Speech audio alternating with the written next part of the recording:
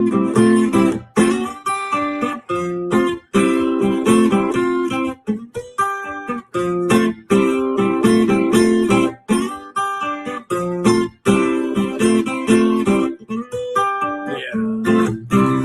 it hurts to be out there, when no one can care.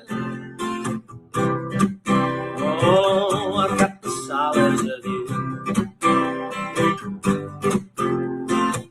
Frustrated by the people's I am, but I keep on trying. I got the solace of you. When I can't think straight, and there's really no escape, I've got the solace of you. Gotta go inside, back where it started, back to the beginning, that's where my heart is. Gotta go inside, back where it started, back to the beginning, 'cause that's where my heart is.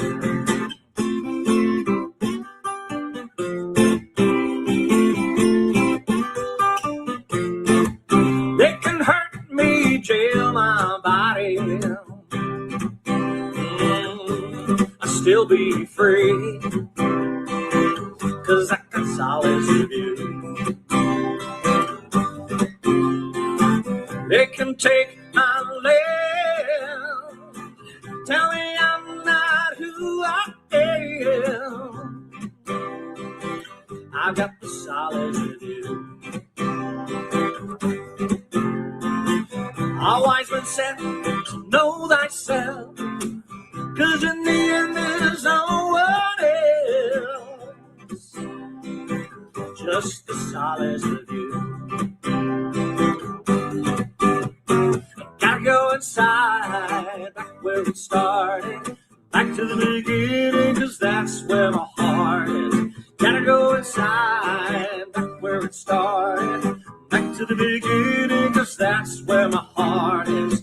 Gotta go inside, back to the beginning.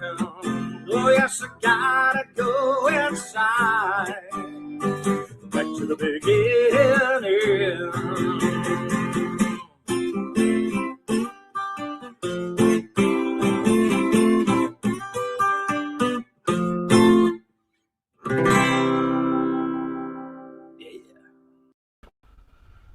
All right. Hey, everybody. Welcome to Indy After Dark. I am here with Peanut, Algorithm, and Piano Man Mark II, aka David. And that was a song by Kurt Ackerman. A song is a cover by Kurt Ackerman of Solace of You. And a friend of mine shared that song with me. And I just really love the lyrics and the message of that song. I thought, there are certain people in our life that bring us solace, but then I know my faith in God also brings me solace, and the lyrics of that just really hit home. So just wanted to share that with all of you. Oh, I'm also here with Bran. Thank you, Bran, for joining us and being here tonight. And thanks to everybody who's coming in. We are sticking. You showed up, Bran. I wasn't even going to throw him under the bus. Make-up. It is like 99.9% of the time my fault that we're starting late, but this time it wasn't. And thank you, Algo, for coming up and sharing screens for song. And then we are sticking with music the first half, and so we'll be going into conversation as close to 11 p.m. Eastern as possible. The link is at the top of the chat for anybody else who wants to come up and join us. We're going to go ahead and do one more video, and then we'll get into live music. This next song is by Linda Jean. And Linda, I saw you here in the chat. Glad that you're here. This is one of her latest, You Fill My Soul with Song. Really beautiful song, and I'm excited to share it with all of you. All right, here we go. 1, 2, 3.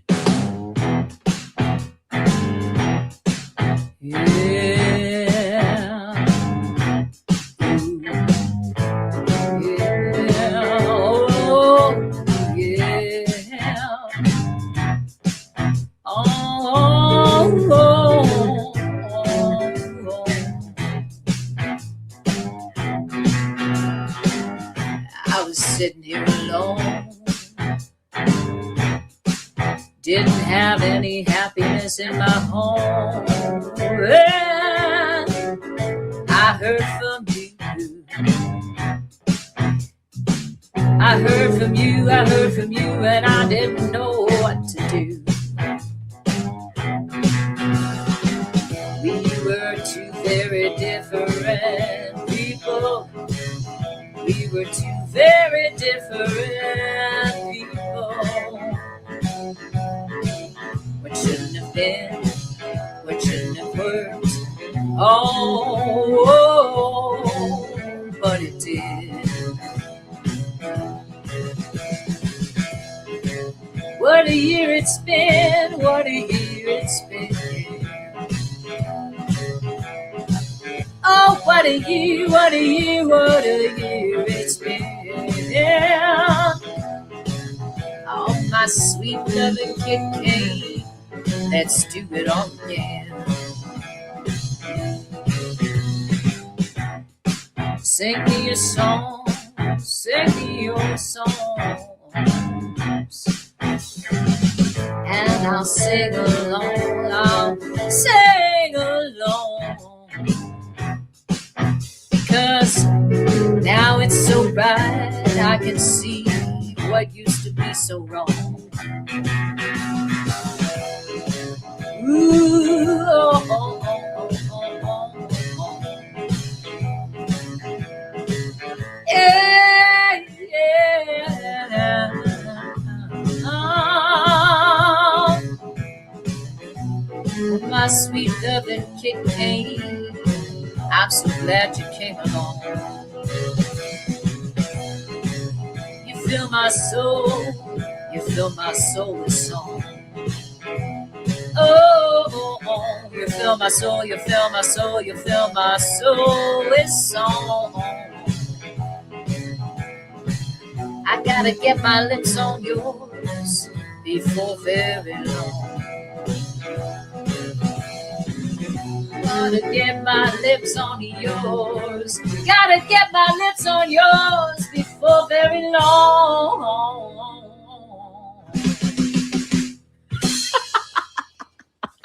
Fuck. I'm just ad-libbing all this shit. It's hilariously fun. All right, very fun. Thank you so much, Linda Jean, for your great music and for letting us share it here. Welcome up, Brad. How are you doing tonight? I'm doing well. Good to see everybody. Yeah, good to see everybody coming in. Mary, much love to you. V, aka Show and Tell, much love. Thanks for being here. Merc, good to see you. Dawn, I saw you come in earlier. All my mods who are busy slinging links already and helping people stay connected. Tom, good to see you. Donna, much love. All right, Michael, good to see you here. And everybody over on Rumble, I see all of you. Thanks for coming and hanging out. Appreciate you guys all being here. If you guys would consider sharing this out, it's great to kind of beat the shadow ban algorithm. So I appreciate those of you who do share either on YouTube or on Rumble. Thank you very much. CFM's Queen, good to see you here. Much love to you. All right. Love it, Watt. Okay, Piano Man Mark, you are up. We're going to kick off our live music. I thought you said Peanut was up first. Oh, did I? I did. Actually, you're right. I'm sorry, Peanut. That's all right. Thanks, Didn't want to David. go first anyway. Damn it. My Pooh. bad. All right. All right, you ready for this? Oh. Yes. Let me. Yeah, you're sharing your music. You're good. Yep, you're all set. All right, cool. Hopefully this thing works. It keeps breaking down on me. But all right, here we go. Okay, and loop back on. All right, here we go.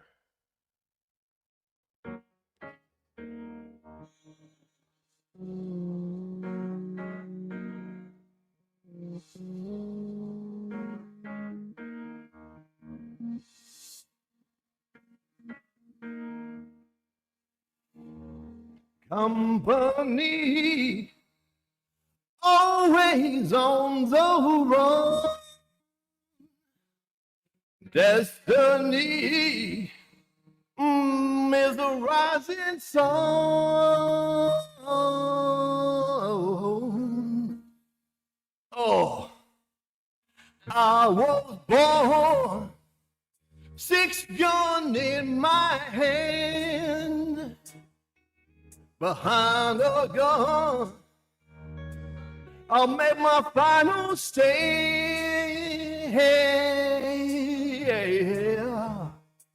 That's why they call me company, and I can't deny. But company till the day I die. Oh, till the day I die. Till the day I die.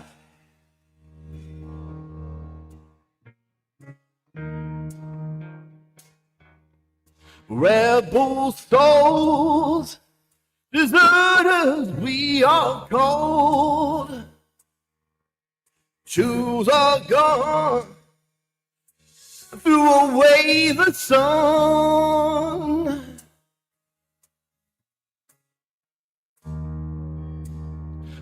Now these towns, they all know our name. 6 gun sound is our claim to fame. I can hear them say, bad company, and I won't deny.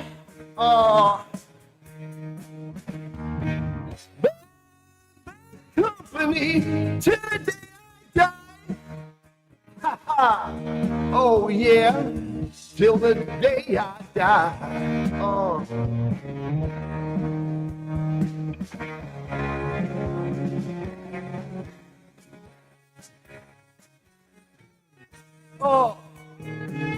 uh-huh. Oh. That company die. Oh, till the day I die. Hey, company, and I can't deny. I can't deny. Company till the day I die.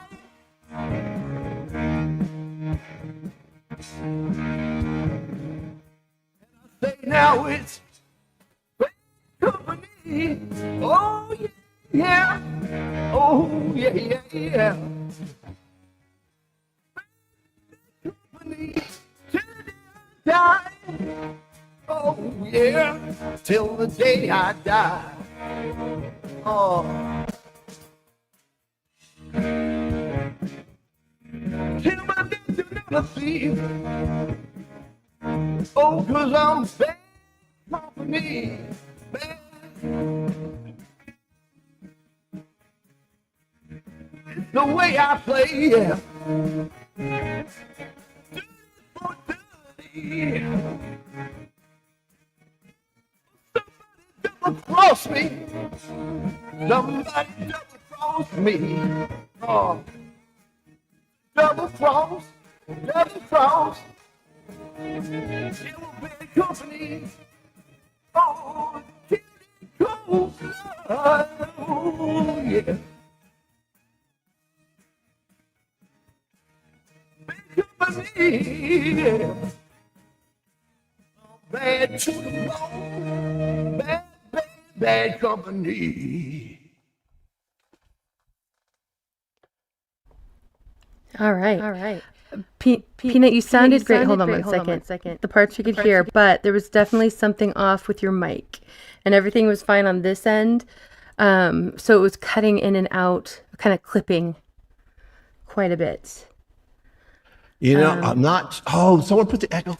Damn it. The echo cancellation thing was on. Damn. No, it wasn't. I just turned it back on. It was all off okay. on this end. This side, the settings were fine. It was something on your end with your mixer. And I know you've got a new mixer.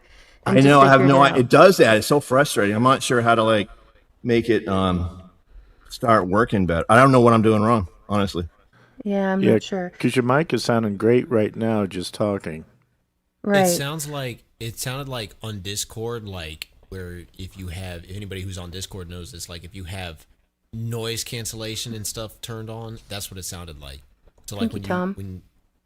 whenever Yeah, you're singing, it's but it wasn't. The Yeah. only thing I had on was the stereo thing. Yeah, everything was off. All the settings in StreamYard were fine. It was something with your end. So I don't know what that was, but it did. It sounded like your noise, like your echo cancellation was on. Are you sure the music, I'm wondering if the mic was picking up the music instead of the music coming through the mixer? No, I had the loop button Vern, on. good to see you. Yeah, you did. I heard, I know. I'm not sure. I don't know. I do not know. Yeah, exactly. It's so frustrating. I'm like, I'm about ready to just chuck this damn thing. No, you'll get it. You'll get it. Yeah, it was a great song. Okay. your computer just couldn't handle your talent. Right. Yeah, maybe. Yeah. Good to see you, Dana. Snooks was loving it still, and I know a lot of people were. It's a great song too. Yeah, we just couldn't hear it very well, and it did. Yeah, we could hear the music. You'll have to go back and listen, Peanut, and maybe that'll help you figure out what it is. Yeah, it's like I've been trying that. It's like I thought I was like, well, okay. When I first came, I don't want to take up too much of everybody's time here, but like when I started with going on to the Good to see you, Mac, Slim. like I was turned. It's on the Echo Caster, whatever it's called, and I turned. At first, I thought, okay, those things were turned all the way up, so I turned them down a little bit, and I thought, okay, maybe that's it. But Right. yeah, I remember still feeling it. Love it. yeah, I don't know what the hell's wrong with it. I'm about ready to throw Blue. this thing out the window, though. Got it. Yeah, don't do that. You'll figure it out. You'll get it, and then it'll be great. Well, are you able to stick up for another song? Yeah, I'll try one more. Okay. Maybe go back and listen in between. I think you'll have time and kind of see if you can figure out maybe from that what's going on. Good to see you, Joe. Okay. Tia Nanas is asking if you have AI on your computer. AI on my computer? What would that be? I'm not sure what that is. I don't know. Maybe you can clarify there, Donna. But I'm wondering if it's some settings. Yeah, settings in your computer, not necessarily on your mixer. I do know on Windows, under your microphone, there is the option of a noise reduction that's actually on Windows. So you might look in the system and see if that's turned on. Oh, I got a Mac, though, Brett. Maybe Well, something same. similar. Yeah. Something similar? Donna says, I had to go change the settings for my mic because of the AI in my new laptop. Huh. Trippy. Yeah, it might be something like. Would that be in sound or something? Like, Yeah, just double check all your sound and volume settings. I'm a Mac user, and as far as I know, there's nothing like that. As far as the noise cancellation, there's nothing like that. But yeah, I don't know what it was. This thing is so All right. frustrating. Hey, Scrog, good to see you. And Blue, I think I said hi. Burn, it's really good to see you here. It's been a little bit. Glad to have you back. All right. David, you are up next. But I thought you said Peanut was going for. Oh, we did that already. Okay, Right. yeah, no problem. Deja vu all over again. Okay, I'm gonna sing some Metallica, but this is not Right. Metallica like you've ever heard it before. This is my arrangement of "For Whom the Bell Tolls."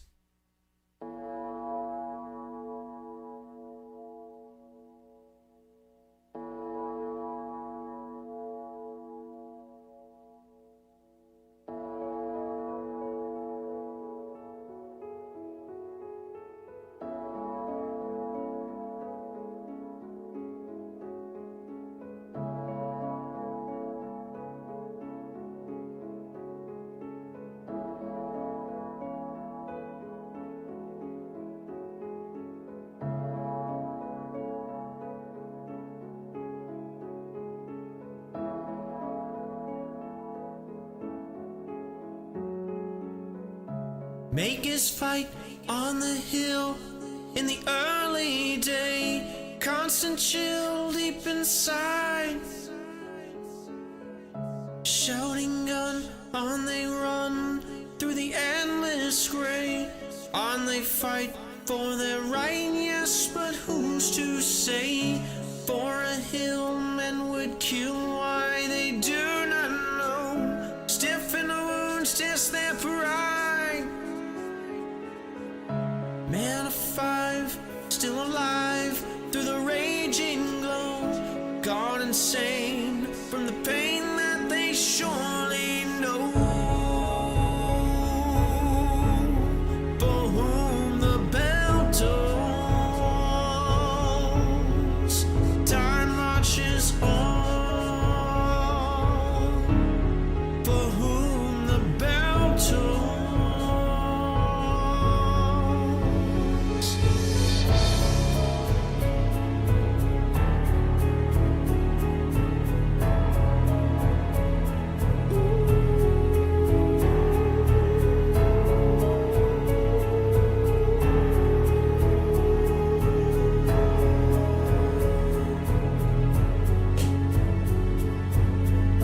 Take a look to the sky just before you die. It's the last time you will. Black and roar, massive roar fills the crumbling sky. Shattered gold fills the soul with a ruthless cry. Stranger now are his eyes to this mystery. He hears the silence so loud. Crack of dawn, all is gone except the will to be. Now they see what will be blinded eyes to see. For whom the bell tolls, time marches on. For whom the bell tolls.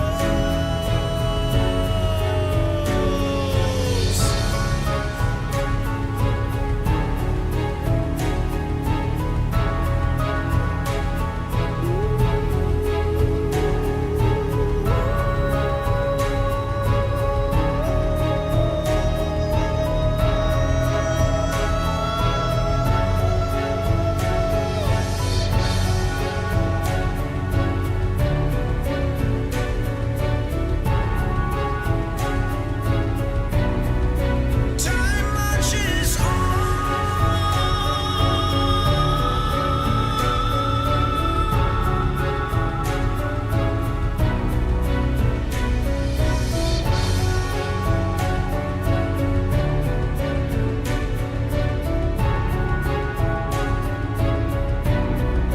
Time marches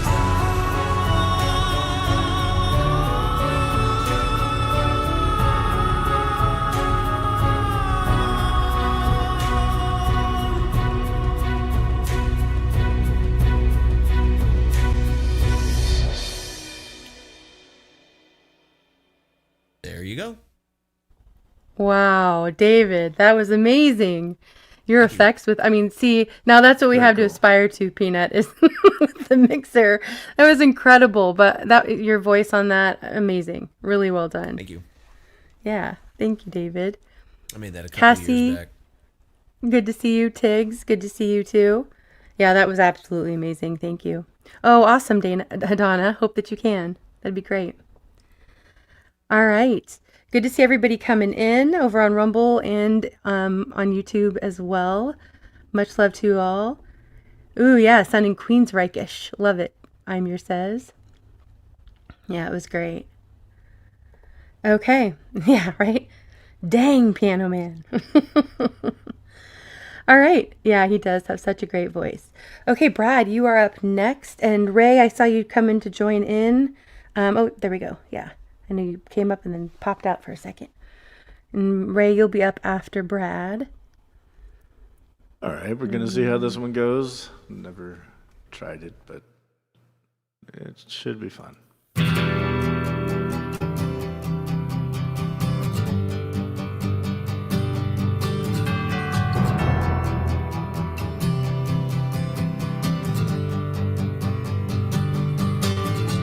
Just arm you with a smile, catch you like you want me to. Look at that little child inside of me, and such a part of you. Oh, the years burn. Oh, the years burn.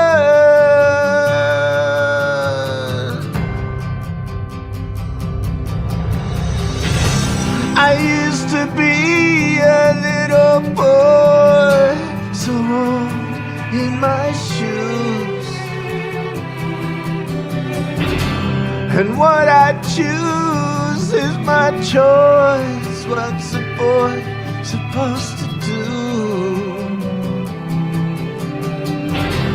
The killer in me is the killer in you, my love. I send this smile over to you.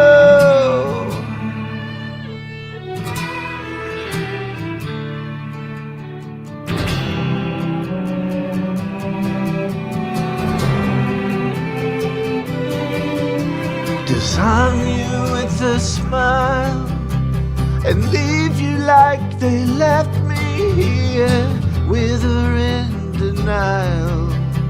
The bitterness of one who's left alone. Oh, the years burn. Oh, the years burn, burn, burn. I used to be a little boy, too old in my shoes. What I choose is my choice. What's a boy supposed to do? The killer in me is the killer in you, my love. I send this smile over to you. The killer in me is the killer in you. Send this smile over to you. The killer in me is the killer in you. Send this smile over to you. The killer in me is the killer in you. Send this smile over to you.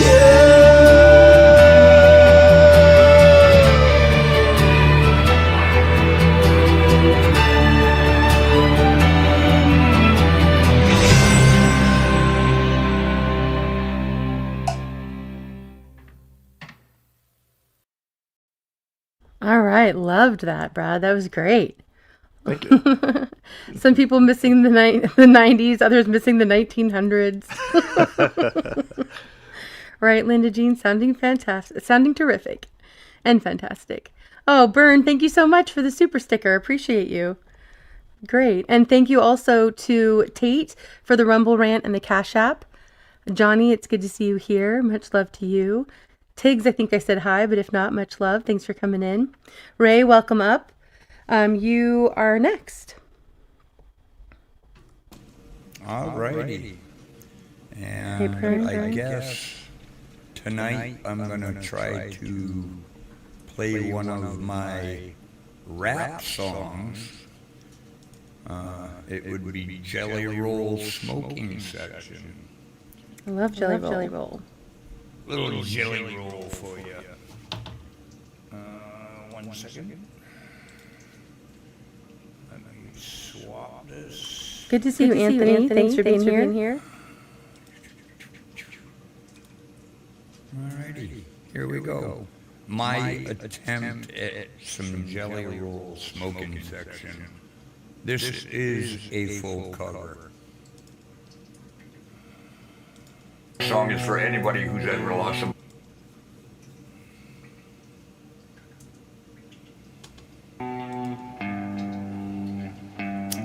This next song is for anybody who's ever lost somebody they really love.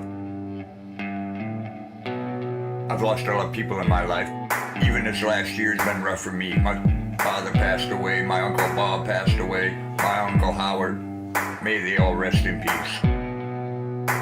And I've learned that pain is the international language. It's one thing we can all speak fluently. And I wrote this for anybody who's ever had a tough time dealing with that. Hey baby brother, how you doing? The streets still holding? The last time I seen you, you ain't seemed so focused. Can't believe I ain't noticed. Can't believe I missed it.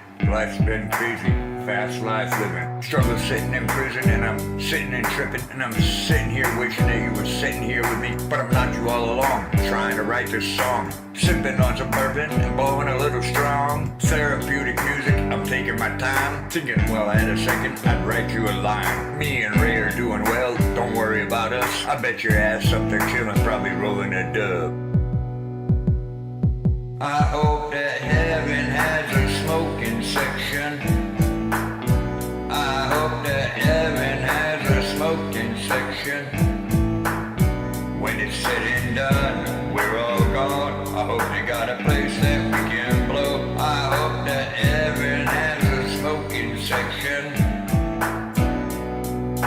Mama B, it's been a minute since I mentioned your name, and every hardship is a blessing, this is the same. Spent 16 years doesn't lessen the pain. Your death was a first-hand lesson on aid.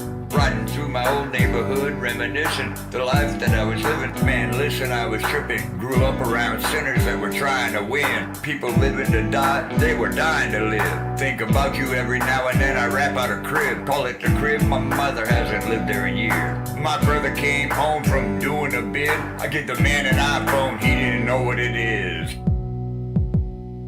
I hope that heaven has a smoking section. I hope that heaven has a smoking section. When it's said and done, we're all gone. I hope they got a place that we can blow. I hope that heaven has a smoking section. We ain't spoken in a while, I'm sorry the change did it. That and the fact you got strung out on the painkillers, the money and the fame did it. You tried and you can't quit it, to think it's a shame that your name's in the same sin as a junkie, a flunky, and a back is the monkey. You used to have it all, the whores and the money, had a dream that you killed yourself. Woke up reaching for my phone like you needed my help. I'm so focused on myself and my daughter's doing well. You're a grown man, I gotta hope you're going through a spell, but I'm praying for you. And think about it every day. But you're an addict, you won't change till you're ready to change. And I hope you think about your family and get it right. And just know that I'm gonna pray for you before I sleep tonight. Me and Sonny talk, I'd like to share this thought. While you're fighting alligators, don't forget to clean the swamp, boss. I hope that heaven has a smoking section. I hope that heaven has a smoking section. When it's said and done, we're all gone. I hope they got a place that we can blow. I hope that heaven has a smoking section. I hope that heaven has a smoking section. I hope that heaven has a smoking section. When it's said and done, we're all gone. I hope they got a place that we can blow. I hope that heaven has a smoking section. Rest in peace, Uncle Howard and Bob. R.I.P. Pops. That was great, Ray. Alrighty. Tribute too. And that would be my attempt at jelly roll. There we go. All right, yeah, that was well done. Okay, loved it, Ray. A lot of people were feeling that one too. Anthony, good to see you here. Okay, well done. All right, yeah, I like that one too, Johnny. Probably Johnny. Thank you, Snooks. Anne, good to see you here. Okay. Let's see. Oh, glad you're here, Joe. Joe, I saw your comment that you might come. Oh, yeah, no, there you are. You are up. Here we go. Perfect. All right, well, good timing, Joe. You want to jump right in here at the end of this cycle? Sure. I just have one song anyway. Right, Dana. Okay, yeah, perfect timing then. I'll sing this one and step down. Thanks for being here. Thank you. Okay. And this was a song that Snooks asked me to sing a few weeks ago, and I didn't feel confident enough, but I'll do it now. Good to see you, Joe. Thank you.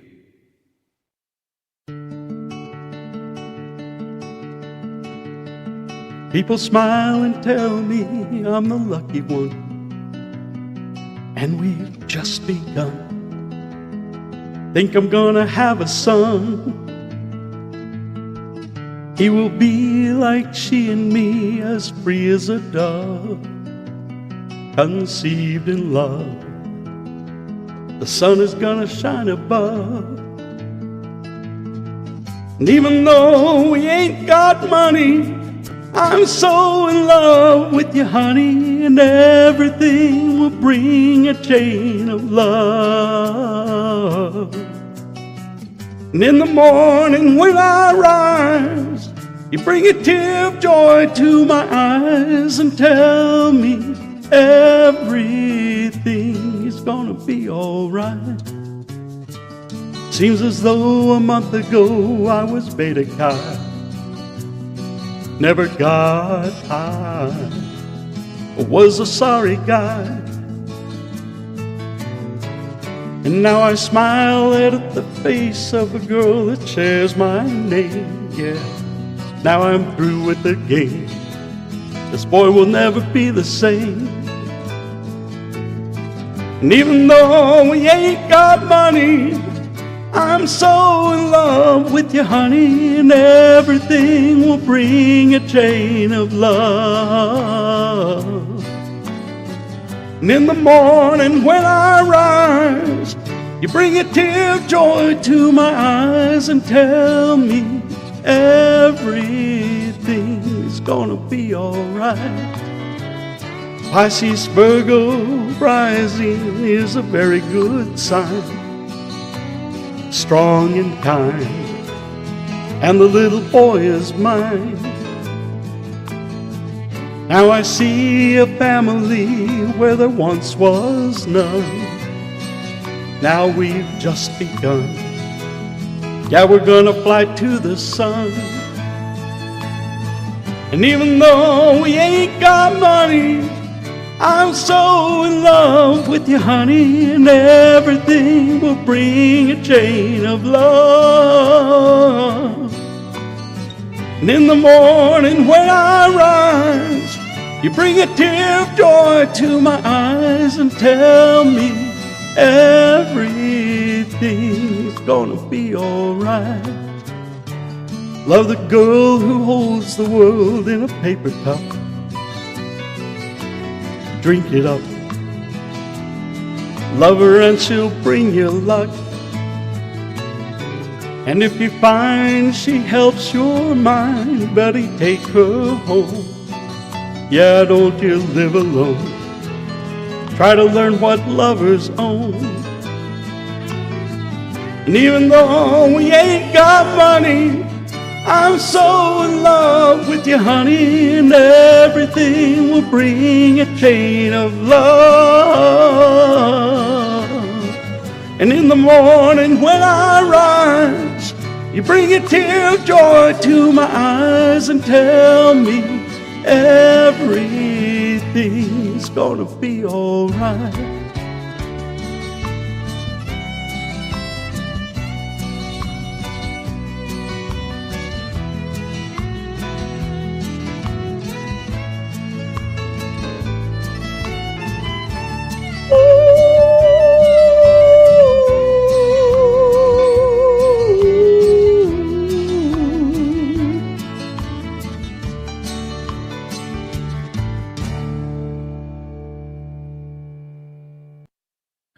Great That song was and a great beautiful. job.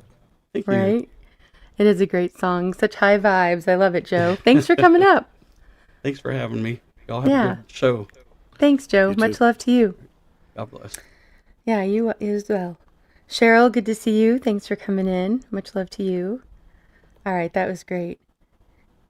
Yeah, Johnny, if you're ever able to join us up here, that'd be great.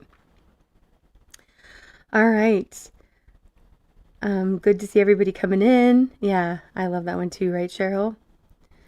Cindy, good to see you here. I saw you come in earlier. Much love to you. Yeah, he does have such an amazing voice, right, Tiff? And Tiff wants Joe to do Tenacious D. That would be fun to hear. Love it. Okay, we're going to go ahead and do a video, and then we'll get right back into the rotation again. This next song is one of the latest by Rainer Sachs. I've played him here before. He's probably my favorite saxophone player. I just love that he does all these great covers and makes the sax really fun. All right, here we go with his cover of You Are So Beautiful to Me.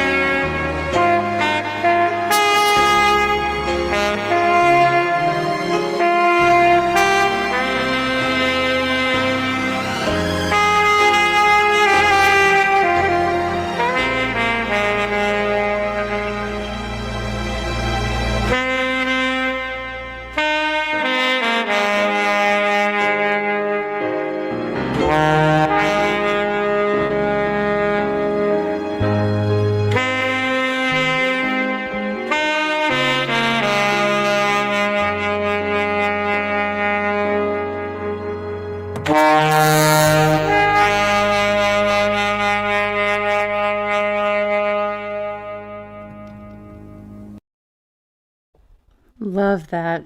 Right? As Dawn said, casual nice. sax. I mean, sax is always best when it's fun. Right. Right. And set to great music. I mean, come on. I know we joke about that every time, but how can we not?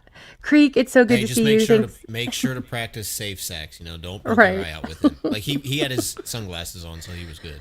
Right. It's all about your embouchure. Welcome in, Cannoli. Good to have you here. Nice to meet you. I just went and checked out your channel and subbed you up. Looking forward to going and checking out better later. Yeah. Grit and Grace, thanks for being I've here. been I've been on stream a few times with Cannoli over the week. So. Oh, awesome. Okay. I saw him vouch. shout you out. There you go, Snooks. We can never have enough sax. Nice. All right. Yeah, I always like sharing his because it's just fun, right? I mean, he has such a great channel. You guys go and check out Rainer Sax. I've slipped up on saying that one quite a few times. Okay. Yeah, right, Joe? Joe said he's had more than one person ask him to sing something from Tenacious D. Make it happen, Joe. Make it happen.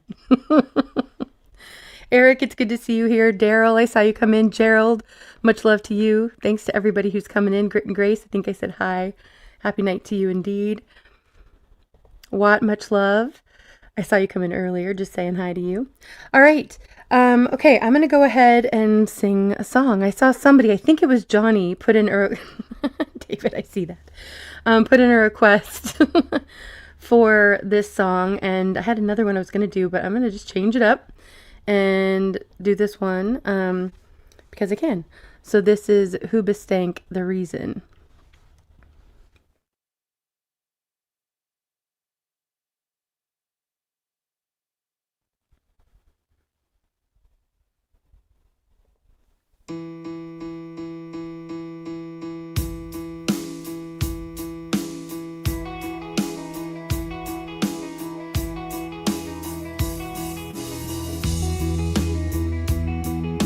I'm not a perfect person.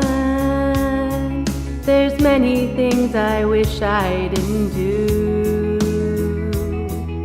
but I continue learning. I never meant to do those things to you, and so I have to say before I go that I just want you to know I found a reason for me to change who I used to be, a reason to start over new, and the reason is you. I'm sorry that I hurt you. It's something I must live with every day, and all the pain I put you through, I wish that I could take it all away and be the one who catches all your tears. That's why I need you to hear. I found a reason for me to change who I used to be,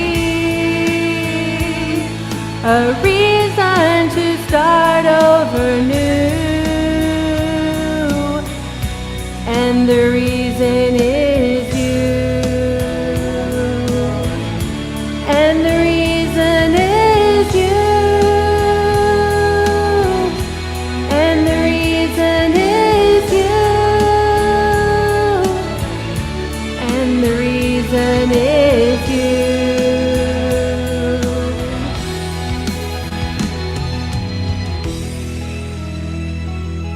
I'm not a perfect person. I never meant to do those things to you, and so I have to say before I go that I just want you to know I found a reason for me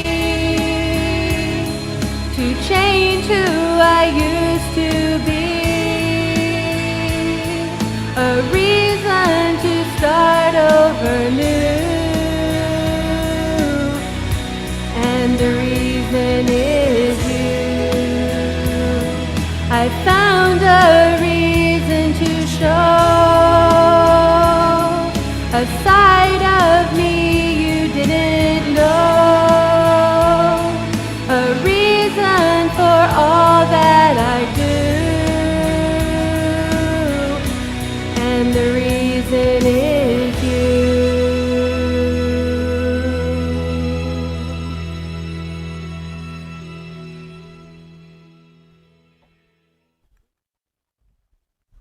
Very nice. Thank you. All right, let me get back over here. Okay. All right, thanks for that request. Hope I did it a little bit of justice. That All was right. the right amount of stank. Nice. That seems like Love a it. really, really difficult song to play, but I think I can manage. Yeah. I think maybe I'm doing it wrong. I don't know. Oh, no. Right, I know. Tricky. Out of your range. Don't aim too high there, David. Thanks, Start Linda small. Jean. Right. Okay. All right. Before I do all of that, let's get over here. So, all right, David, now you are up next. Let me change this up so we can see you play or sing. There we go. All right. Okay. I think it's time for my Rush song of the night. Yes. Awesome. This is Manhattan Project.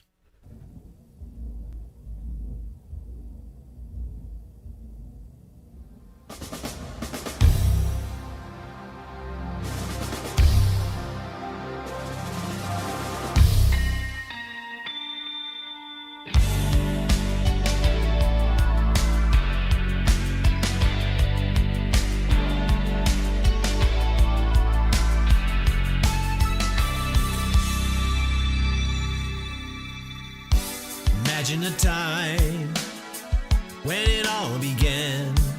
In the dying days of the war, a weapon that would settle the score.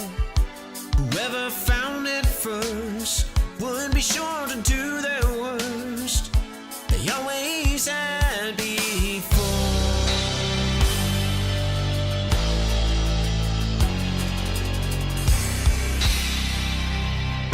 Imagine a man where it all began. A scientist pacing the floor in each nation, always eager to explore, to build the best big stick, to turn the winning trick. But this was something more.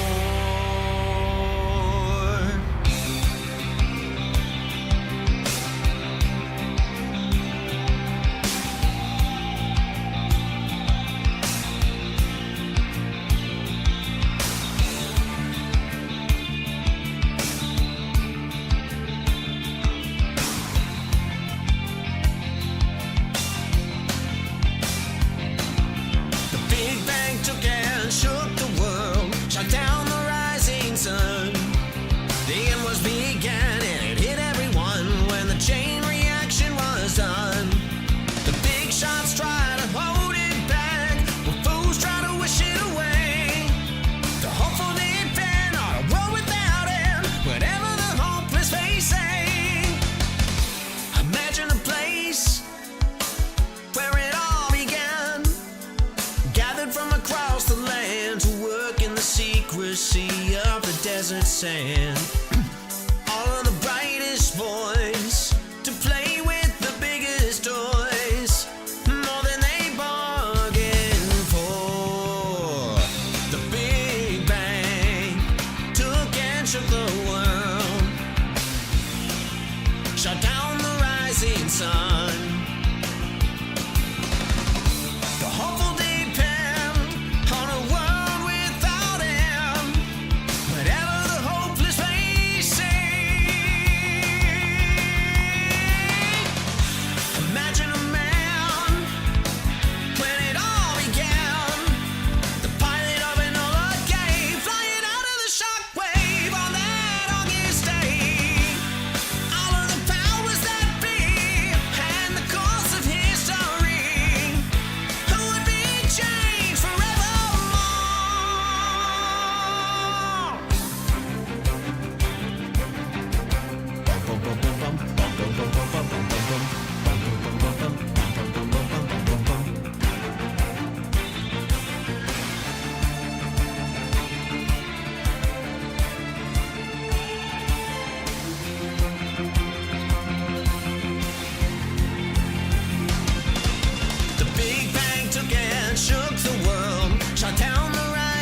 sun. The end was beginning, it hit everyone when the chain reaction was done. The big shots try to hold it back, the fools try to wish it away. The hopeful depend on a world without end, whatever the hopeless may say. The Big Bang took and shook the world, shut down the rising sun. The hopeful depend on a world without end, whatever the hopeless may say.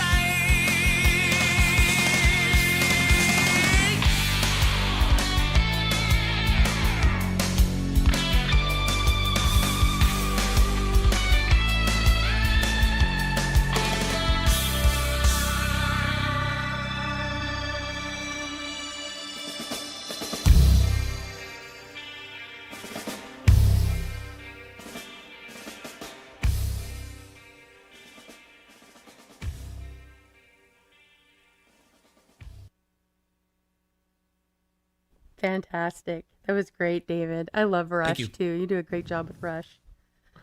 I actually job. prefer your voice, to be honest. I love Rush and I love their music and lyrics. Growing up, I wasn't a huge fan. I didn't really listen, and his voice just kind of threw me a little bit. But your covers are fantastic too. Appreciate Really it. well done. Yeah.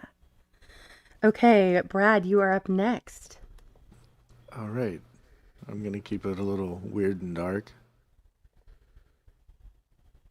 Welcome in, Blondie, by the way.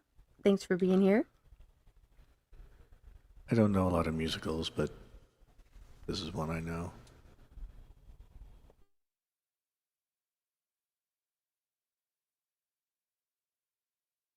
And I'm sharing.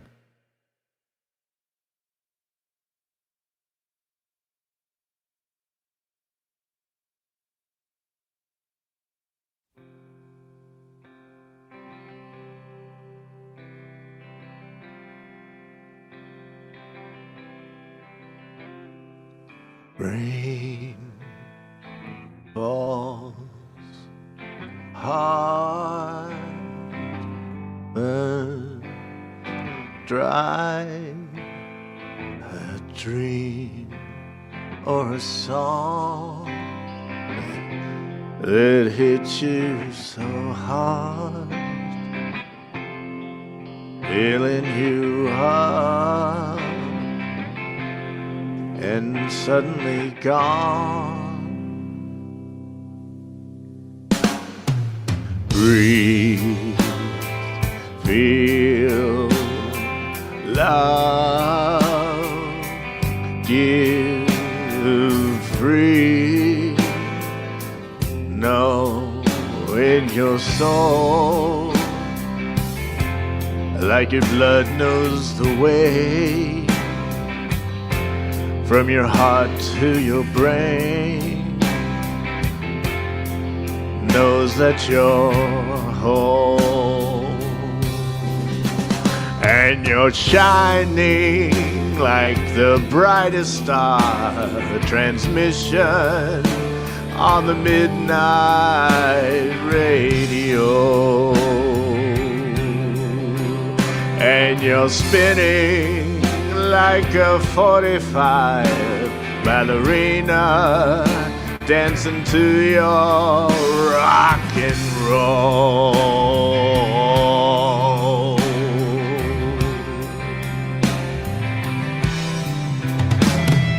Here's to Patty and Tina and Yoko, Aretha and Nona and Nico and me, and all the strange rock and rollers. You know you're doing alright, so hold on to each other. You gotta hold on tonight, and you're shining like the brightest star. A transmission on the midnight radio.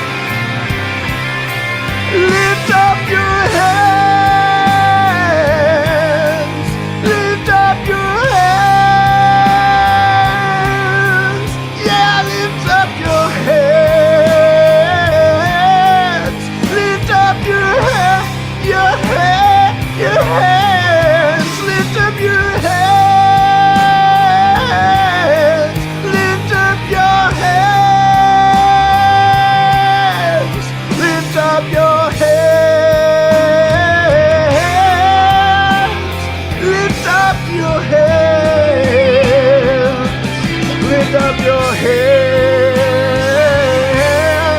Lift up your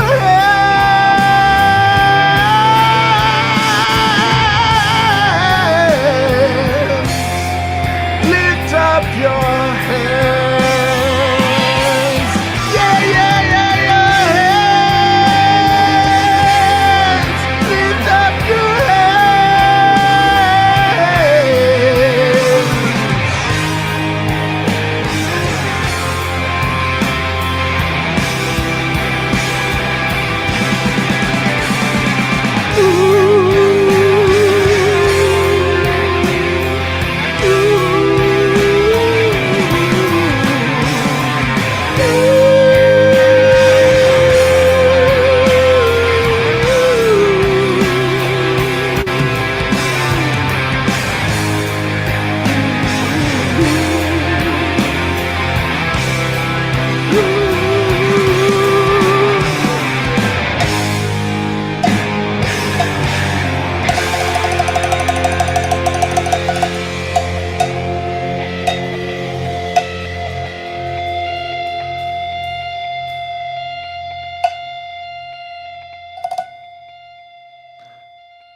I love we even got the cowbell there and as well. That's fantastic.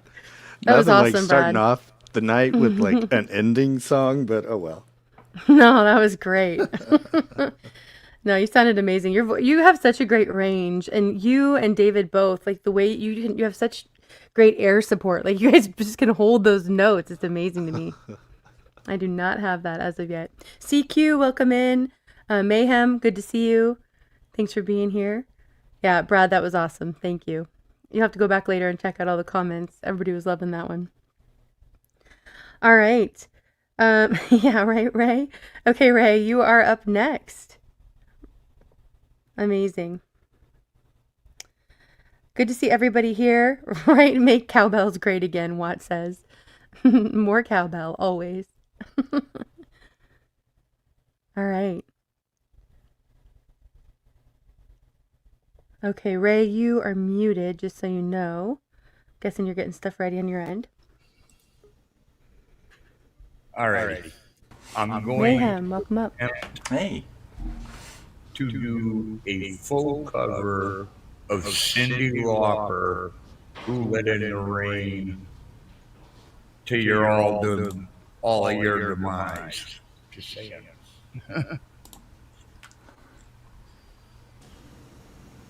So if you're all ready, we'll give it a whirl. Yep, you're all set. You're all set. Alrighty. Here we go.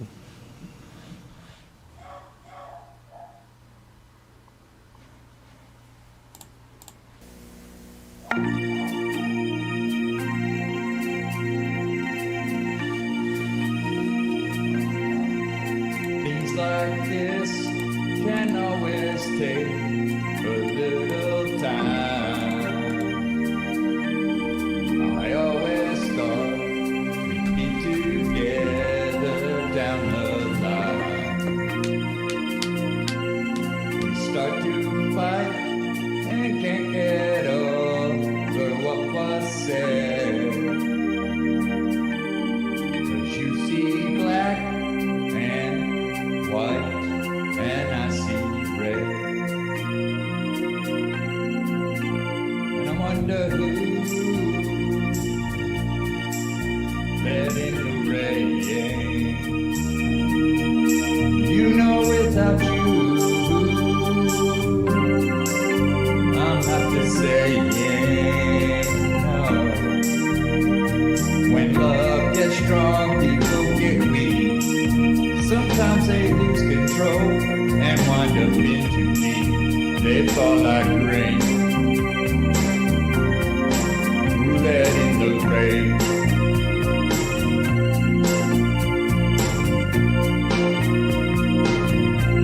I make the bad and cover where you used to sleep. I'm smoothing over promises made in these sheets.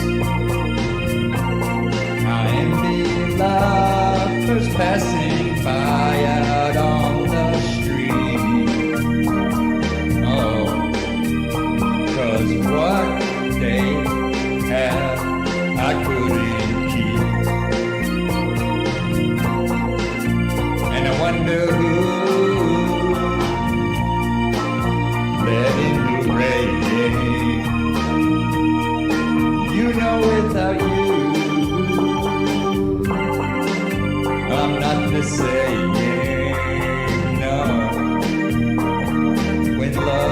strong, people get weak. Sometimes they lose control and wind up in too deep.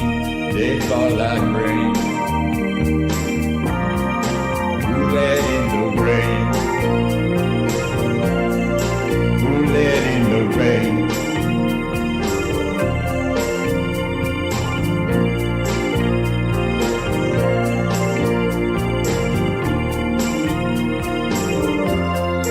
And I wonder who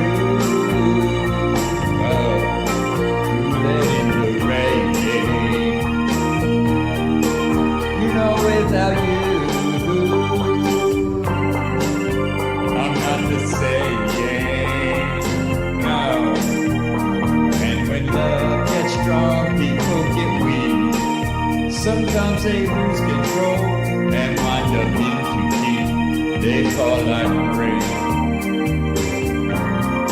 Who let in the rain? Who let in the rain? Who let in this rain? Who let in the rain?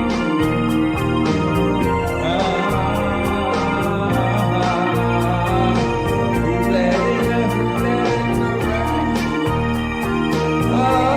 Who let in this rain?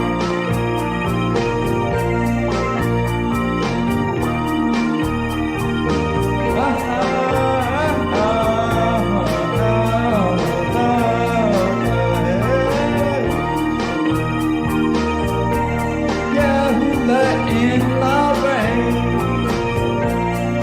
Who let in the, who let in the, who let in the, who let in, who let in, who let in the rain? Who let in the rain? Rain, rain, rain, rain, rain, rain.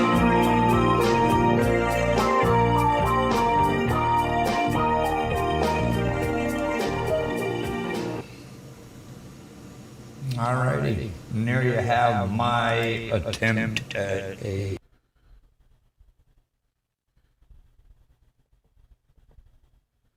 Well done, Ray. There we go. Yeah, that was great.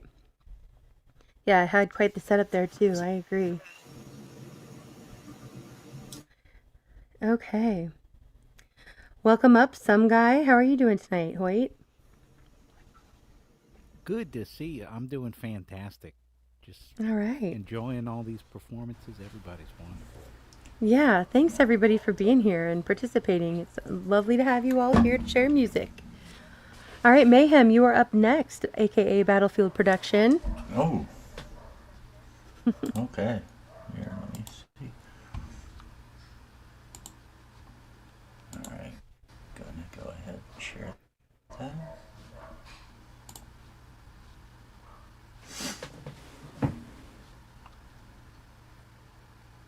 Okay, should be back there.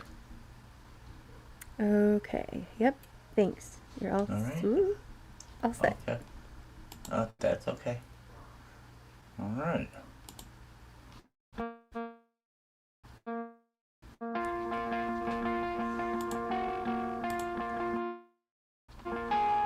You guys hear it? Yeah, sounding good.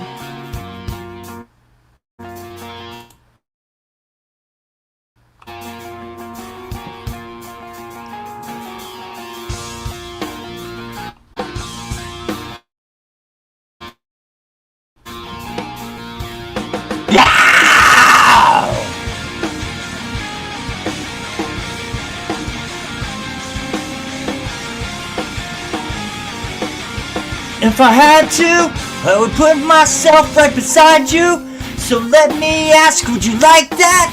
Would you like that? And I don't mind if you say this love is the last time. So now I'll ask, do you like that? Do you like that? No! Something's getting in the way. Something's just about to break. I will try to find my place in the diary of Jane. So tell me how it should be. Try to find out What makes you tick is I lie down, sore and sick. Do you like that? Do you like that? There's a fine line between love and hate, and I don't mind. Just let me say that I like that. I like that. Something's getting in the way. Something's just about to break. I will try to find my place in the diary of Jane. As I burn another page, as I look the other way, I still try to find my place in the diary of Jane. So tell me how it should be!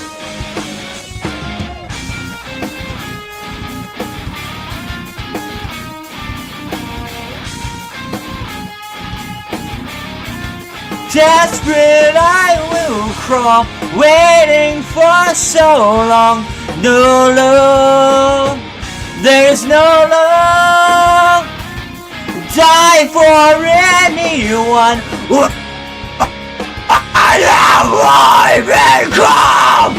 Something's getting in the way. Something's just about to break. I will try to find my place in the diary of Jane. As I burn another page, as I look the other way, I still try to find my place in the diary of Jane.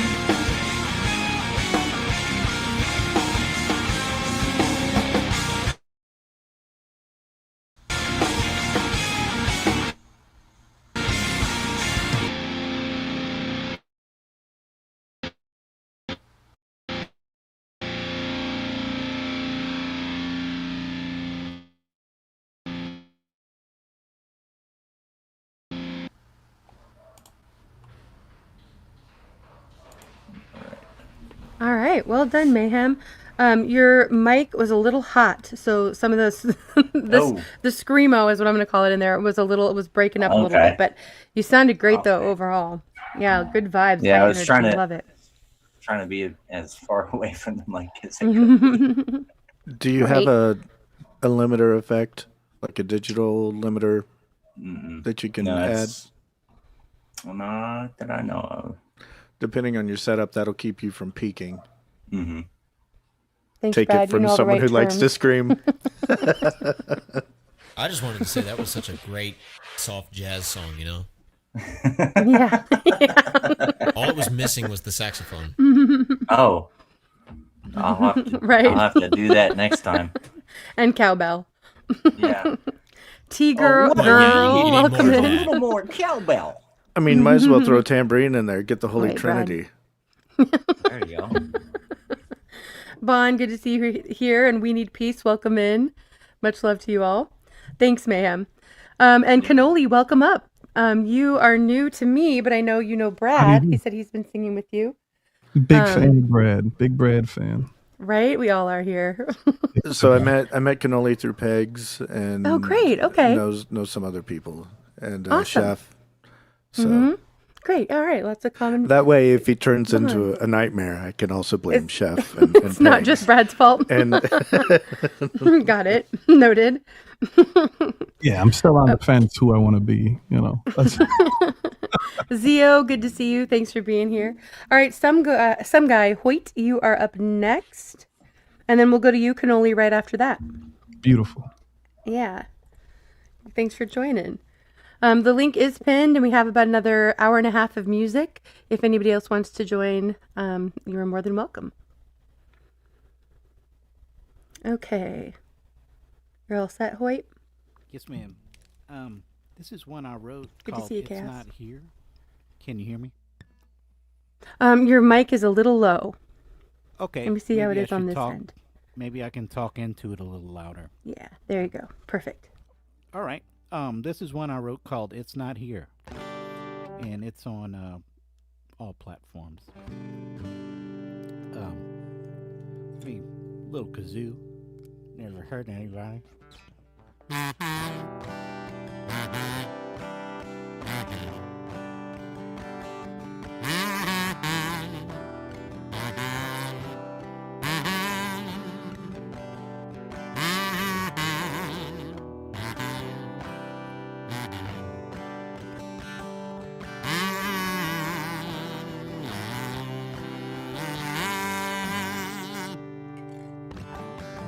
There's a place I go when I'm lonely. There ain't nobody there. You ain't gonna find nobody scoffing.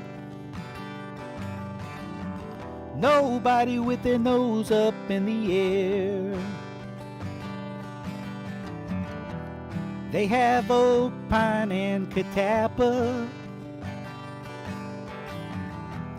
The best live bait you could choose. Great grandpa sure knew what he was doing. Knew how to grow and what to use. And it's a place that I've come to love more and more each year. But what I love the most about it, it's not here.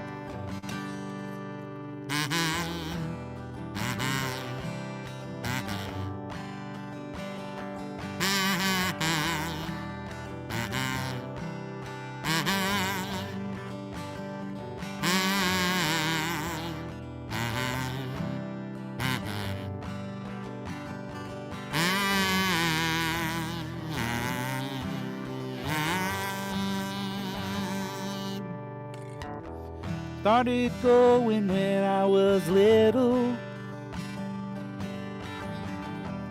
about 4 or 5 years of age. I remember my uncle in a straw hat, in a yellow chair in the shade. It's been years since that memory,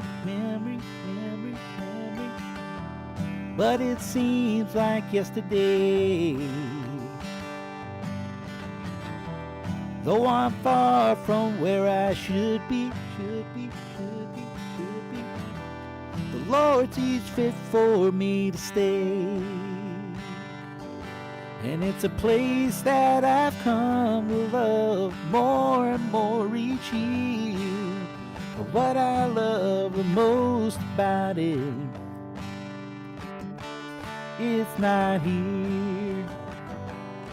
Yeah, it's a place that I've come to love more and more each year. But what I love the most about it, it's not here.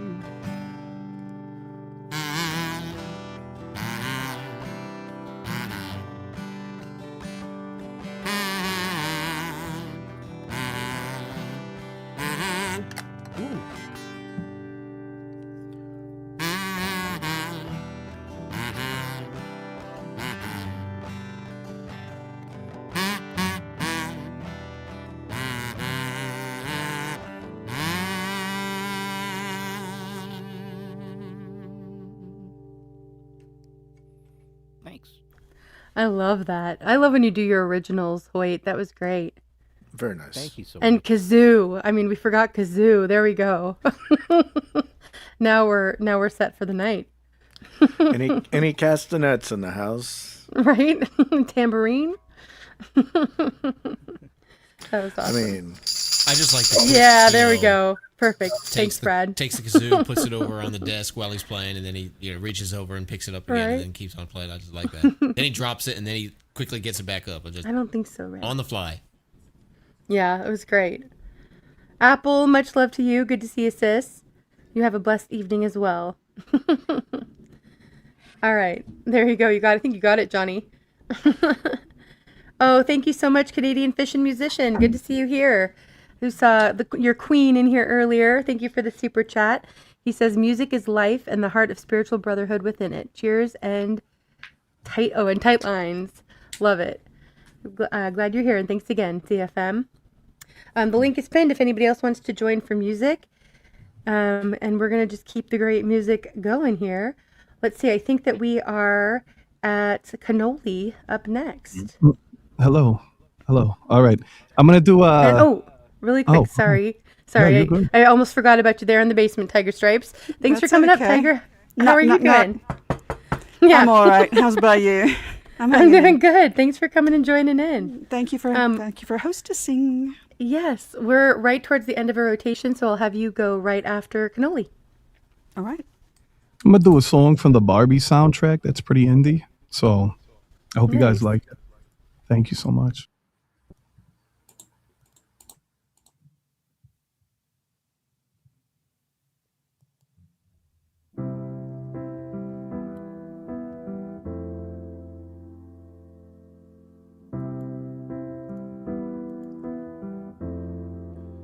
I used to float, now I just fall down.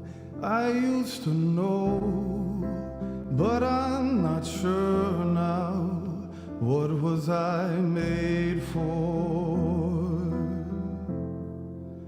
What was I made for? Taking a drive, I was an ideal, looked so alive. Turns out I'm not real, something you paid for. What was I made for? 'Cause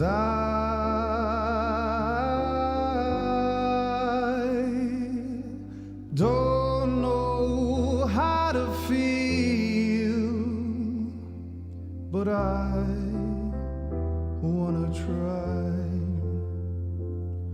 I don't know how to feel, but someday I might. Someday I might. I just have to put on my fur. Hold on a second.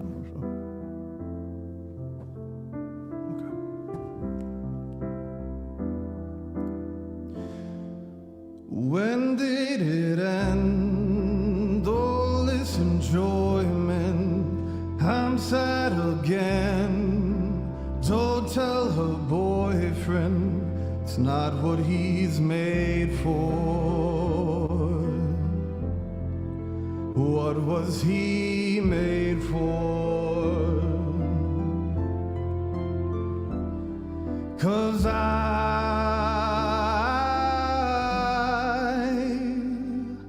don't know how to feel, but I wanna try. I don't know how to feel, but someday I might. Someday I might.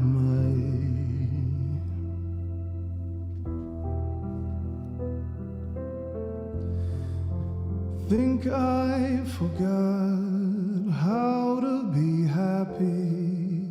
Something I'm not, something I can be, something I wait for,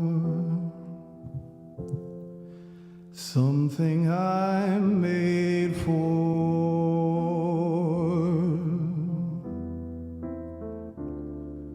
Something I'm made for.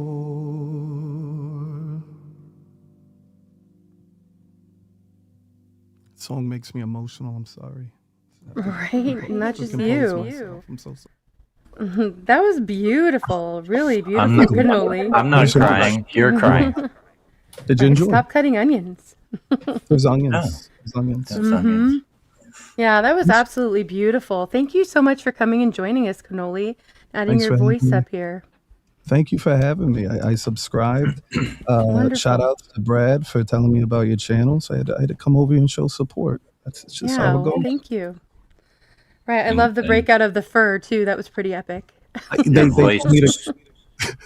Your voice was perfect for that song, by the way. Yeah. Thank you so much. He had to break out the fur like he wasn't already wearing it.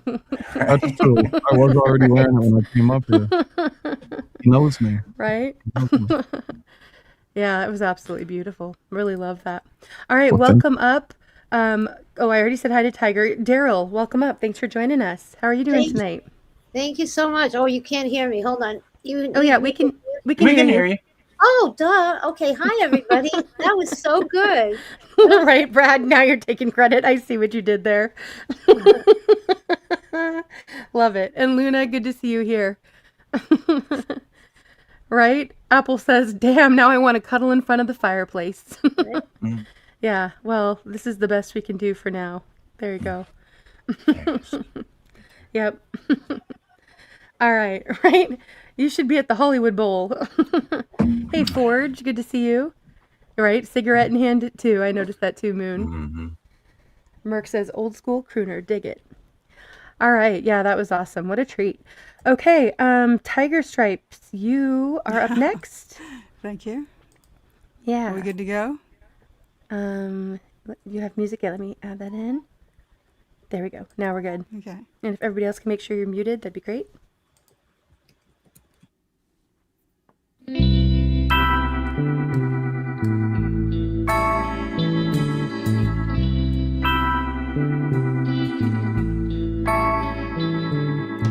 How can people be so heartless?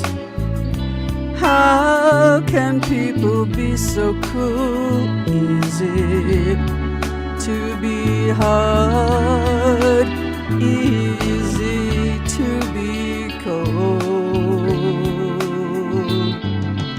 How can people have no feelings? How can they ignore their friends? Easy to be proud, easy to say no. Especially people who care about strangers, who care about evil and social injustice. Do you only care about the being crowd? How about I need a friend? I need a friend. How can people be so heartless? You know I'm hung up on you. Easy to be proud, easy to say no. Especially people who care about strangers, who care about evil and social injustice. Do you only care about the bleeding crowd? How about a needy friend? I need a friend. How can people be so heartless? How can people be so cruel? Easy to be proud, easy to say no, easy to be calm, easy to say no. Come on, easy to give in, easy to say no, easy to be calm.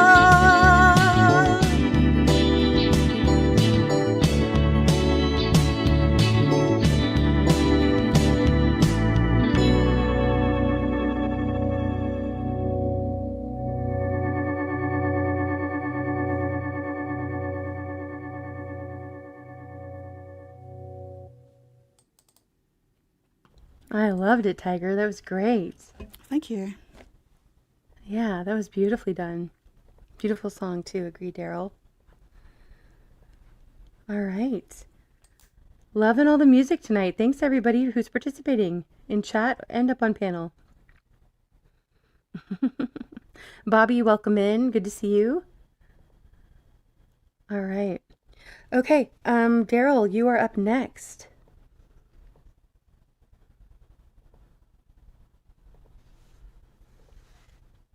And you are muted, Daryl, just so you know. I can unmute you on My my end, mic? I think. Yeah, there we go. Now I can hear you. Yep. Oh gosh. Okay, great. Let's see. Is this better? I hope. Can you hear me? Yeah, we can hear you great. Fantastic. Okay, so I see what you did there, Watt. I'm gonna sing another Joni Mitchell song that I don't think anybody would sing here, but I Oh, love the nice. two choices that the last two people made. I love those songs. This is called Blue Motel. Okay, and I hope I can do it justice. Oh, that's not Blue Motel Room. That's the conversation. Just change. Sorry. Hold on one second. I'm going to change your settings a little bit. There we go. Okay, hold on. Let me get that back up again. Here we go.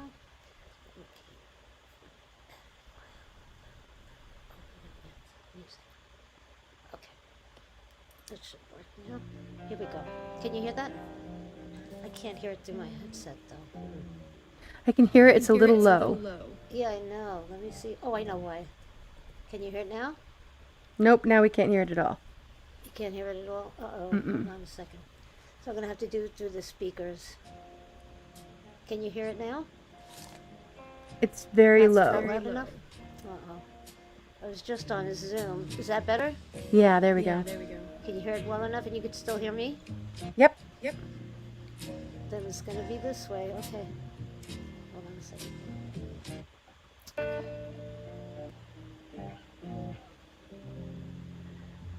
I've got a blue motel room with a blue bedspread. I got the blues inside and outside my head. Will you still love me when I call you up when I'm down?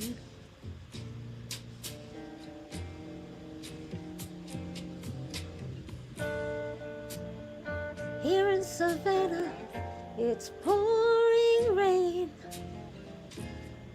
Palm trees in the porch light like slick black cellophane.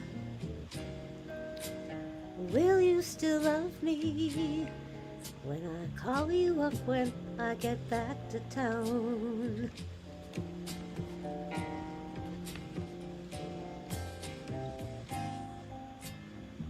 I know that you've got all those pretty girls coming on, hanging on your boom boom pachyderm. Well, you tell those girls that you got German measles, honey. Tell them you got germs.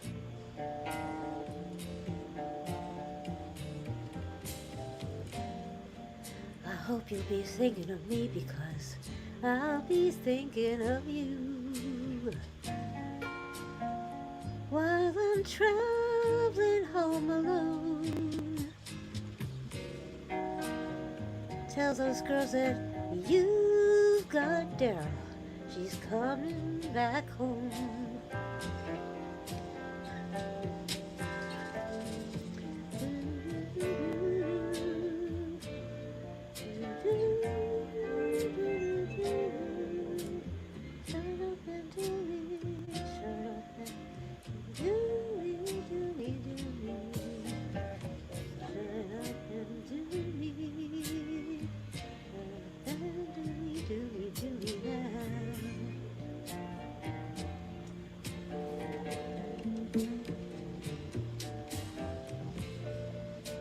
I've got road maps from 24 states. I got coast to coast just to contemplate.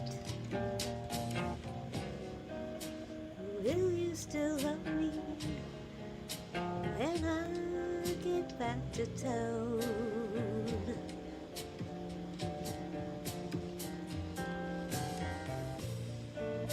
It's funny how these old feelings hang around. You think they're gone? No, no, they just go underground. Will you still love me when I get back to LA town.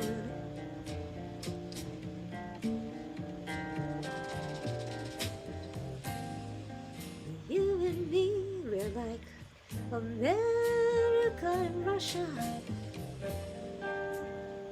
We're always keeping score. We're always balancing the power that can get to be a cold, cold war. We're gonna have to hold ourselves a peace talk in some neutral cafe. You lay down your sneaking around the town, honey, and I'll lay down the highway.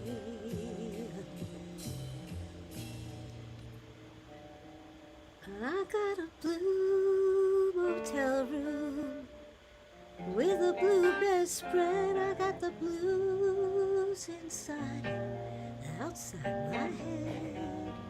Will you still love me when I get back to town?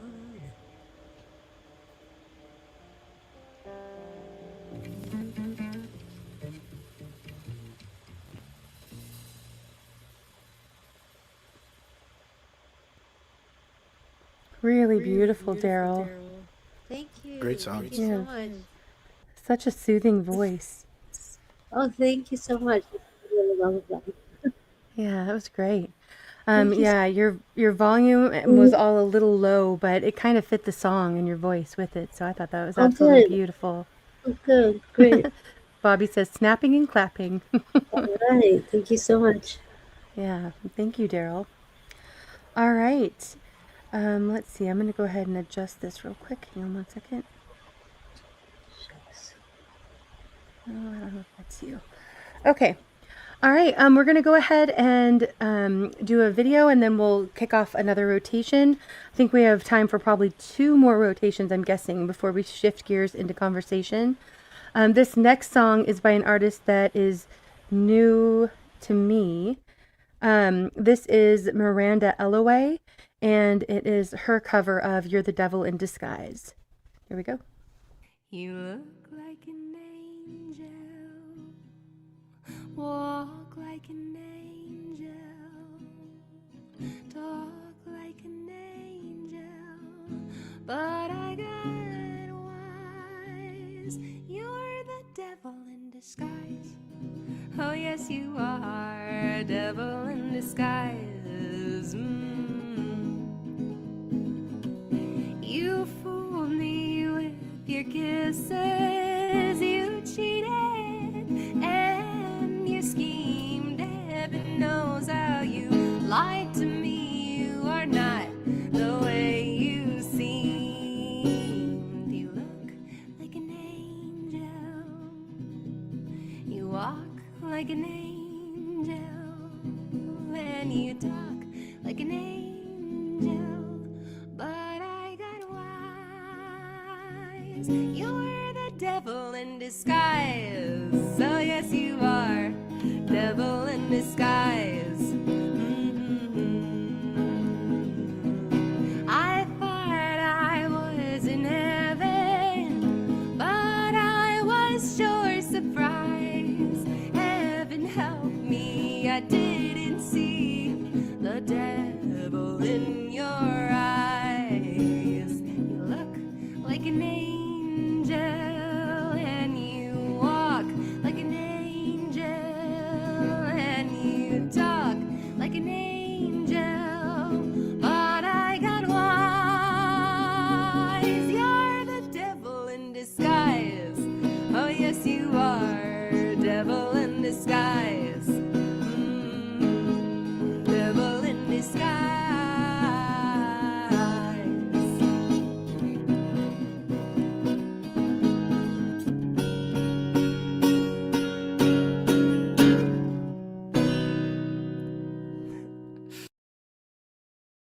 All right. I thought that one went well after your singing, Daryl.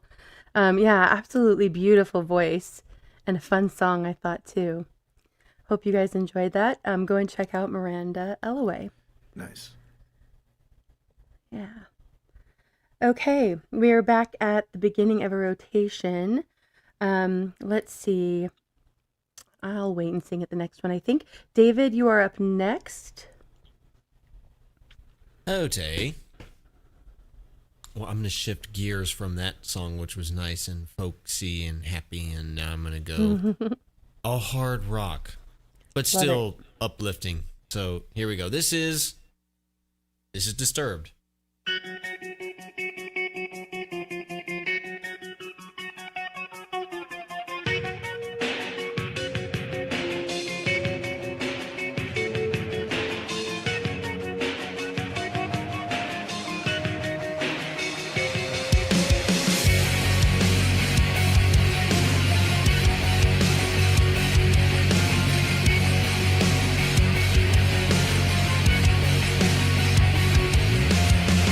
Like an unsung melody, the truth is waiting for you to find it. It's not a blight but a remedy, a clear reminder of how it began deep inside your memory. Turn away, it's a struggle to find it. Heard the call as you walked away, a voice of calm from within the silence. And for what seemed an eternity, you waited hoping it would call out again. You were the shadow beckoning, then your fear seemed to give you blinded. Held you down as you walked away. When you think all is forsaken, listen to me now. You need never feel broken again. Sometimes darkness can show you the light.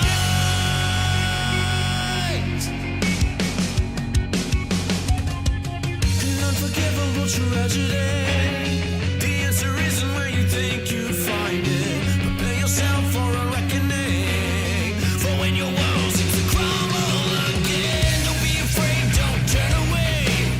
You're the one who can read and find it. Don't let hope become a memory.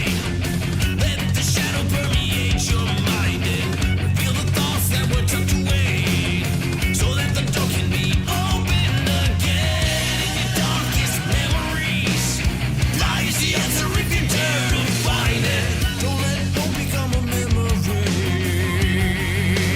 When you think all is forsaken, listen to me now. You need never feel broken again. Sometimes darkness can show you the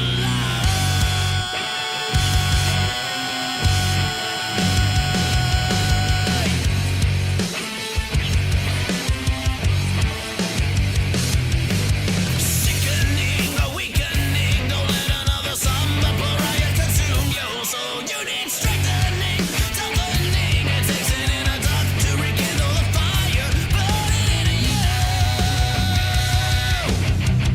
Ignite the fire in you.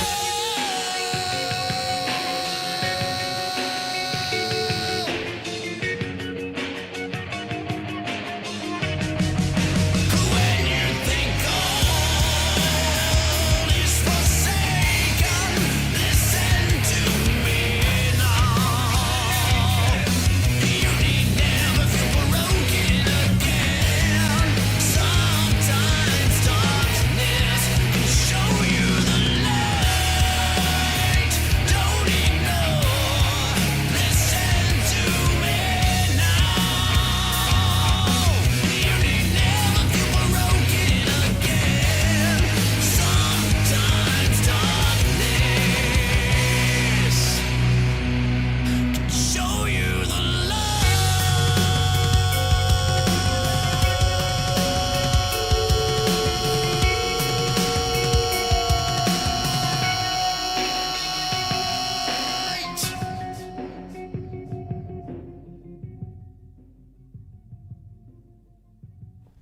Fantastic. I love that. Great lyrics, too, and message. Sometimes darkness can show you the light. Love it. Well done, That was David. pretty spectacular. Yeah, right? Great job. Shoot. I know. Every time, David. It's incredible.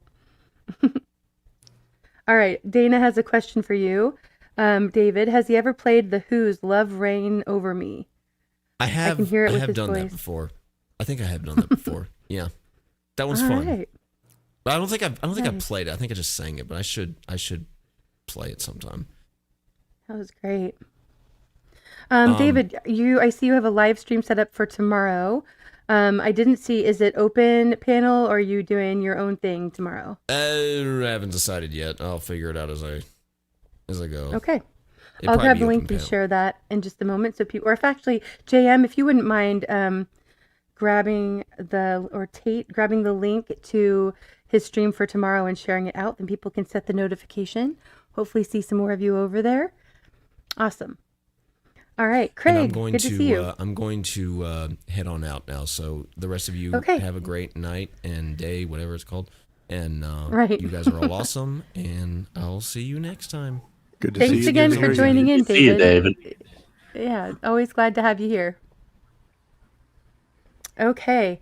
All right, let's see. Where are we at? So, Ray, you are up next. I think it's me. Oh, is it? Oh, yep. Nope, you're right. You're right. My bad. Good call. Thanks, Brad. Call me out on it when I mess up the rotation. No, it's okay. I mean, I have it written down. I don't know how I if still messed it up. someone's gonna sacrifice themselves, following after him, might as well be me. I was just going to say, Right. it's even bad than me, but I love All how right, there we perfectly go. the song is gonna follow after that one. And this was a request for Indy, and Indy let me borrow it. So here we go.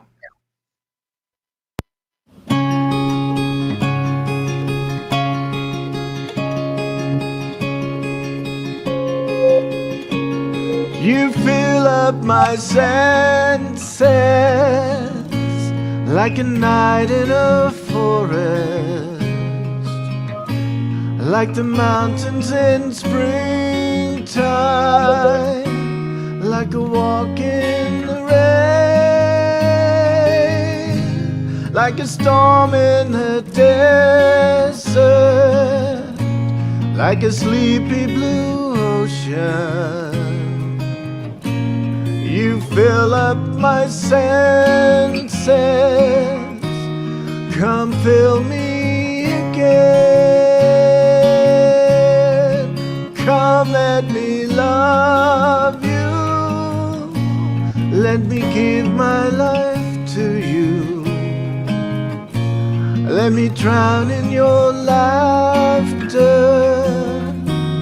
Let me die in your arms. Let me lay down beside you.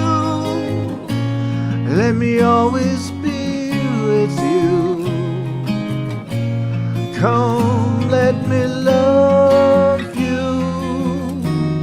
Come, love me again. Get it, Raymond.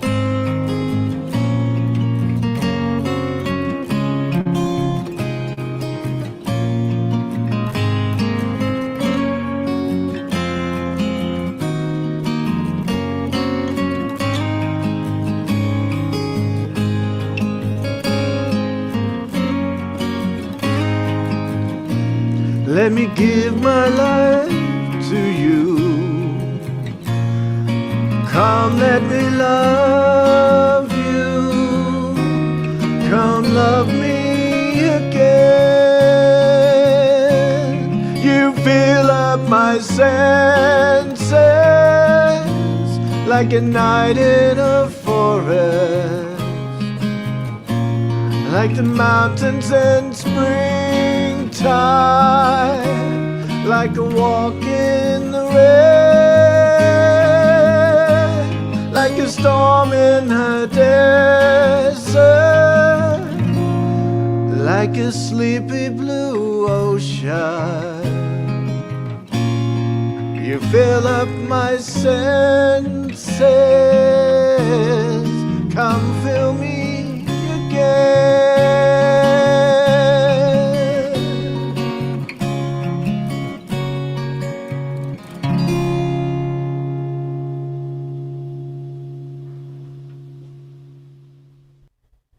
Thanks for singing that one, Brad. I love that song. My I, parents both. I sometimes do requests. They just end up being other people's. Yes, exactly, Craig. I was just going to say, my parents listened to John Denver, and so we would always listen on road trips. Craig has the same memory, and so I love all songs John Denver. Beautifully done. Thank you for that, Brad. I still might give that an attempt for Dana. I'll try it again. I have to practice that before I'm going to sing it live. But yeah, gorgeous voice, right, Daryl? Thanks, Brad. Hi, okay.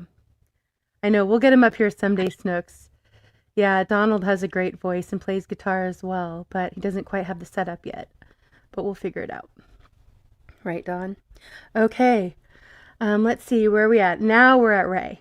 Now I got it. Alrighty.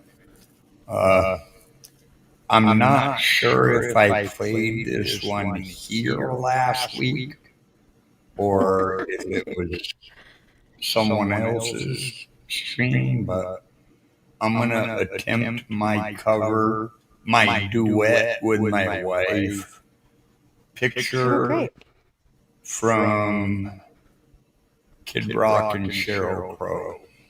Yes. Yeah, I think you did do this, but go for it again. This is beautiful, and I love that you did this with your wife.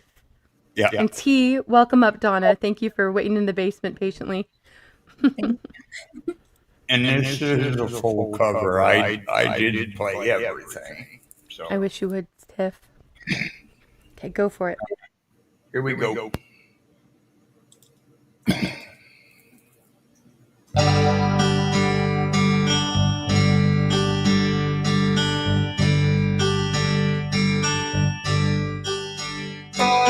Living my life in a slow hell. Different room every night at the hotel. I ain't seen the sun shining 3 damn days. Been queuing up on cocaine and whiskey. Wish I had a good girl to miss me. You know, I wonder if I'll ever change my ways. I put your picture away. Sat down and cried together. I can't look at you while I'm lying next to her. I put your picture away. Sat down and cried together. I can't look at you while I'm lying next to her. I found you that night in a hotel. Everyone knows what they won't tell, but there's a smile telling something just ain't right. I've been waiting on you for a long time. Feeling I don't want it to cheap wine. I ain't heard from you in 3 damn nights. I want you to away. I wonder waiting. I can't look at you all night next to him. I put your picture away. I wonder waiting. I can't look at you while I'm lying next to him.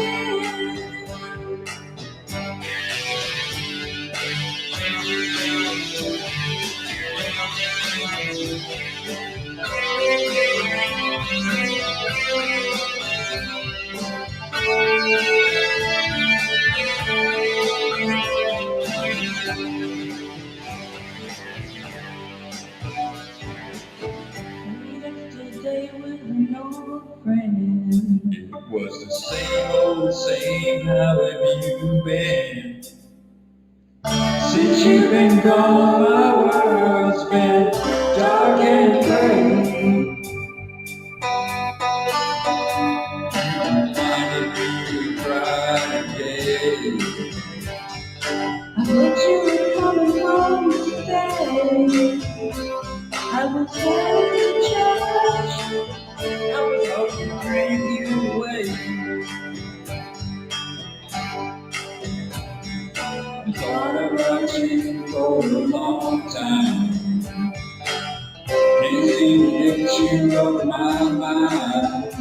I can't understand why we're living life this way. I found your picture today. I swear I changed my ways. I just wanna say I want you to come back home. I found your picture today. I swear I changed my ways. I just wanna say I want you to come back home. I just wanna say I love you. Come back home.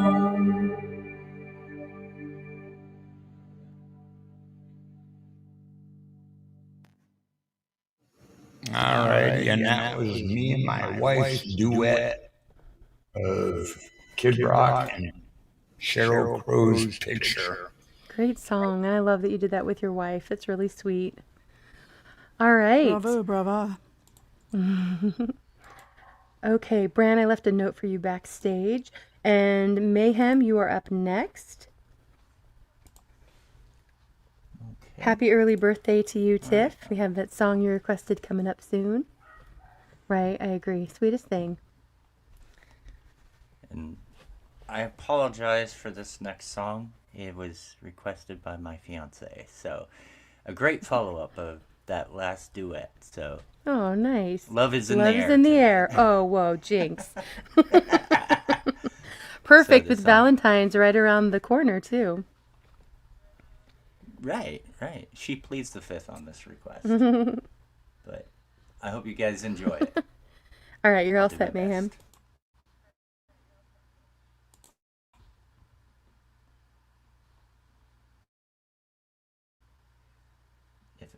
Okay, there it goes.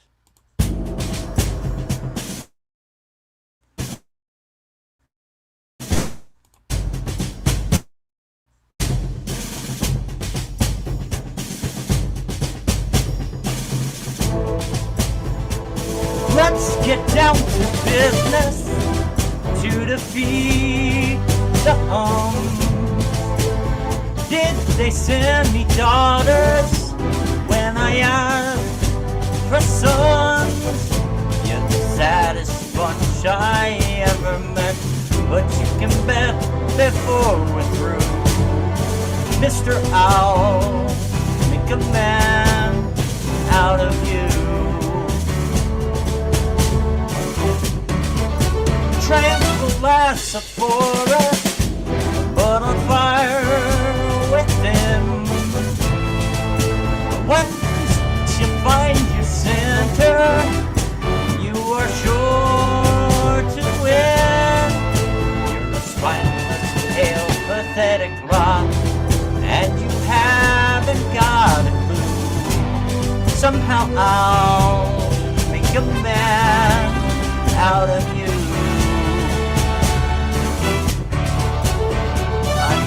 Catch my breath, say goodbye to those who knew me.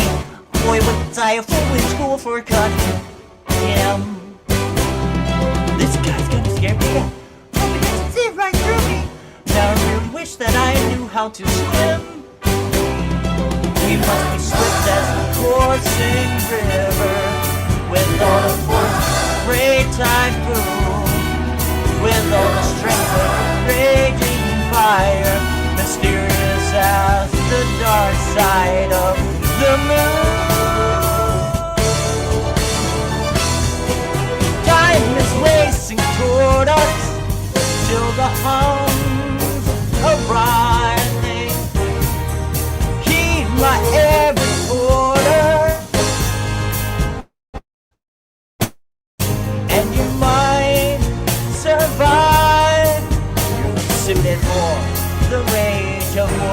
So back up, go home, you're through. How could I make a man out of you? We must be swift as a coursing river, when all the force of a great typhoon, with all the strength of a raging fire, mysterious as the dark side of the moon. We must be swift as the coursing river, with all the force of a great typhoon, with all the strength of a raging fire, mysterious as the dark side of the moon.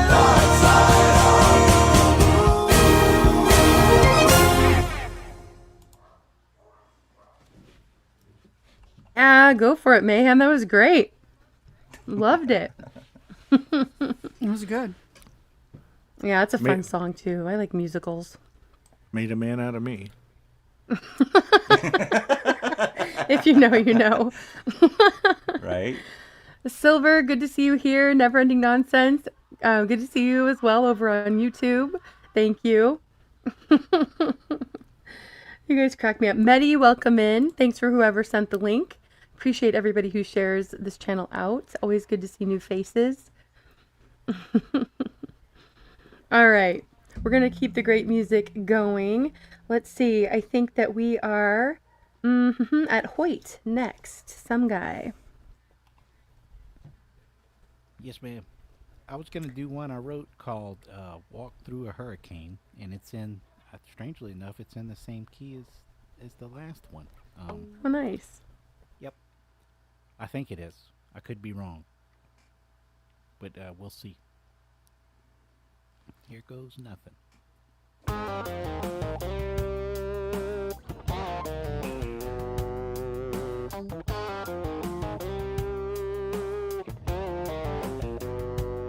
Just like a system changes course, you left me high and dry.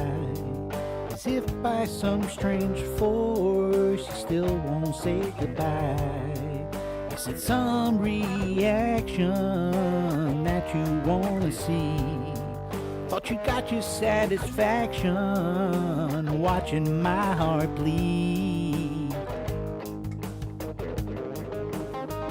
Walk through a hurricane, walking in circles,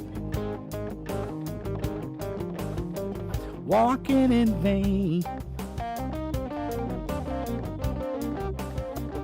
So here I stand. You are there. You with somebody else. And like the weather, it's just not fair.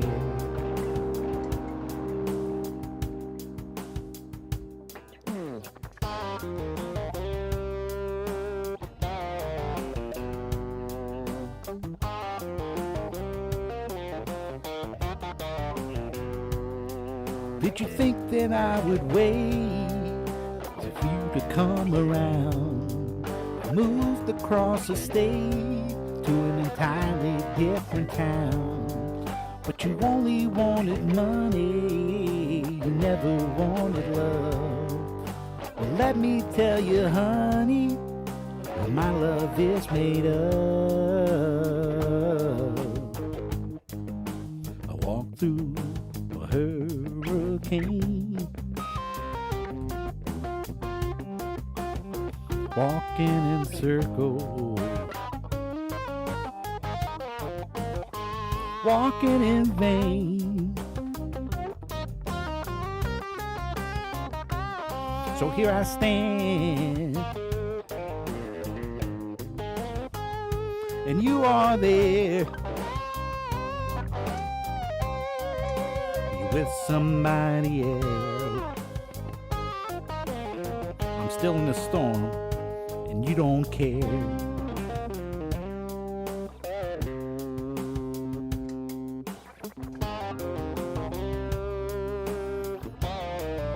Walk walking through a hurricane.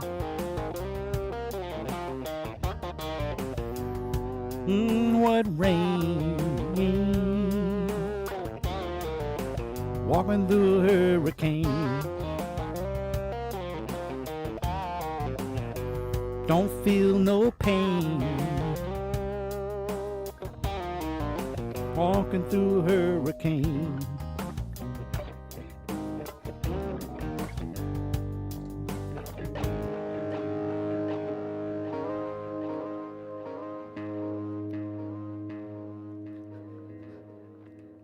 Had to go out easy on that one. Love that, Hoyt. Yeah. That was an original, right? Yes, ma'am. Beautifully done. Yeah, for some reason, your mic is still a little low. Some people said they couldn't hear you very well, but it was a good balance. It's just really low all around. And I know it's different through StreamYard than Restream, than EV Mux, and it's all, you know, it's always different. But was that was beautiful. beautiful. Absolutely. Thank you so much. We just want to hear you better. Yes, ma'am. Very nice. I'm gonna Yeah. work on that. It's some kind of signal chain issue. I knew. So, Yeah, it was an don't original, know. right, Bobby? Blue Jay, good to see you. I saw you come in a little bit ago. Yeah, that was great. I love your original, Some Guy. Really well done. appreciate it. Yeah. Okay. All right. Cannoli, you are up next. Oh, maybe he had to step down. I think he did. Okay. So, Cannoli, glad that you joined us. If you want to come back up, we have about 40 more minutes of music. But if you want to come another time, you are more than welcome. All right. So let's see. Where are we next then? Tiger Stripes, you are up next. Whoa. We Okay. got there let me quick. Get after this. Yeah, let's see.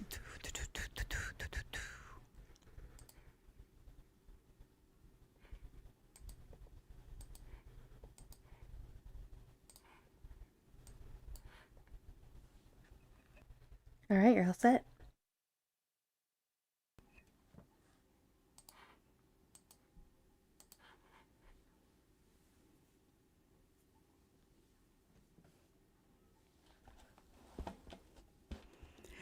Help!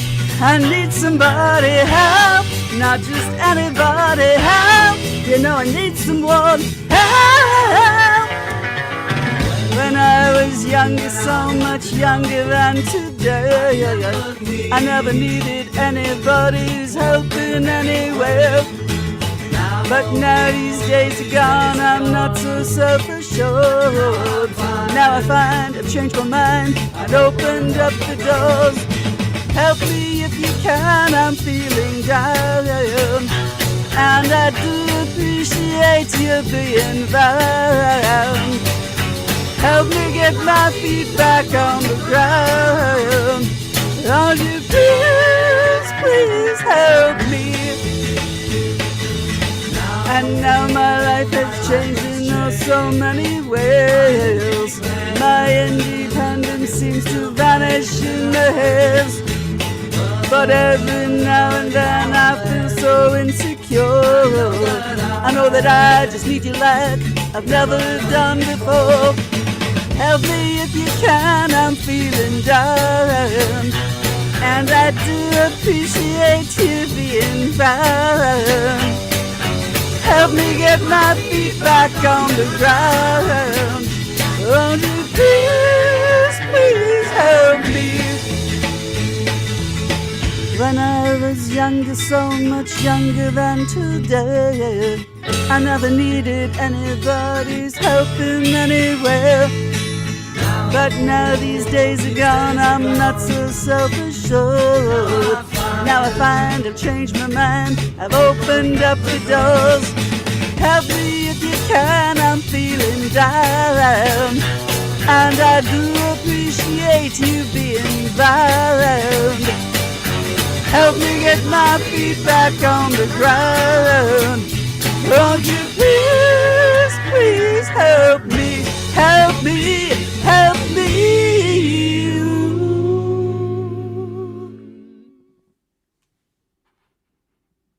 Yeah, love that. Such a high energy. It was great. Thank Tiger, you. you sounded awesome. That was a great song choice. choice, Thank you. right, Daryl? Yes. Thanks. Yeah, everybody was singing along, I think, with that one. Thank you, Tiger. Thank you. Bobby's thinking about cookies and you making cookies. He said some cookie company should use this song to sell more cookies. Yes. There you go, Mark. Not my favorite, but I still enjoy their music, that's for sure. Feeling down, eat a cookie. I think it was those high vibes I was talking about, Tiger. Cookies will do that to you. Right? And your voice too, Tiger. Thank you. Okay. All right, we're going to keep going here. I'm just trying to catch up here in the chat. Okay. We have Daryl up next. Yeah, that was fun. Oh, Nuke, you cracked me up. All right, Daryl, just a reminder, if you want to turn on your mic, you can. I know you said you forgot to last time. You definitely don't have to. Let's see if this works better. Can you hear me now? Yes, your volume's up. That's great. Great. Much better. Okay. All right, then I'm going to sing. I don't know. Anybody have a preference from Norma Jones or Dinah Washington? Ooh, I think like it's sing Nora. whatever. Well, Hey, Okay. Val. what does your heart tell you? I don't know. I'm just going to pick Nora Jones. Let's see. Because you probably know this one more. Okay, here we go. Can you let me know if the music is okay? Thinking. Wait, something. Okay. How's the balance? Can you hear me and the music? Hold on one second. Let me change your settings on Sounds this side. like Make sure echo it's cancel might be on. Yeah, it is. There we go. Yes. Okay. Go ahead and say something now, Okay. Let's Daryl. see. Yeah. Now your volume's low Too again. low? What do you? Oh, it's too low? Hold on. It's too low. Yeah. Just a Whenever in StreamYards, whenever we turn off your echo cancellation, which makes it so you don't clip, it drops. I don't know why, but it drops the volume. It's really okay, annoying. Let me see if I could do something about that here. Oh, it's all the way up too. It's all the way up here. I'm trying to use the microphone, that comes with the setting, but if it's not, I have to use the computer's audio. Otherwise. What do you think, Brad? Do you think it's better with the volume low or the clip, like the echo on? I would have the echo cancellation off, but I know that Do you hear the when music it's on, too it loud? boosts the vocals. We don't hear the music. Yeah. Is she Okay, at 200%? Yeah, She's I'm all the pretty much- way I up. think I'm all the way up. It looks like. In If you StreamYard, can you're all sing the way up. closer to the mic, that might be enough. I'm pretty close. I'm probably eating it now. Let me just put the music on. I can't get any closer. It would just be. Then maybe dial back the music slightly on How's YouTube. that? Can you hear the But music? we're not hearing the music at all right now. Oh, I just turned it all the way down. Now, can you hear it? Not even? Nope. How's We that? won't hear it until you share it, if that's Oh, I what... can't share. How do you share? Oh, shoot. You didn't show me how to share it. No, she's just sharing it through her mic. Through her? Okay. Yeah. It Yeah, says we're not another- hearing Can the I- music. Okay, Are you so on I'll a just- computer or? Yes. Okay, so what you can do, if you want me to walk you through it, we can do that, no problem. Down at the bottom, there's a little, like a computer screen with a plus sign. If you click on that, it'll say share screen. Yay. Okay. Click on share screen, and then you're going to choose which tab. Usually if you're using like a YouTube backing or something, you'll click on that one that you want shared. And down at the bottom, there's a little tab that says also share tab audio. You want to make sure that's on, and then click share. And make sure it's Chrome or Edge. Oh, it looks a little bit like I see it, Norma Jones, and then I have to click on the entire screen. I don't see anything to click. You don't on. want Also entire share- screen, you want the tab.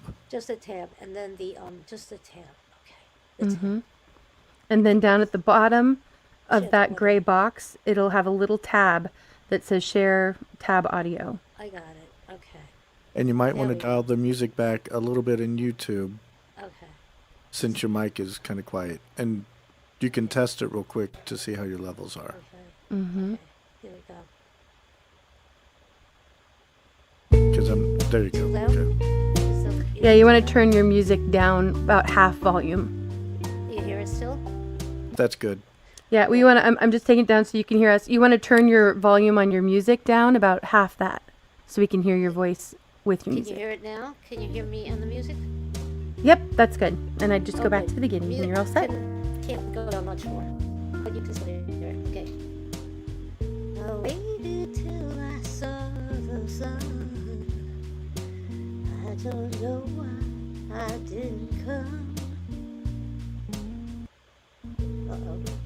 I left you by the house of fun. Don't know why I didn't come. It's a bad track. I don't know why I didn't come.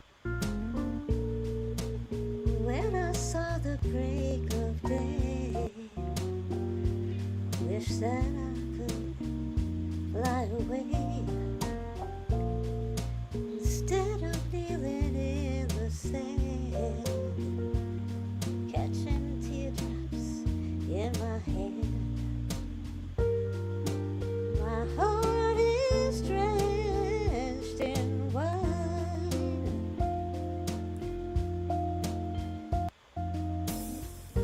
but you'll be on my mind forever. Across the endless sea, I would die in ecstasy, but I'll be your bag of bones, driving down that road. My heart is drenched in wine, but you'll be on my mind forever.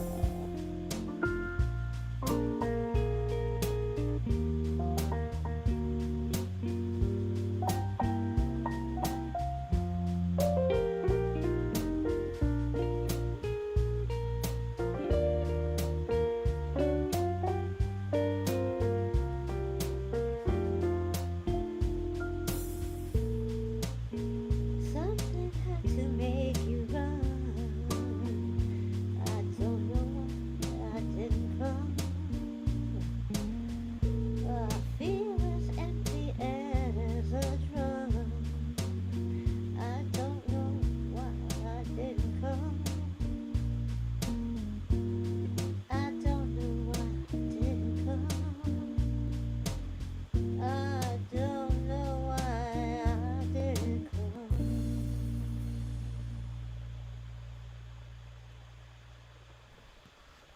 Really Very beautiful, nice. Daryl. Your voice is gorgeous. Mm-hmm. Thank you so much. Thank you. I love Nora Jones. Yeah, it was really well done. Thank you so much. Thank you for that. Very smooth. Yeah. Okay. Right? Her voice is beautiful. I agree, Tiff. Okay. We are to you, Donna. Thanks for coming and joining us tonight. Thanks for having me. Okay, this was a request of Brad, I think a couple weeks ago, so I'm going to take it. All right. Go for it. But to be fair, he did say that's more of a Donna song, so There you he go. kind of gave it to me. Hey, XNYC. Okay, go for it.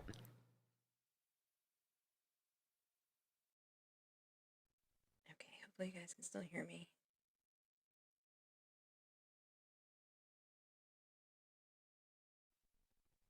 Okay, just checking to see if my mic is working. I think it is. Okay. I hear it.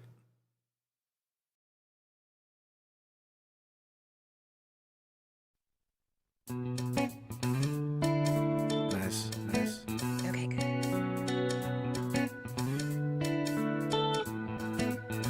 And it is a Donna song.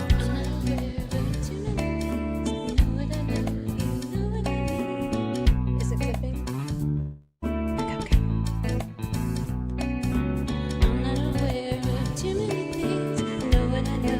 Do you know what I mean?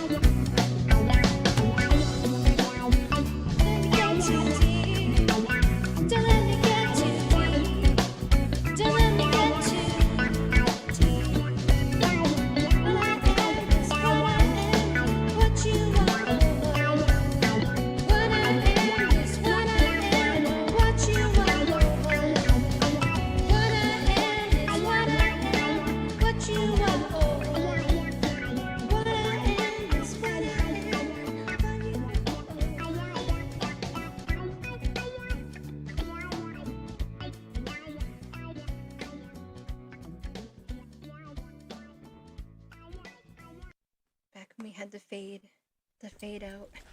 That was Very great, nice, Donna. Yeah, I love thought it. that I love was it a when great I'm right. song for you. Yeah, right, Brad? That was a good one. I'm like, that's more of a Donna song. And it's a 500% Donna song. Hopefully it wasn't clipping because my mic was being weird, but I think I fixed No, it. it was good. No, you Okay. sounded great. You sounded Thank great. you. Yeah, thanks for coming up, Donna. And that was a great song for your voice, for sure. Thanks for having me. Cheryl knows. Right. Aw, thanks for those shouting out Kurt. Much love to Kurt, a beautiful soul, always remembered. Okay. Thank you, Snooks. Oh, Bobby says, I hear the Dolly Parton in ya. I didn't on that one. I get that a lot. Do you? That's funny. I do. Soft rocking and it works. Yeah. Okay. All right. Let's keep going here. Let's see. All right. I think that was the end of that rotation. Yes. Good. Perfect. Okay. We should have time for at least, well, we'll definitely do one more full rotation then. We're going to go ahead and do a special song. This is for Tiff for her birthday. Hopefully you're still here, Tiff. She had requested this song and her birthday is coming up. This is Folk and Bluesers Elizabethtown Ramada, Chapter 1. I think Chapter 2 is still in the works, but we'll definitely share that whenever it happens. And you got to listen to the story of the song. It's based on a true story that Folk and Blueser and his family experienced. Here we go.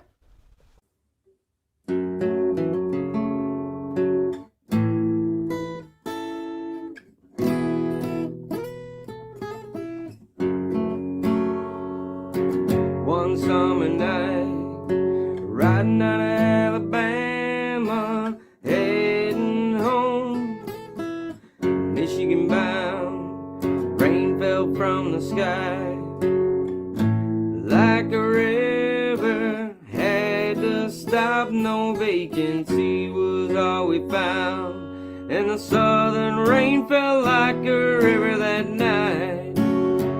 Little did I know, soon a cold chill would run down my spine.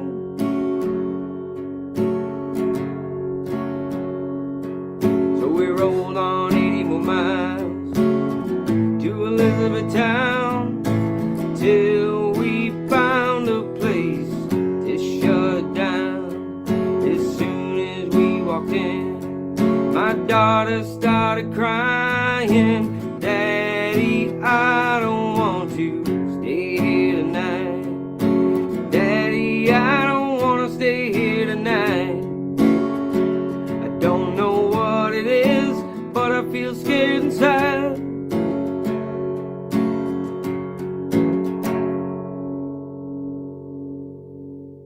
So I asked for a couple of rooms and she said we don't rent the one next to us left. Said I'll take what you got, but when I asked her the reason, she said nobody ever said. So we took the keys and we went on our way, but made a wrong turn out the lobby, I guess. That turned out to be our second mistake after showing up at that desk.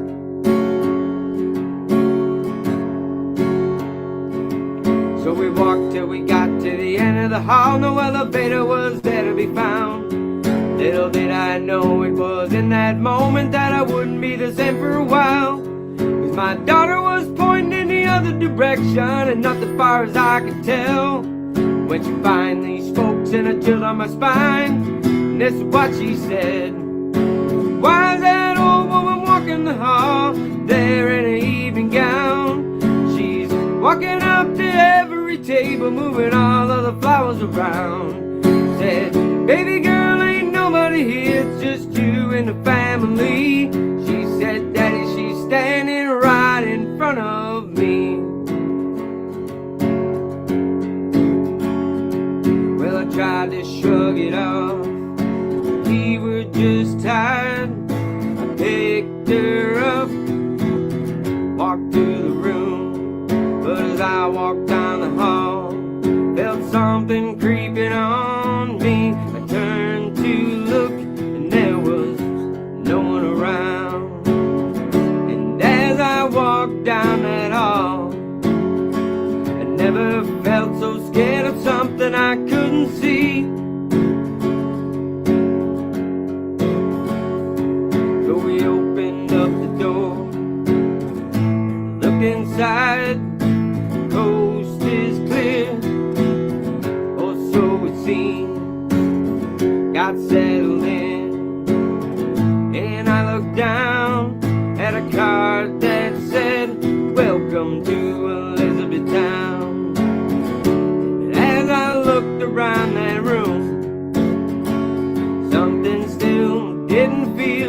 right to me. And to top it all off, door on my side of those two rooms wouldn't latch for me.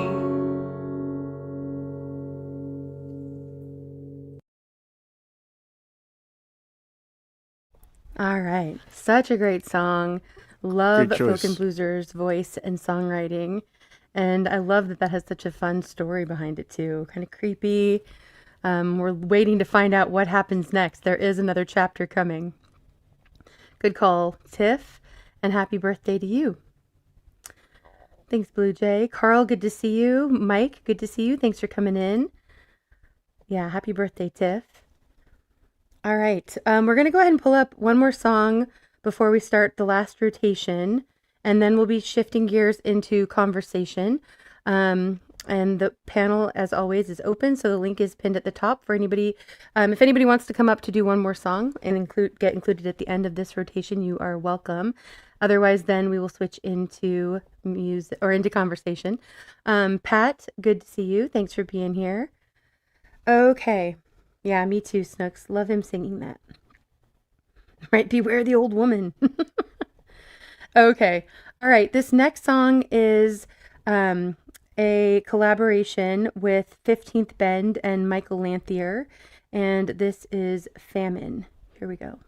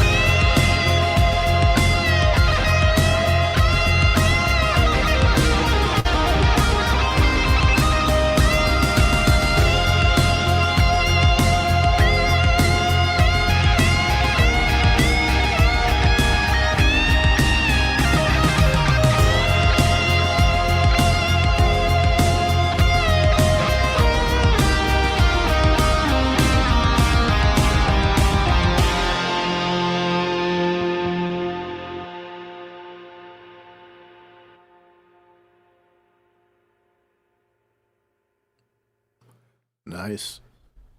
Absolutely amazing. Good to see you, Ken. 15th Bend and Michael Lanthier. Michael Lanthier is gone too soon, for those who might not know, and I'm so glad we have his music to help remember him by.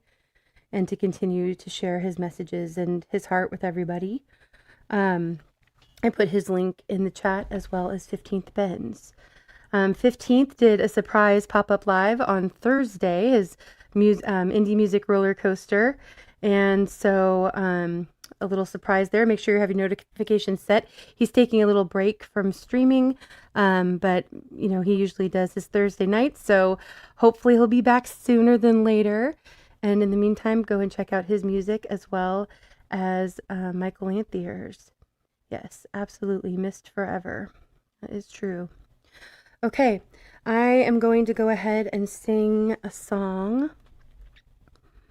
And thank you, Watt.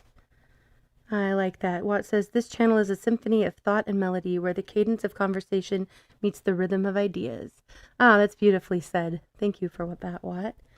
And thanks to everybody who's here and a part of it. Okay. All right. Let me get things set up here. And this is one I haven't done before. And this is kicking off the first, or sorry, I'm doing too much at once, the last rotation for the night. All right, here we go.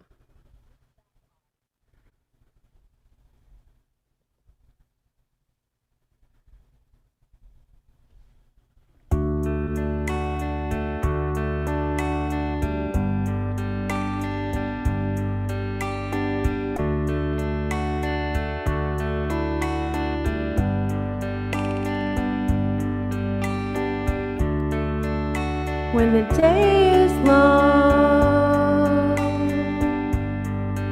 and the night is yours alone. When you're sure you've had enough of this life, well, hang on.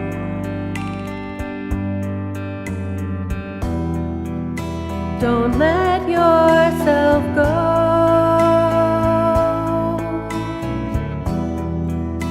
'cause everybody cries and everybody hurts sometimes.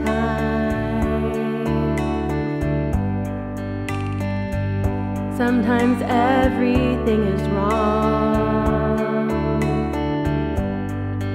Now it's time to sing along. When your day is night alone, hold on if you feel like letting go.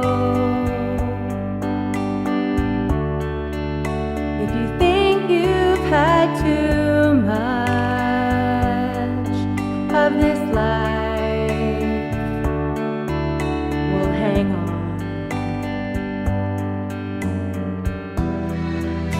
'Cause everybody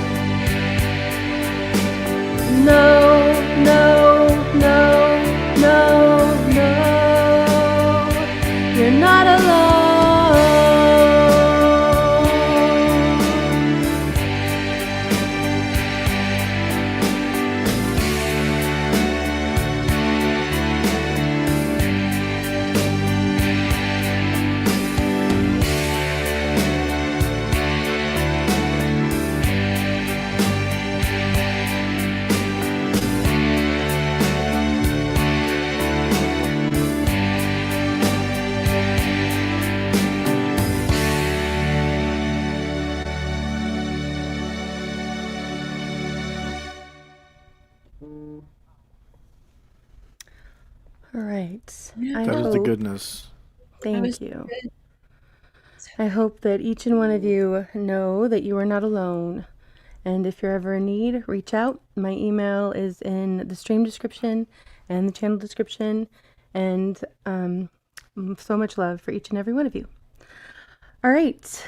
We're going to keep going here with our final rotation. And Brad, you are next. All right, there was sort of a request, at least for this band. And we're going to see how this one sounds.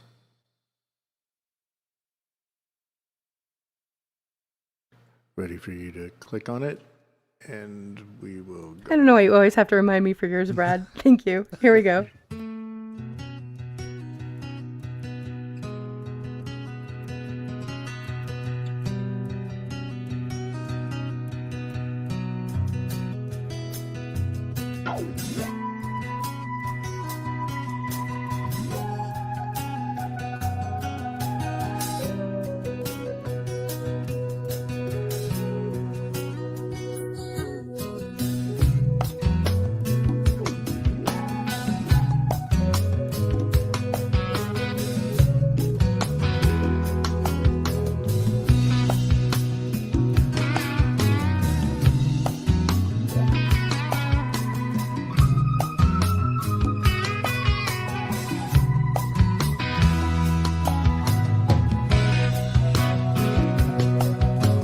Wake me when the day breaks. Show me why the sun shines. Tell me out your heartache. Who could be so unkind? Do you dream to touch me and smile down deep inside? Could you just kill me? Yeah, it's hard to make up your mind sometimes. My angel, my devil, a thorn in my pride. My angel, my devil, a thorn in my pride.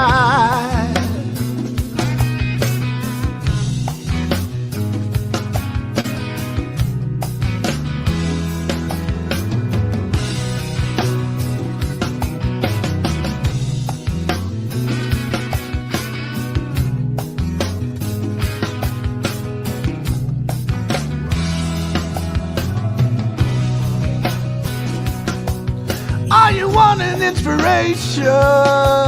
Spill your secrets on me.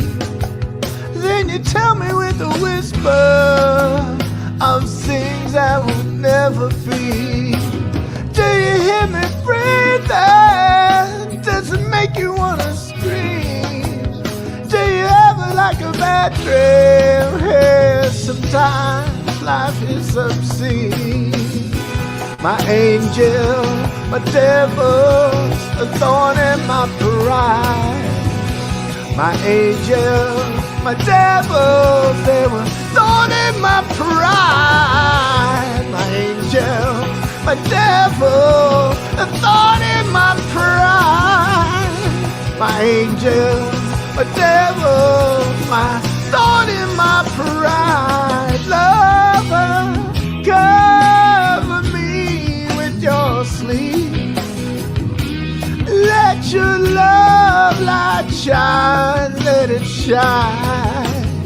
Lover, cover me with a good dream. Oh, let your love light, oh, let your love light shine.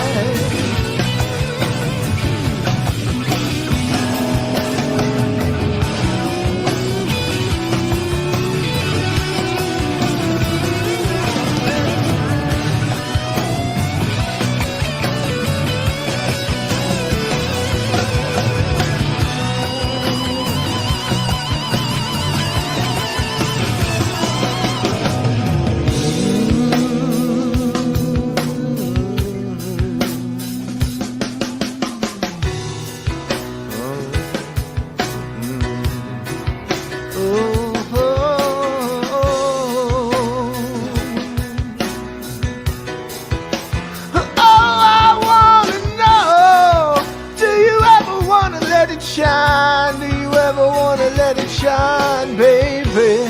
Your love light, your love light. Listen. Lover, cover me with your sleep. Let your love light shine, let it shine. Lover, cover me with a dream. Let your love light shine, let it shine. Lover, cover me with your sleep. Let your love light shine, let it shine. Angels, my devils, and the thorn in my pride. Angels and devils and a thorn in my pride. Angels, my devils, my thorn in my pride. Angels and devils and a thorn in my pride. Pride, thorn in my pride.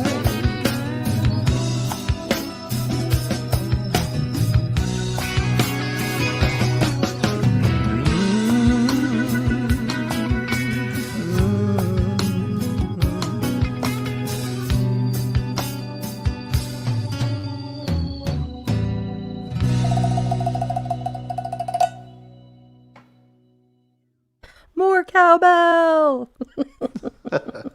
Always. That was great, Brad. Although Donna's used to What hear I me. need is a little cowbell. Donna, I have to warn you. I may have to make a version of that song. Yeah, I think you should. Yeah, there you go. Tails, good to see you. Thanks for coming in. I saw you come in earlier. Jerry, much love to you. And Lowry, welcome in. Sorry we missed you for music tonight, but maybe you can come up for conversation if you want to. Right, Daryl? So talented. Well done.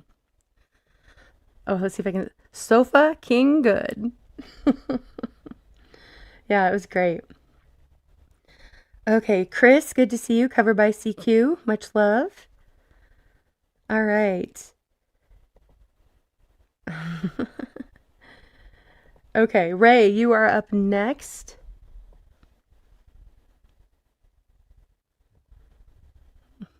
Groveling greatness. Yes, ma'am. I am up next. And this is just a practice session of Comfortably Numb by Ooh, Pink. okay. All right. I love Pink Floyd, of course. Here we go. It's not that great, but it went pretty well.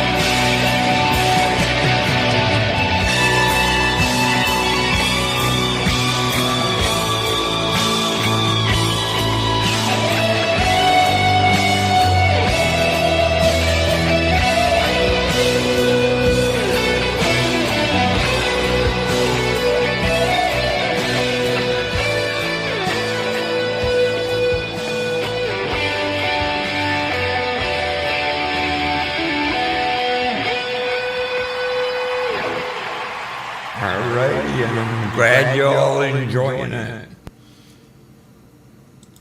All right, that was great, Ray.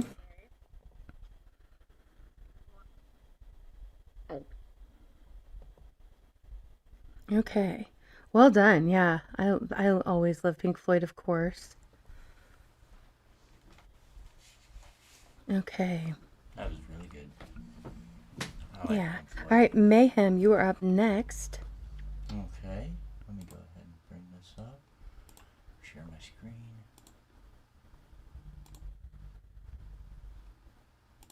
Okay. It's a little bit better than the last one.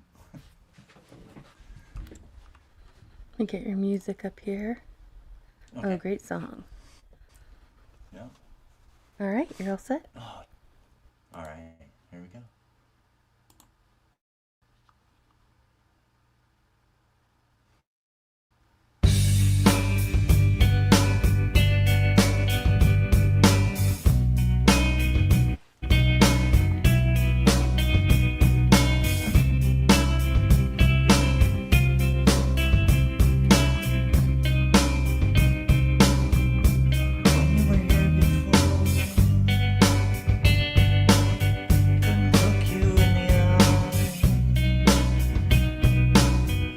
Just like an angel, your skin makes me cry. You flow like a feather, beautiful world. I wish I was special. You're so fucking special.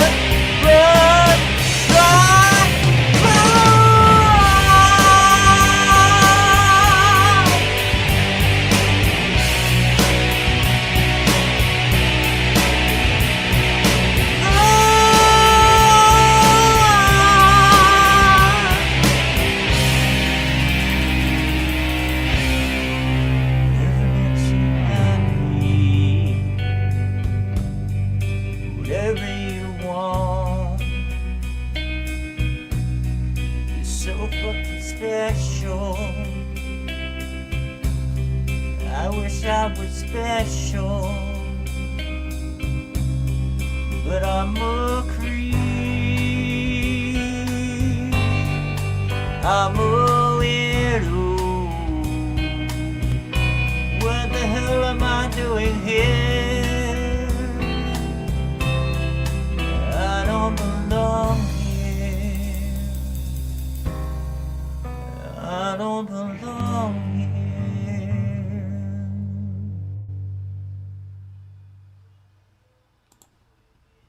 That was awesome, Mayhem. Love that. You did that really well.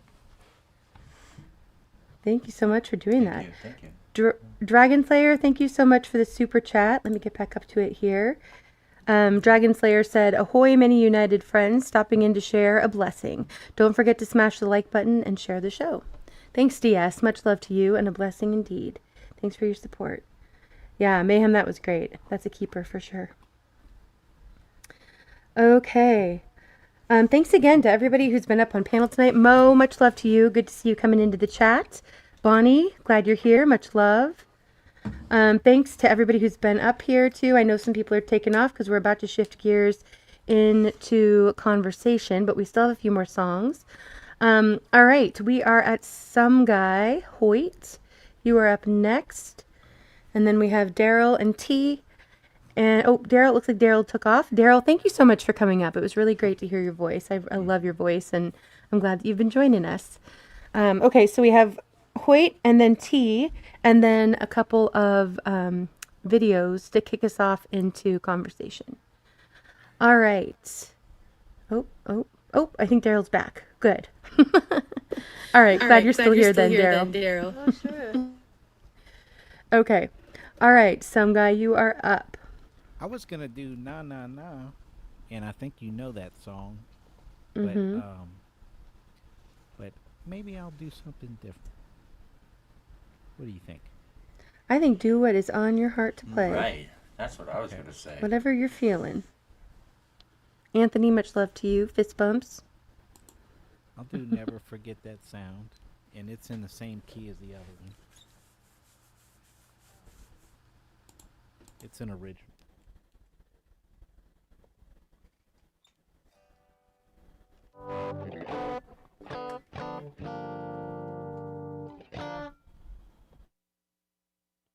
I'll never forget the feeling that I got from the 45. As the record player went round and round, I felt more and more alive.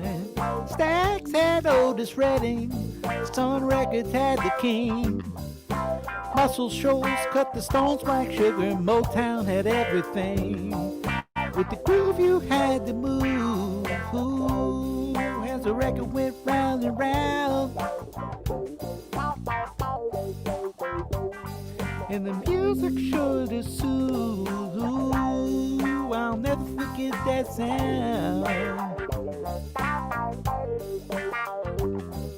The tubes warm up the speakers, and the cables start to move. Hopefully not. Motion becomes music, and my trails begin to smooth. Urethra and Respect, Isley Brothers twist and shout. Come together right now was what the music was all about. When the needle hits the groove, yeah, and the record goes round and round. And the music sure to soothe, yeah, I'll never forget that sound.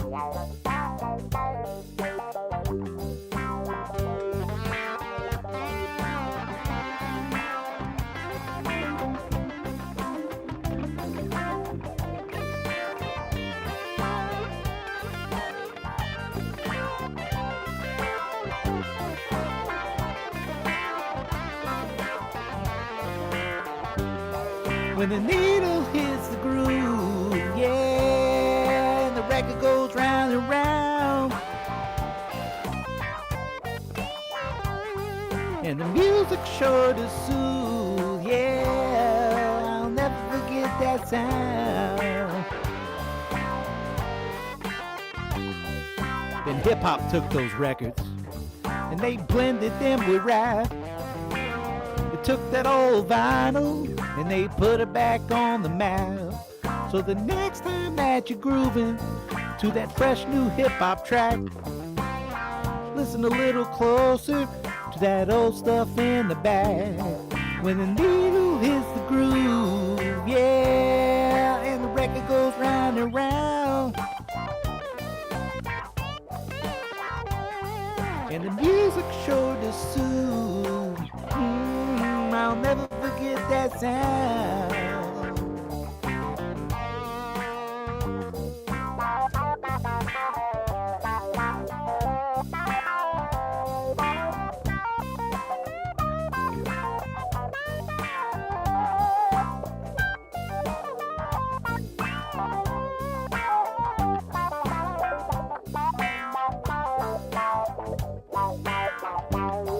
When the needle hits the groove, yeah, and the record goes round and round. And the music sure to soothe you. I'll never forget that sound.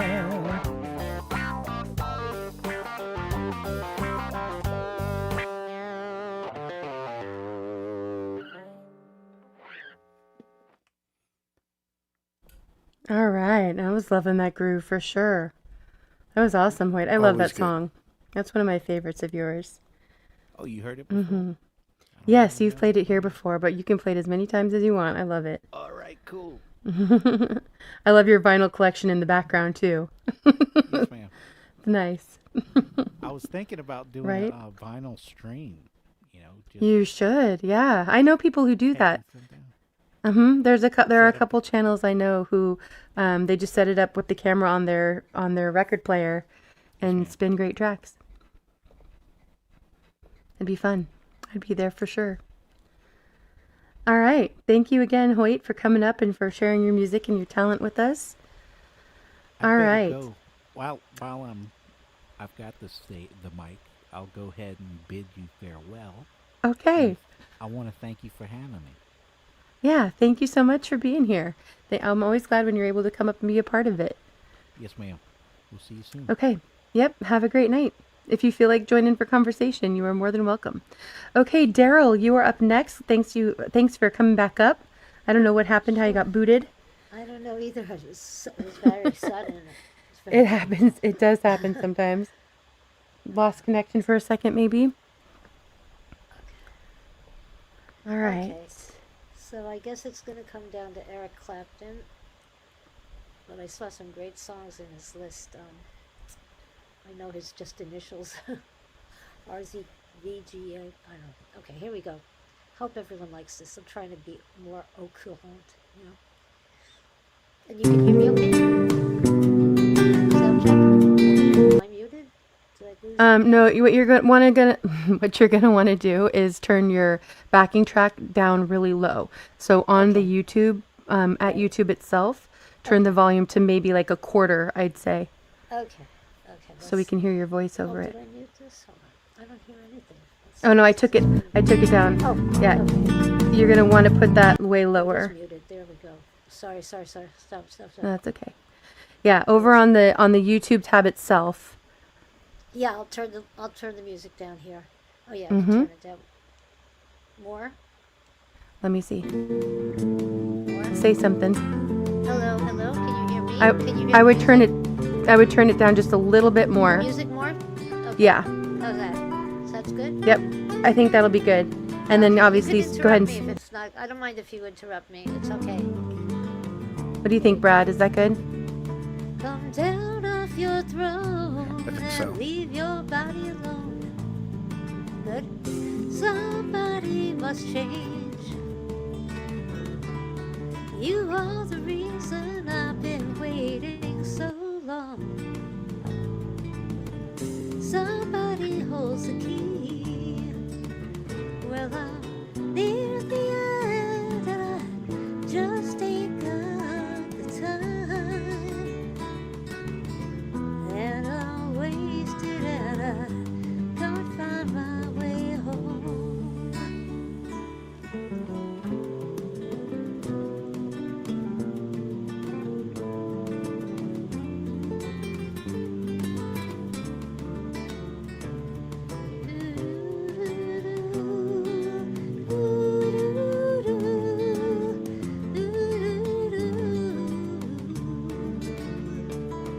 Come down on your own and leave your body alone. Somebody must change.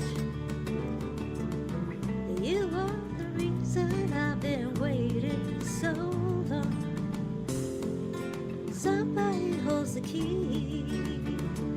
Well, I'm near the end and I just ain't got the time. And I'm wasted and I can't find my way home.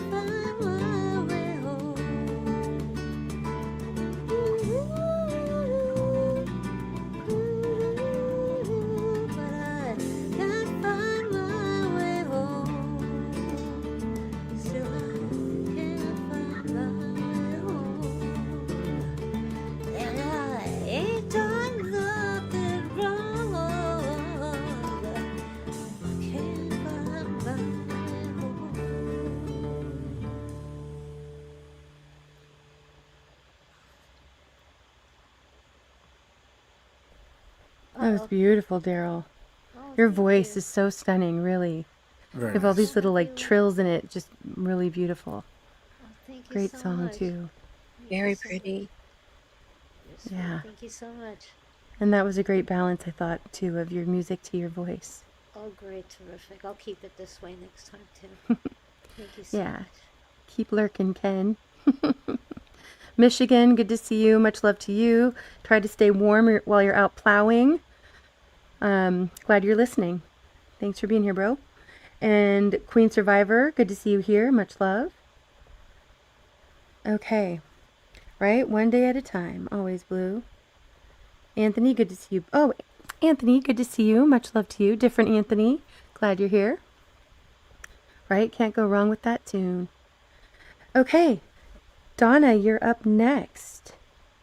Right. I kept switching my song out. Do a slow one, I guess. bet it'll be a great one. It'll be a great one. Thanks. Thank you for having me up. You guys have been great. I Yeah, love thanks your for being episode. here. It's a good You're great, variety. great. You're great, Brad. I got the background music. Oh, hold on. I'm talking. Sorry, keep going. I got the background music or background sound muted just in time to hear her say that. That was great. It was like ASMR right there, T. Hey, Ken. Okay, let's see if I can do this one. I've done this one, I think, before, but not here. Okay.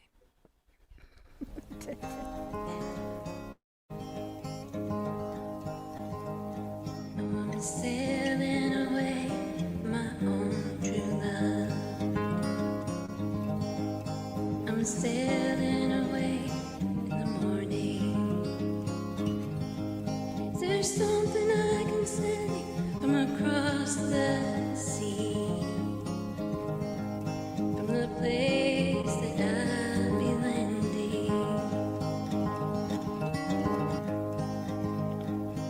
There's nothing you can send me, my own true love.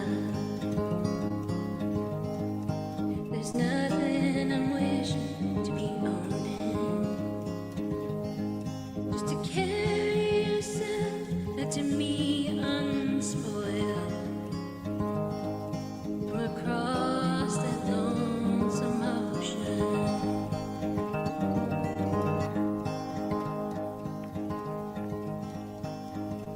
But I just thought you might want something fine.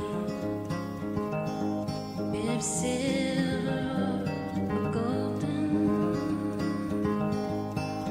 Either from the mountains of Madrid,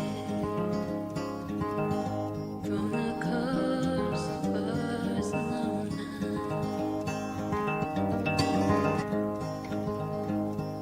If I had the stars of the darkest night, and the diamonds from the deepest ocean, forsake them all for your sweet kiss. That's all I'm wishing to be owning.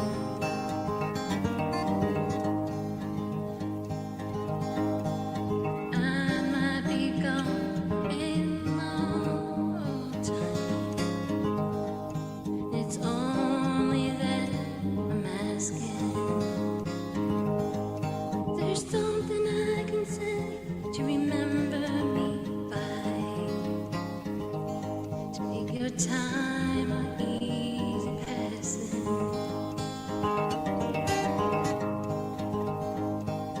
How can you ask me again? It only brings me sorrow. Same thing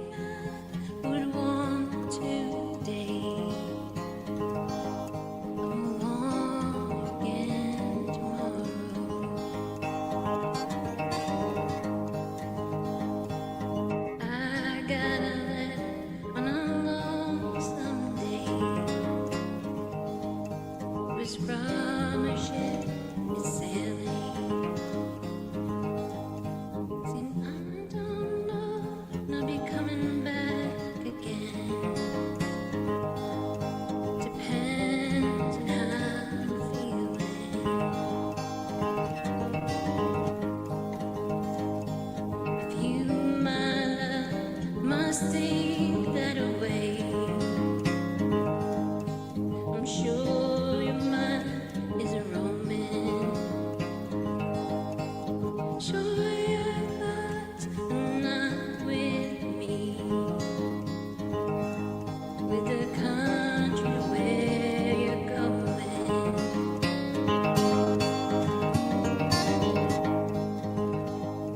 Take heed of the western wind. Take heed of the stormy weather. Something you can send back to me. Spanish blue, Spanish weather.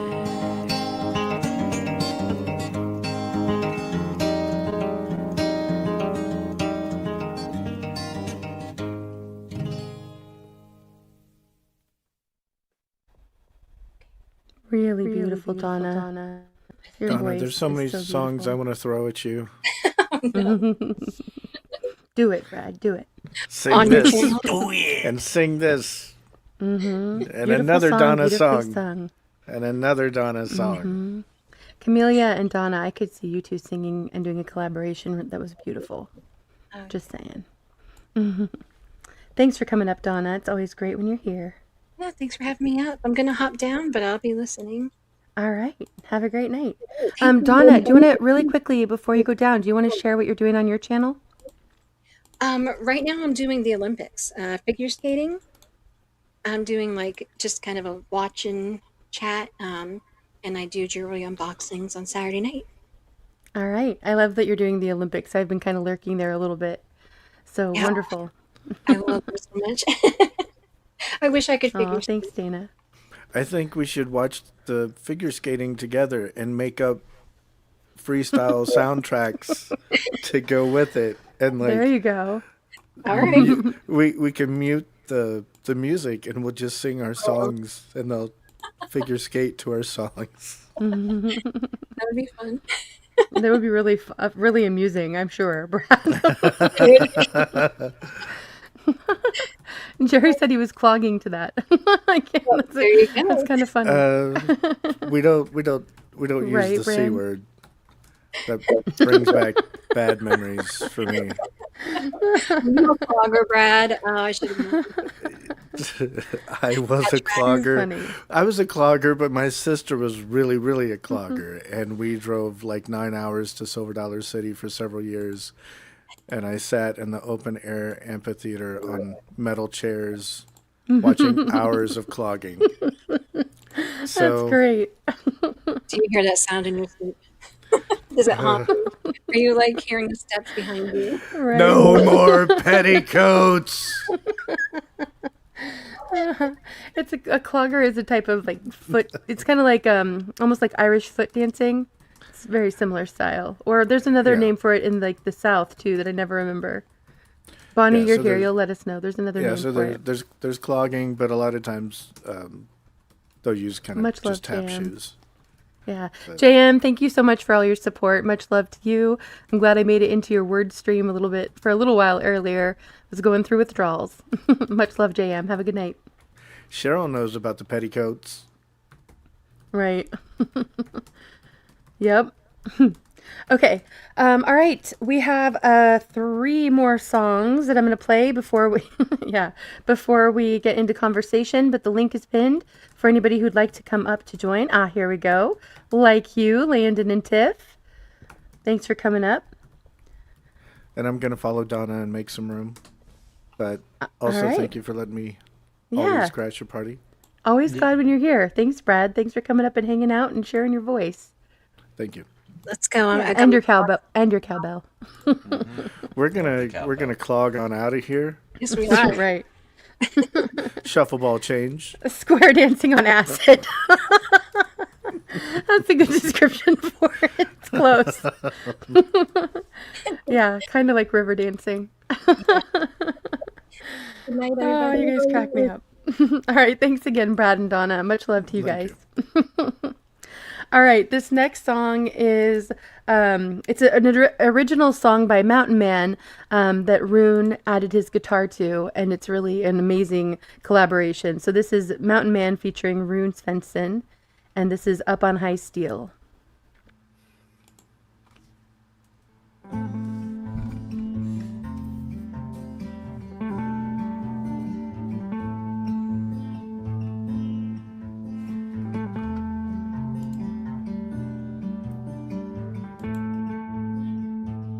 Grandpa spent his life up on high steel, banging that iron rivets to his rib. He worked in the mills, 1 foot in the grave. Every day he worked, he never complained.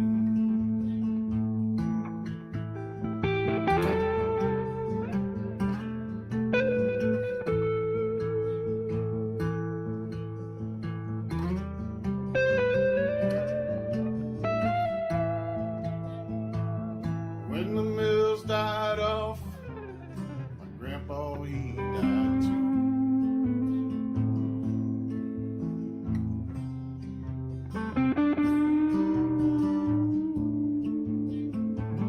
Never saw him smile, lip filled with true.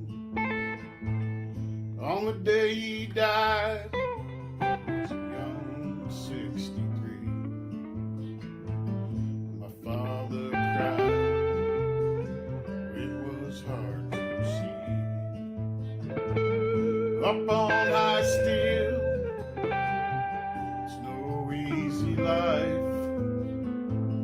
When the wind blows, hang on for dear life. You cannot fake being brave and being tough. Up on high steel, it'll call your bluff.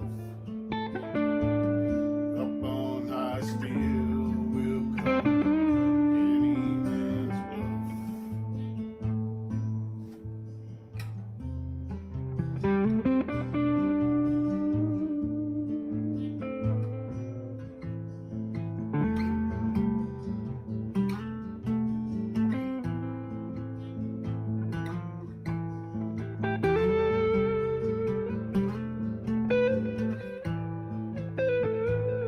My father spent his life up on high steel, some of it bending, scabs to his will. He spilled their blood, and some blood he too spilled. On 2 occasions, for him they tried to kill.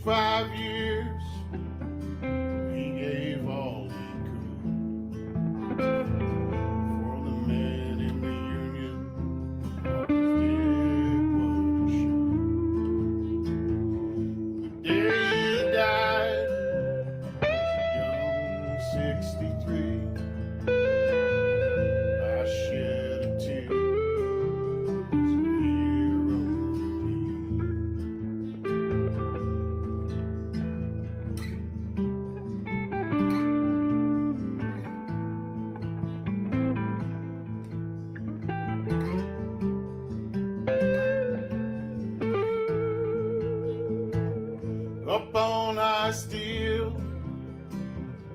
No easy life. When the wind blows, hang on for your life. You cannot fake being brave and being tough. Up on high steel, it'll call your bluff. Up on high steel, will call any man's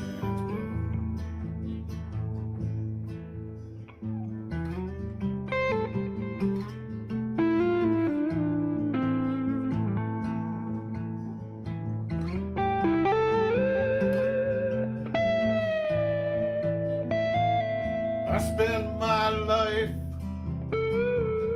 up on high steel, on bridges and buildings, in the plants and in the mills. I lived it and loved it, had many thrills. Beat my body up, me had tried to kill.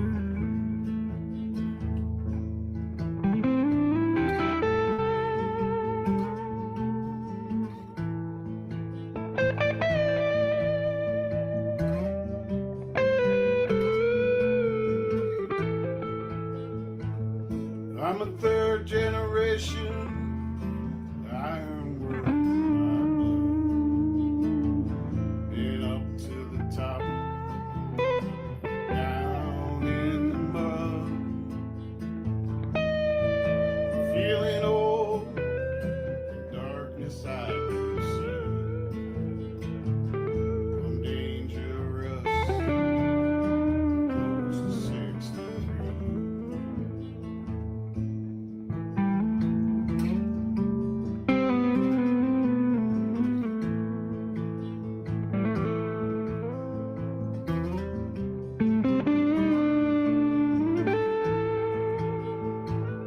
Up on high steel, it's no easy life. When the wind blows, you hang on for your life. You cannot fake being brave and being tough.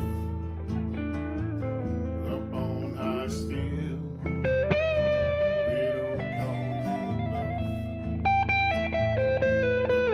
I still will call any man's bluff.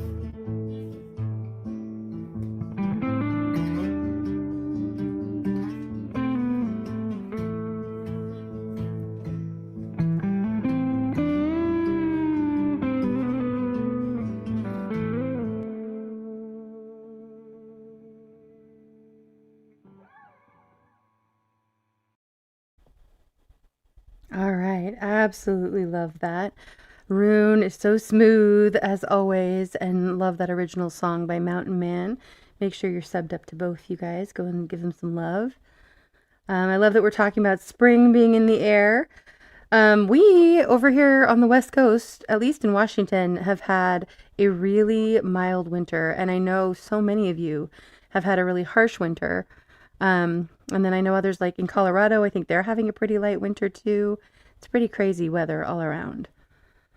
Pretty crazy. Yeah, Brand says more winter, please. Right? I know we had frost. I think it dropped below freezing once, and it was just barely. We got a little bit of frost, and that's it so far. So we'll see what happens. Winter's like, I'm out. Right? And we're like, so soon? Yep.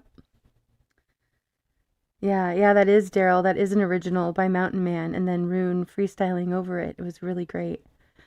Yeah, and Mountain Man has a lot of originals and some covers as well.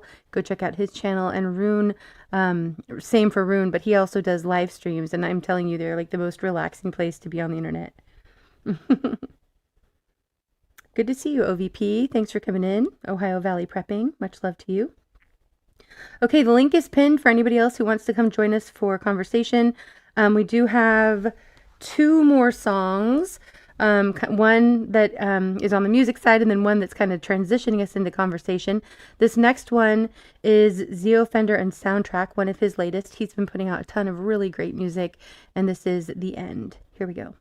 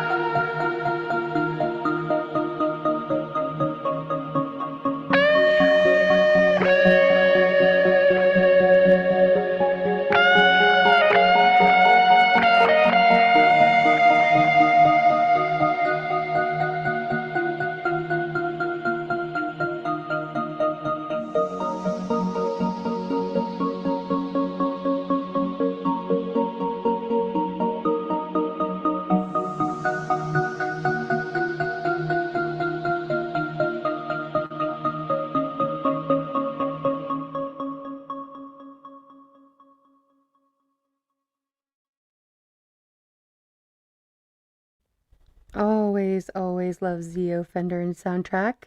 And I agree, Jerry. Eye and ear candy. Thank you, Mo, for the 5 gifted memberships. Very much appreciate all of your support. Much love to you. And Mountain Man, glad I'm here. Glad I'm here too, but glad you're here, and that you heard us sharing that song. Thank you for letting us. It was beautiful. You and Rune should do some more collaborations. That was great. Yep, perfect song for time travel. All right. Welcome up, Algo and D-Dog. Thanks for being here. Thanks. I didn't think we had to talk until the next segment. Just kidding. I do have one more song we're going to play here. And Bran, thank you for being here and sharing all these videos for this first half. Really appreciate that. Makes it a lot easier on my end than having to try to share all the videos and do everything else. Yeah, good vibes for sure, right, Landon? Love Zio. Okay. All right. So this last song is the latest from Tom McDonald. I love a lot about Tom. I really appreciate that he stayed independent. I like the messages of a lot of his songs, and I do like part of the message of this song, but I have to say there's some parts of it I think are a little divisive, which I'm not a big fan of. But I like the sentiment of praying for the left, and I thought this was a good song to kind of kick off conversation. So here we go. Here's Tom McDonald, Pray for the Left. They always said that Charlie Kirk was a Nazi, then they celebrated after they killed him. They tried to tell us that Black Lives Matter and that white people have always been villains. They burning flags in the streets and they scream at police, taking illegals to prison. They got rainbows on their bedroom walls and they swear to God that men can be women. They're scrolling through their TikToks to get the news. They heard that Trump's a fascist, they swear it's true. They set fire to Minnesota, we smell the fumes. They say that guns are dangerous, guess they're the proof. They'll shoot that red hat off your head, then make a meme of your last breath. Cause you're not like them, so they want you dead. But we'll still pray for the left. They'll say that they're hurt by things we said, and say we deserve it when we're dead. When we're shot in the neck with our last breath, we'll still pray for the left, praying for the left. They keep saying that ICE are the Nazis, so they're buying guns and tracking positions. Go tell the parents of the kids who were killed. Illegal immigrants are really the victims.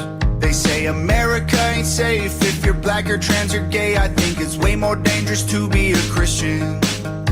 Y'all started acting different back when Anthony Fauci made you keep the ones you love at a distance. They're scrolling through their TikToks, Antifa clips. They say that Trump is Hitler, they're mad they missed. They think that how they feel is how it is, and conservatives are evil, we shouldn't live. They'll shoot that red hat off your head, then make a meme of your last breath. Cause you're not like them, so they want you dead. But we'll still pray for the left. They'll say that they're hurt by things we said, and say we deserve it when we're dead. When we're shot in the neck with our last breath, we'll still pray for the left. Scratching swastikas and Teslas ain't gon' change a thing. You can burn our cities down, but we'll just make them great again. Oh, they hate us cause they say that we are full of hate. They wanna kill all the police trying to keep them safe. They'll shoot that badge of yours right off your chest. They want a civil war, pray for the left. They'll shoot that red hat off your head, then make a meme of your last breath. Cause you're not like them, so they want you dead. But we'll still pray for the left. They'll say that they're hurt by things we said, and say we deserve it when we're dead. When we're shot in the neck with our last breath, we'll still pray for the left, praying for the left.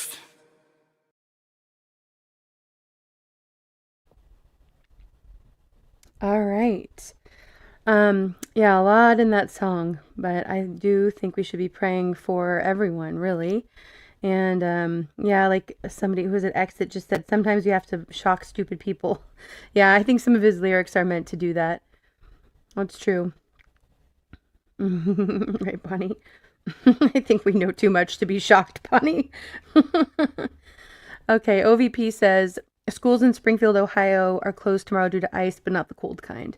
Yeah, they did that here in Seattle. I don't know if this is the situation in Ohio, but in Seattle, basically they had been telling people to report ice whenever they saw ice activity, call it in and report it, but don't report it as ice. Just say it's an armed masked person that's trying to abduct someone or something along those lines. And so it was kind of like the opposite of swatting, sort of. And so it's causing all sorts of problems. And then the amount of fear that they've put out towards any people of color in this, especially in, I think, sanctuary cities and liberal areas, it was causing a lot of people to have a lot more fear than they need to have, in my opinion. But anyway, so they closed the schools because of that. And it's just crazy what's going on in this country. We had middle schoolers walk out with their teachers. Yes. Yeah. I don't know if we'll get to those videos tonight, but we talked about this a little bit last week. And yeah, there are there's elementary schools even that are having, I've seen down to kindergarten level that are hosting protests during school hours. Yeah. Who would have thought, I mean, that we'd be seeing, the schools go against the the federal government. Pretty wild. Because Pretty wild. kindergartners know what's going on. Right. Yeah. And that's the fear, the divide and conquer. They're pushing 24/7, especially on mainstream media. So Yeah. can I ask why you thought that Tom McDonald song was divisive? I think that he has a few songs, and maybe I'm kind of bringing those into this one, but where he's really kind of being a part of that, I think divide and conquer a little bit too much for my liking. I don't mind calling out, obviously, when people do things that you don't agree with.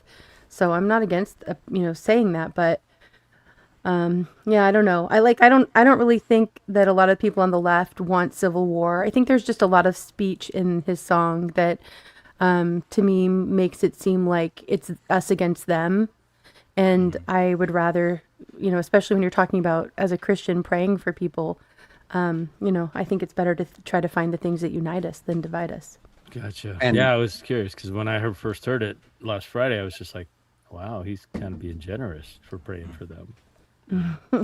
And that's probably what he's going for. well, don't forget that there was a country song that said I'll pray for you, but it wasn't good prayers. It was like saying I'll pray that Jerry. a vase falls off a windowsill and hits you in the head like I wish I could, or something like that. Well, it made me think of after 9/11. Who was it? His name's not coming to my mind right now. Somebody will know. The country singer Toby Keith, who did what is it? We'll shove a boot up your ass. It's the American way. Yeah. But at least it was it was like unified as a country. We would do that together. You know what I mean? Right. But also, Tom McDonald is like his longtime partner is a Rockefeller, so which could be nothing. I think they're married, aren't they? But Definitely has a part to play in the divisive Right. nature of some of his songs, which I'm not trying to say any of his songs are outright bad. I like his songs, and my friends listen to them. Right, Mr. And but I be did divisive, notice yeah. when he started basically dating that Rothschild or that Rockefeller girl, and it Nova. seemed like he really blew up after that. Yeah. And he shifted a lot of his narrative then too, which, part of it could be the times we were in and his own personal journey, Especially when he first came out, it was very much anti-establishment, and then after Nova, it was very much left versus right. Right. Yeah. Bran, thank you again for being here for the first half. Much love to you. Thanks for always being here, Bran. I always am glad for your support. I hope you have a good night. I don't know. I like Tom McDonald, but I think it's like a cookie cutter song in every one of his songs. Good to see you, Navy Vet. It's just a different melody and beat, but it's almost the same thing over and over and over and over and over. Right. Yeah, Bonnie said 2 wings of the same bird. Don't be sorry for that. That's what I'm always saying. And I think most of us here really do kind of see that.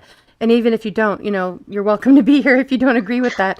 But I do think that might be part of why. Like, it just seems like it's that us versus them. I don't like that narrative because I don't think that's reality, And with the way things are going, I mean, with the next presidential debate, it could just be a diss track, Tom McDonald versus whoever wrote F Trump. F Donald Trump, you know, they could just one topic at a time diss track each other. I'm just kidding. Right. but- Magavelli, good to see you. And Magavelli also. Oh, somebody's got an echo going. D-Dog, that might be you. No, Ben ain't. Nope, wasn't you. Hey, D-Dog. Good to see you, buddy. Hey, Shaggy. Like, hey, what's up? He's like Shaggy. Music Man says, nothing better than a man speaking his mind, and we need more truth of everything in progress. I am all for free speech and people speaking their minds, even if I don't agree with it. So I'm with you on that one. Well, he also calls me Shaggy because I do the Shaggy voice. Like, hey, Scoob, what's going on? That is pretty good. No, I call you Shaggy because you got a little bit of mold on your chin. I know. Oh, Navy vet. I'm trying to be like you, man. That's horrible. I just can't be as awesome. A few more years, you'll get some man hair. Yeah. Don't bite your tongue, Navy vet. Speak it out. That's bullshit right there. For sure. Yeah. Okay, the shirt. Indy, do you want to do the shirt on full screen? Yeah. Somebody still has echo going. I'm not sure who it is, but we'll figure it out. Okay, yeah, let me get you over here. I'll change this shape too so we can see you. Oh shoot, we knew that. Yep. No, for those who might not know, D-Dog always has really awesome shirts and all sorts of like cool knickknacks surrounding him too. There you go. All right. We do have some videos, you guys. We have a lot of videos tonight, but I'm going to kind of break them up a little bit. There's 3 like short, 1 to 2 minute videos we're going to start off with pretty close together. And this first one is by IMA, and she's an independent musician who is also a doctor, and she kind of, I shared a lot of her music and her story here before, but she kind of, I don't know about woke up, but she learned a lot being in the medical field during the pandemic, and so started writing songs that were speaking out about truth. And she was censored and kicked off of her label, actually, because she wouldn't change the lyrics. And she never, I don't think I've ever heard her share exactly which lyrics, but in one of her songs in particular called Carmageddon, I think it could have been many of them. But, the same people who are our greatest allies that we're not allowed to speak against, I'm pretty sure it was a lyric about them. But in this, it's not her singing. This is just her kind of sharing her perspective of some things going on, and I like what she had to say. Here we go. So I'm just laying in bed thinking about what's going on in the world, as usual. And obviously the Epstein stuff is horrendous, disgusting, purely evil. I mean, I'm not even surprised. The stuff that they're telling us, I heard about years ago, and it's called conspiracy theory. We can see how that word's been weaponized against us, right? To just totally shut down dialogue and thought and make anyone who questions the narrative seem like a freak. Let's read between the lines there. I just really hope that obviously these people can be, punished, which many of them won't. But that is the world we live in, and that's fine because, justice that doesn't happen on earth happens in the spiritual realm. And that shit is far worse than justice on earth. I fear the stuff that happens after death much more than the stuff that happens now. But I hope that one positive of all this is that people maybe stop and question what they've been told and what they thought was truth. And perhaps realize that maybe authorities and the government and many of these elite institutions don't have our best interests. There's no pointing in hating each other. Actually, if anything, we should unite even more. Humanity should stick together even more during these times. Just realize there really are dark forces going on in this world. And all of this just reminds me that I just want to get closer to God and get closer to the light and just find that peace. Because no matter what, we can never stop all the evil in the world. But we don't have to. That's not our role. We can just work on ourselves and be kind and love. But I think it's really important, though, that we do speak out against injustices, because that shit ain't right. And not hate on each other. That's exactly what the powers that be, who orchestrate all this darkness, actually want. And when I say darkness, I mean evil. Like, the least useful thing we can do is hate on each other, especially online. Let's turn that energy towards cultivating a better life for others, helping others, serving others, enriching the lives of others, bringing that rainbow to people's lives. Speaking against all these lies as best we can, and also enjoying everything each day because life is so short and it's still so beautiful, and that's really important.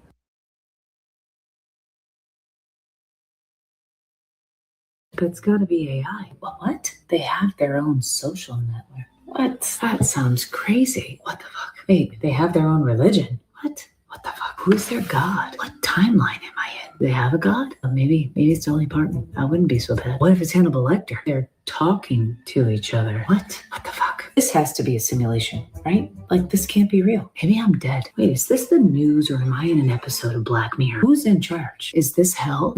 No, hell would make sense. Oh, that is real. Shit. What the fuck? I did not consent to this. This is hell's waiting room. This is way too much for anybody. I would like a refund. Did my nervous system just file for early retirement? Because I am overwhelmed. Are we being punked? But maybe this is hell's hell. They're doing what? That's what it is. Where's the eject button? I'd like to get off this riding roller coaster dumpster fire bullshit. No, seriously, what the fuck? I'm tired. That makes sense. This shit is wild. Please just be a prank. Why is everything on fire or collapsing all the time? Is there a manager? They probably quit. I would quit. What the fuck? My soul has left the chat. How are we just supposed to go to work? Like, good morning to what exactly? Okay, but like, what are we doing? Should be doing something, anything. Everything is fine. We're all fine. Oh, good. It got worse.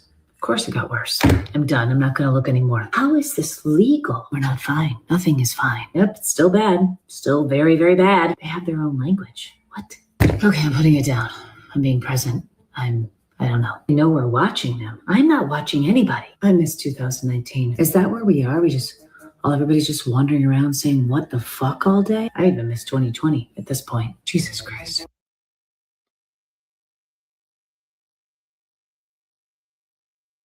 Actually, I think I can. I love that lady. She's such a I think riot. what took common sense out of the equation was this new connected age where what you could do is essentially doctor shop for your worldview and then find validation in it and say, I'm right. Okay. What I mean by that is folks that live in echo chambers, algorithmic manipulation of your social media input, all this. Sorry about the throat. Too much just manipulation or things where people, your personal worldview tends to be amplified and encouraged based on the internet's ultimate programming goal, which is to keep you happy and scrolling. So now all of a sudden you get this phenomenon. Everybody's an expert. Everybody is right.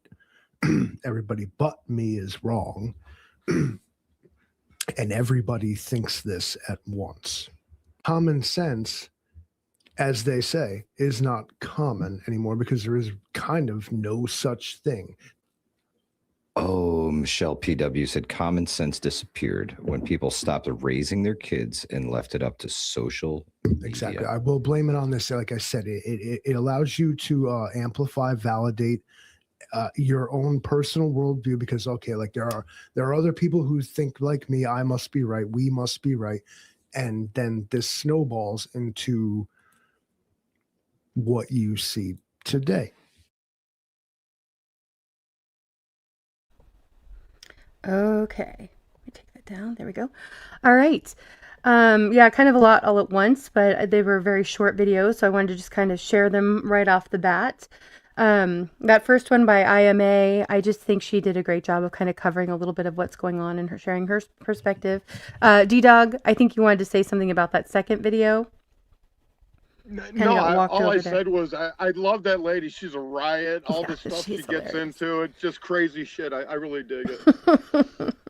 Yeah, but that kind of reminded me of a video we played a couple weeks back. That was sort of a compilation of people saying, "What the fuck?" You know what I mean? Like basically saying, "What is going on? Yeah. Has reality shifted? What's changed? Is anybody else feeling like I do?" You know, I think a lot of us have felt that at different times, and she presents information in a really like comical way that kind of makes it lighthearted. Yeah, I like the F-bomb. That was cute. Mayhem. Right, Tiff. She is my inner dialogue. Okay, nobody mute. Somebody has an echo, and I'm going to figure out who. Is it me? It might be Daryl. Let me see. I unplugged my microphone and I changed the setting. No worries. I will change it on this side. There we go. Okay. Oh, good. Great. There's the F-bomb. Yeah. You've got plenty of F bombs here. Love it. Oh, yeah. Oh, Dana, if you're taking off, much love to you. And thanks to everybody who came in. I saw Rabid. I know I saw others too. That last clip there was Hudson Valley Prepping and Survival. It was on his stream, but it was Livingston Man speaking. And I really liked what he had to say too. I fully agree. I think there's, I don't know, there's just so much going on that seems so controlled and manipulated, right? You know, I wanted to, oh, sorry, go ahead. Yeah, no, go ahead, Daryl. You know, I know about these, I don't know that much, you know, but I know how the algorithm seems to feed me stuff that I'm interested in. And I stopped watching television in 2021, I think it was, because I just didn't feel like I was getting anything honest out of anything mainstream. And I just went exclusively online for information. Good to see you, Devil Dog. Pardon me? Oh, I was just saying hi to Devil Dog. Keep going. Okay. Right. And I didn't, something happened where I couldn't log into my YouTube channel, and it just gave me a generic page. And I saw all of this like propaganda and news from the mainstream media. And I was like, oh my God, you know, this is never appearing on my regular pages, you know? Changed up your algorithm. Oh my God, I just couldn't believe the things I was looking at. It was just one thing after another. I'm thinking, how much of this could be possibly true? It was just so like outrageous and you know, fantastic and clickbaitable. And I'm thinking, how many lies are out there that everybody is buying because they still believe everything on the news is true? I feel like there's so many, there's like all these echo chambers, and like Livingston Man was saying, the algorithms have a big part to play in that. And I agree, Daryl. And, you know, I know like Algo says that he doesn't turn on his, you know, autoplay, so it doesn't play next automatically or give suggestions. And, you know, there's some ways to try to kind of like, and he turns off his view history. And so there's some ways to kind of keep it from, you know, sort of learning you, I guess. But at the same time, I think it's really difficult to just kind of get out of those echo chambers. And I commented this on that video clip actually, but if anybody hasn't seen A Social Dilemma, it was I think 2020 or maybe 2019 documentary, and it's really still worth going back and watching. That was a huge part of kind of my waking up process, was that documentary, because it's a lot of the people who were involved in the beginning of tech, like people who were high up in Google and Facebook and Twitter and whatever, and they're sharing what they intended, you know, what they intended these algorithms to do. Like even something as simple as the thumbs up or the like button, you know, the person who invented it didn't think of how it was going to cause a dopamine hit and rush, and that it was going to end up becoming addictive, and that children would end up doing things for likes instead of appreciating having something liked, for example, you know, and just simple things like that. But then also how the algorithms got kind of out of their control. And it also explains how, which I think most of us, I hope, are really well aware of at this point, but how the algorithms for each platform and each app that you use are constantly trying to get you to send you notifications to get you re-engaged, because they want your attention in their app or their platform as much as possible. So when it does that, what it ends up doing is creating an echo chamber, because it finds out what you want to hear, and then it keeps feeding you those things that you want to hear and you want to see over and over and over again. So you feel justified in those beliefs, even though that might not be reality, you know, but you're having it confirmed over and over again, because that's what's going to keep you engaged, and the algorithms have figured that out. I didn't figure out anything, but it's about engagement for sure. Right. Yeah. They want your Did I eyes. say? I don't know. They want your eyes on their screen. Yeah. Zio, yeah, thank you for sharing your music with us. And Lisa, much love to you. Thanks for all your help. Devil Dog, I'm glad you're here. Both Devil Dogs. Yeah. And right. They want your they don't care attention. what your belief is. They don't care what your belief is. Good night, mystery. It doesn't matter if you're left or right or upside down. If you're upside down, they want your eyes on the upside down. And it is about attention. And I think attention is energy. And I think that's your currency. Right. And I'm not trying to sound like a, you know, some.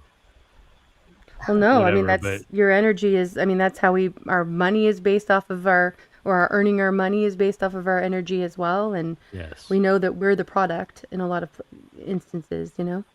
I think God allocates Right, each Jerry. one of us X amount of energy.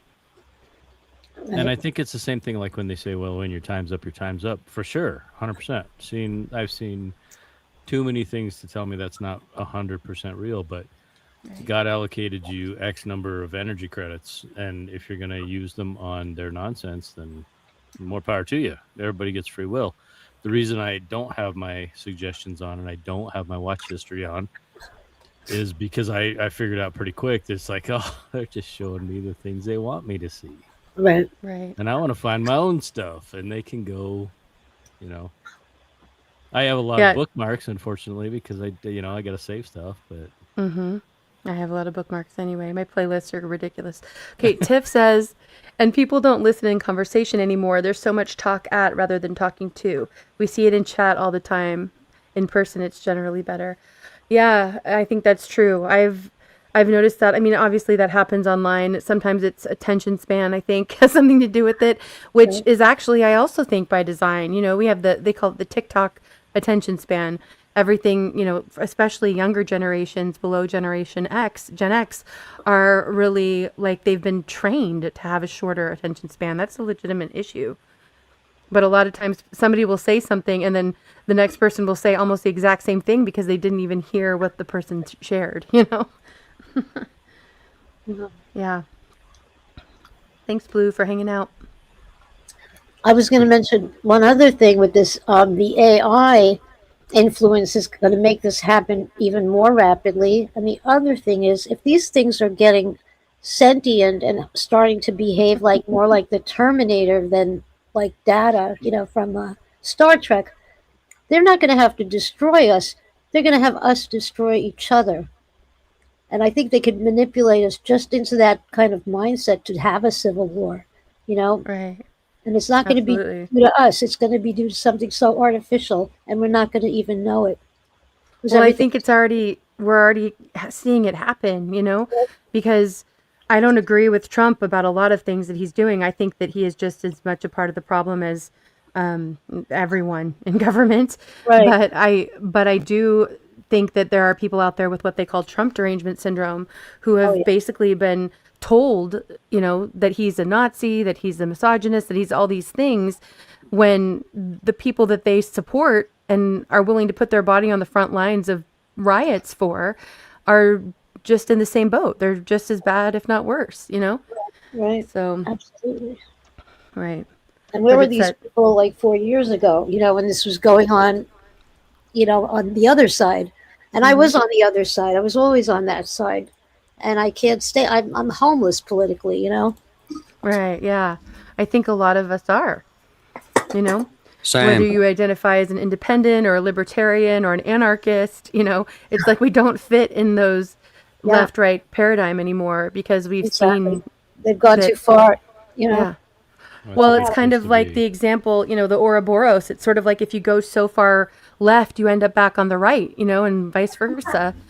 And we're seeing the extremists on both sides, you know, that's what they cover mostly on the news, you know, so true. It's that echo chambers again, you know. It's like if you look at racism, you know, like a lot of people on the left have been told over and over and over and over again since Trump ran for his first term that people on the right, and now you know, it's not Republicans don't exist. It's the right doesn't exist. It's always far right extremists, right? That's all they ever say, that they're racist.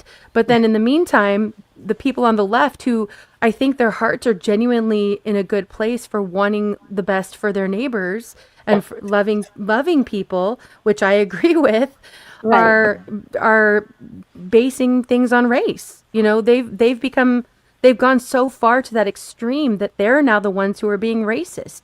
Right. You know, there's that clip of the black ICE agent who he was called the N-word with a hard R, you know, a house N-word, because he was working for ICE, you know, serving the country and trying to get people who had broken the law to serve justice, you know, or to have justice served to them, I guess would be a better way of putting it. But, you know, so it's like, that's just one example, and I've seen it personally. That was something that I saw. I've shared the story before, but even amongst people that I knew well, who I don't think were racist at all, I saw in 2019, people that I know and love who I don't consider racist who were calling me racist for not supporting Black Lives Matter, were telling a Black conservative friend of mine, calling her an Uncle Tom. So it's like that's just one example, and I'm not trying to pick just on the left, because I'm sure we have ways on the right that we get to those extremes too. I've seen people in chats who don't care at all about anyone on the left or who considers themselves on the left, and we need to be careful about that.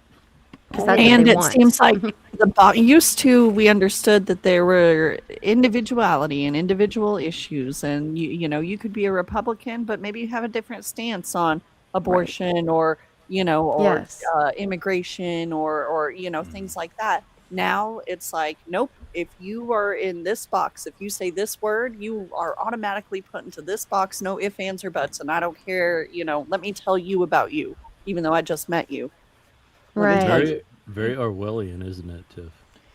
And the funny thing is, I'm glad you brought up ICE, because the other day I actually looked it up and I was going to make a video about it. And what people don't understand is, it's it's about 22.5% are Latinos in ICE.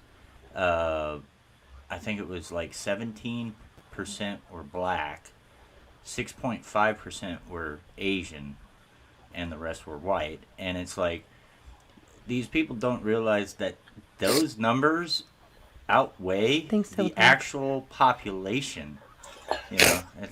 And these are Hispanics that are actually, removing other Hispanics, other Asians, other people from that have overstayed their visas, or and I like that video too, where that one Hispanic ICE agent was like, we are trying to arrest a child predator. That's who you are defending.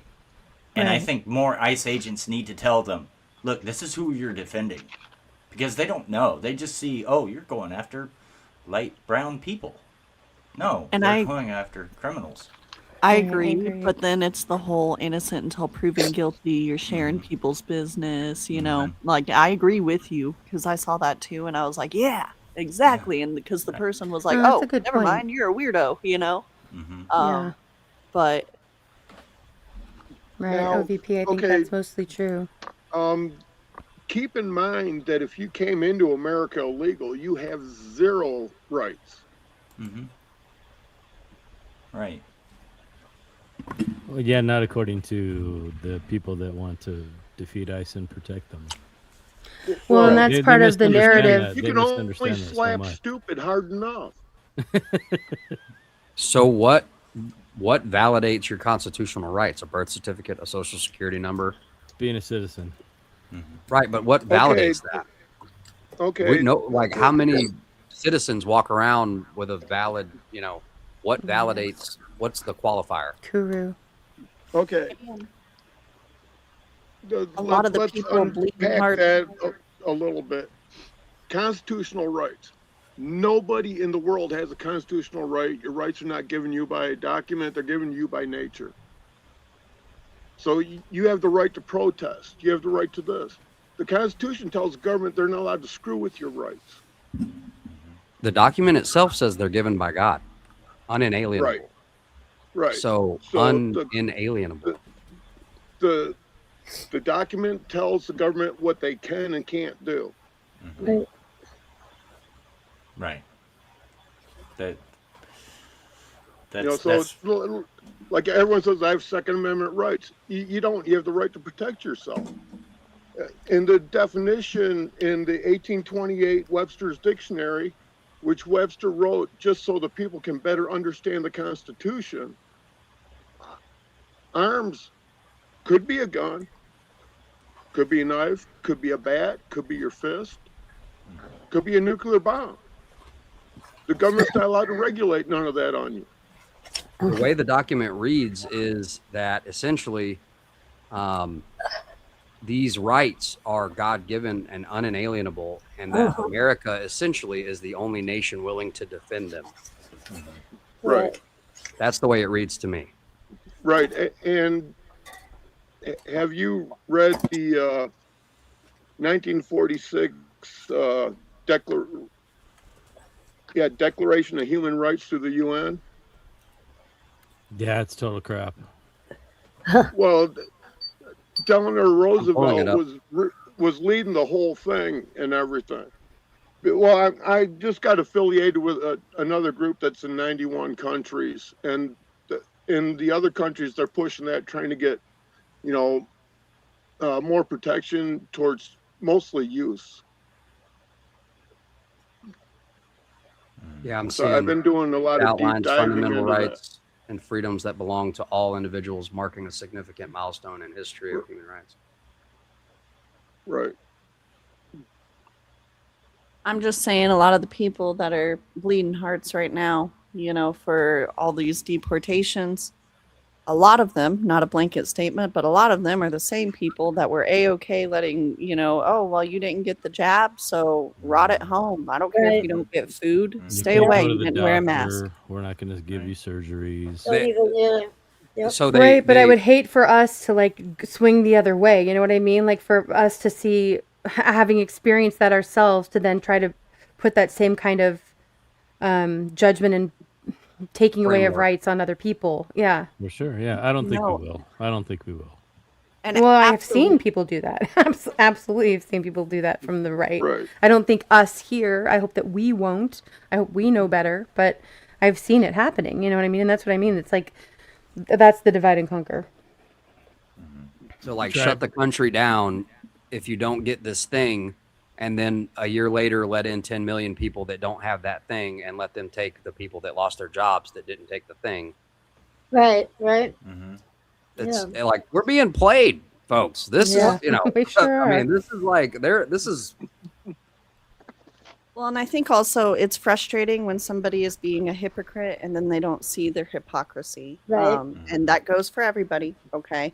Yep. But Right. that's the thing that, when you try to point out and then it gets told, oh, you're twisting it. No, I'm not. I'm trying to show you that by your own logic, okay, you are being a hypocrite. You are being the thing that you claim to be against. And that's frustrating to try to express to somebody and then be told, oh, you're twisting it. Right.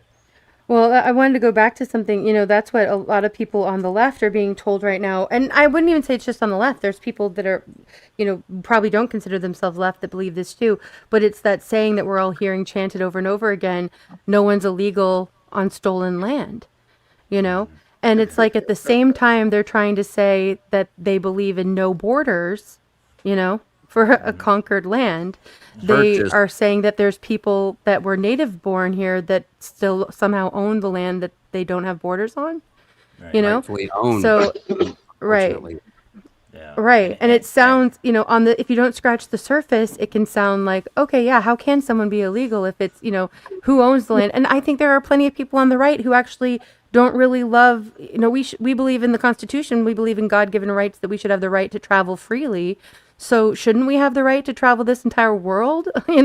So there's people, it muddies the waters, it does. Right. And there are so many good-hearted folks as well as younger folks, and they're not paying attention to anything most of the time. And when they hear a phrase like "no illegal people on stolen land," they're like, "Ah, right, see."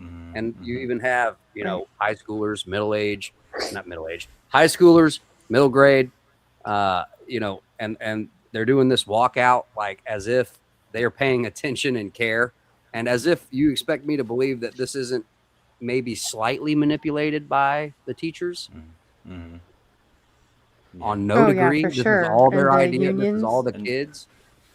And I love those people that keep talking about stolen land, and it's like, okay, well, you're also on the stolen land, right? Are you willing to go back to wherever your lineage is? No, you're Billie Eilish. Guess what? She went back to her little mansion behind a gate, but she doesn't believe in borders, but yet she has a border around her house. Yeah. Make that make sense. And that tribe that's supposed to own that land that she said she lives on stolen land is actually suing her to get their land back. Oh, good As for they them. should. Hold her I swear feet to to God it. they are. Right. Right. But I think the thing people don't know is that the Treaty of Guadalupe, Hidalgo, and the Gadsden Purchase bought California, Arizona, New Mexico, part of Colorado, part of Utah. It wasn't stolen. No, it's No. this land was conquered and purchased. Part of Yeah. it was conquered, and Louisiana other parts were Purchase. purchased. Yeah. Manhattan. Yeah. And that's what's happened everywhere throughout the globe. I mean, that's how it's always been. Because it's you either can't- through conquering or purchasing. You can't. Well, they but also you can't lose say last we're time. a country of immigrants, right? Okay. Well, no. Originally, we're a country of settlers. Immigrants go to a place that's already set up, Right. ready. You know, settlers go to a place that is wooded, has no buildings, nothing, and they go, "Oh, this is a nice piece don't of even land." get into the founders if you know you know. Yeah. Yeah. So they're just like, hey, we're going to build up a society here. And then, oh, guess what? Then the immigrants come.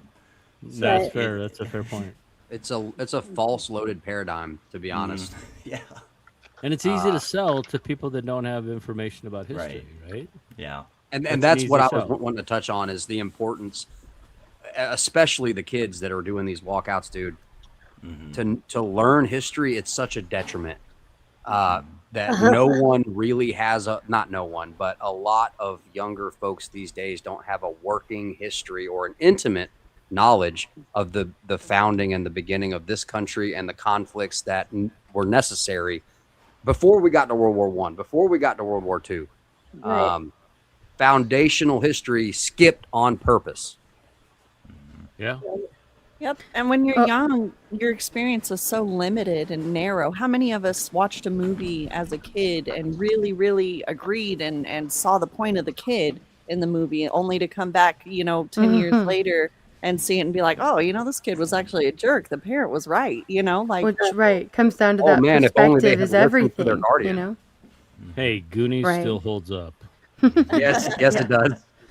But, Ohio Valley Prepping says there are only laws for poor people, and I do think we need to touch on that because it does seem like there is, a multi-tiered, maybe two-tiered justice system for sure. Well, this is bringing it back to the classist discussion, or how right now classism Because we is follow being the laws masked. of the land, Bonnie. It's being Sorry, go ahead, masked Landon. by red and blue. There is a classist situation, okay? And Right. this is all about, man, history is so important to learn, okay? And right now, I believe it's being covered up with, like, hey, we're all cool. We're over here on the red team. We're all the same thing. But, I mean, not if we go to each other's houses. You know what I'm saying? And it's so, I don't know. It's a big topic. That I think it touches on classes. Right, Ian. Well, yeah, Landon, and I think it's something that's really amazing about the American experiment, as they call it. The people that I know in the UK understand it's about rich versus poor, or rich Yes. and poor. And the people in other European nations understand that. And the big ruse that they pulled with the American experiment was all men are created equal unless you're rich. And we really didn't get onto that until like maybe 2001, September 11th, something happened that day. I can't remember what it was, but something happened and people started looking around and saying, wait a minute, this is not the thing we were told. That's right. Right. Because it is classism. It's the golden rule. He who has the gold makes the rules. Right. But And we're the rest beyond of us- that. Well, And that's what you're Alan, glad you seeing got is that, like, that's what they'd want you to believe. We're beyond that now. This isn't classism anymore, Right, and it's Kate. absolutely, it's still what we would call the elites. It's the elites emotionally manipulating people who have a heart and a lack of information to do their dirty work. Yes, and we changed that name, by the way. I don't know if you got the memo, but they're now the deletes. The delete. Okay, The I like deletes. that. Yeah. Good one. Exactly. Just for the record, even the settlers that came over were sanctioned by the authority. Like they had documents. They Yeah, the had crown said, "Go get it." right. Yeah. Like they had permission from their leadership government, if you Totally will. needed They it. didn't just arrive illegal. You know what I mean? Like, and arguably, you know, they were illegal to this land. I understand that point. I'm not trying to be divisive here, but arguably they did have paperwork. Do you have a flag? No kidding. That's the best. That Monty Python sketch is very remember spot on. Cat, maybe. And I think part of it is, and for real Christians and real people who have a relationship with Creator, borders are lines on a map. They're nothing more. Laws are words on paper.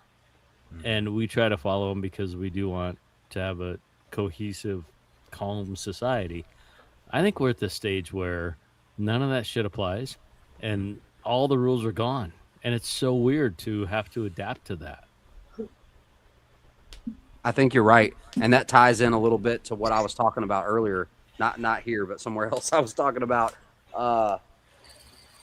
It's almost like, look, because me and my son watch this YouTube channel called Periscope Films, and it has all these really awesome old school videos that give us a look into, you know, how things used to be here in America, and basically. They have slowly conditioned us through whatever you want to, media, music, movies, to lower our level of acceptance. Yes. Okay, of lower what we are willing to accept, and I mean, I could drag that topic out and tell you how it's working towards a dystopic end.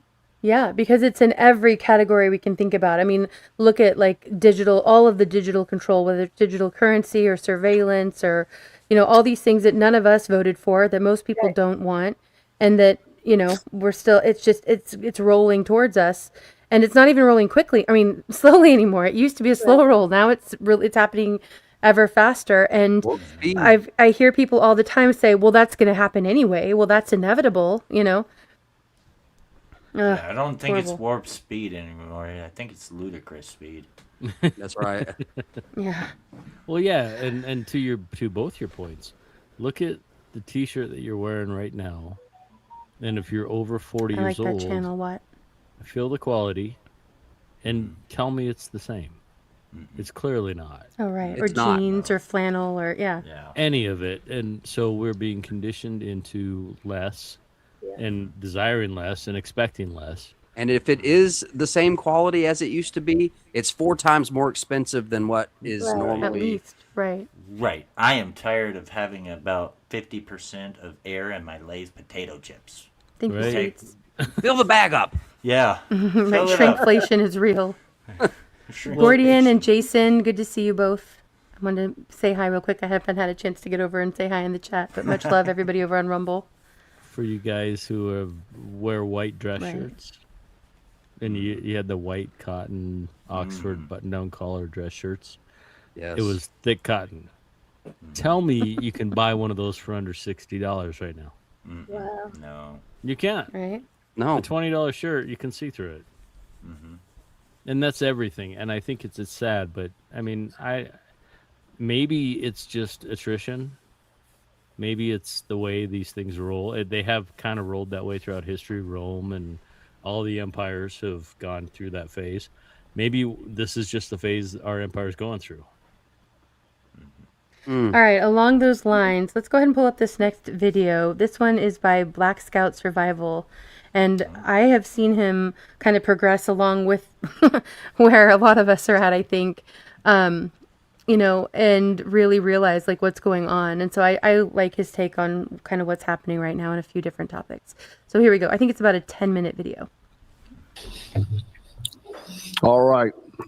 So apparently we're just saying New World Order out loud, like it's casual, like it's normal, like it's not a phrase that used to get you labeled a tinfoil hat psycho or banned on every platform in existence.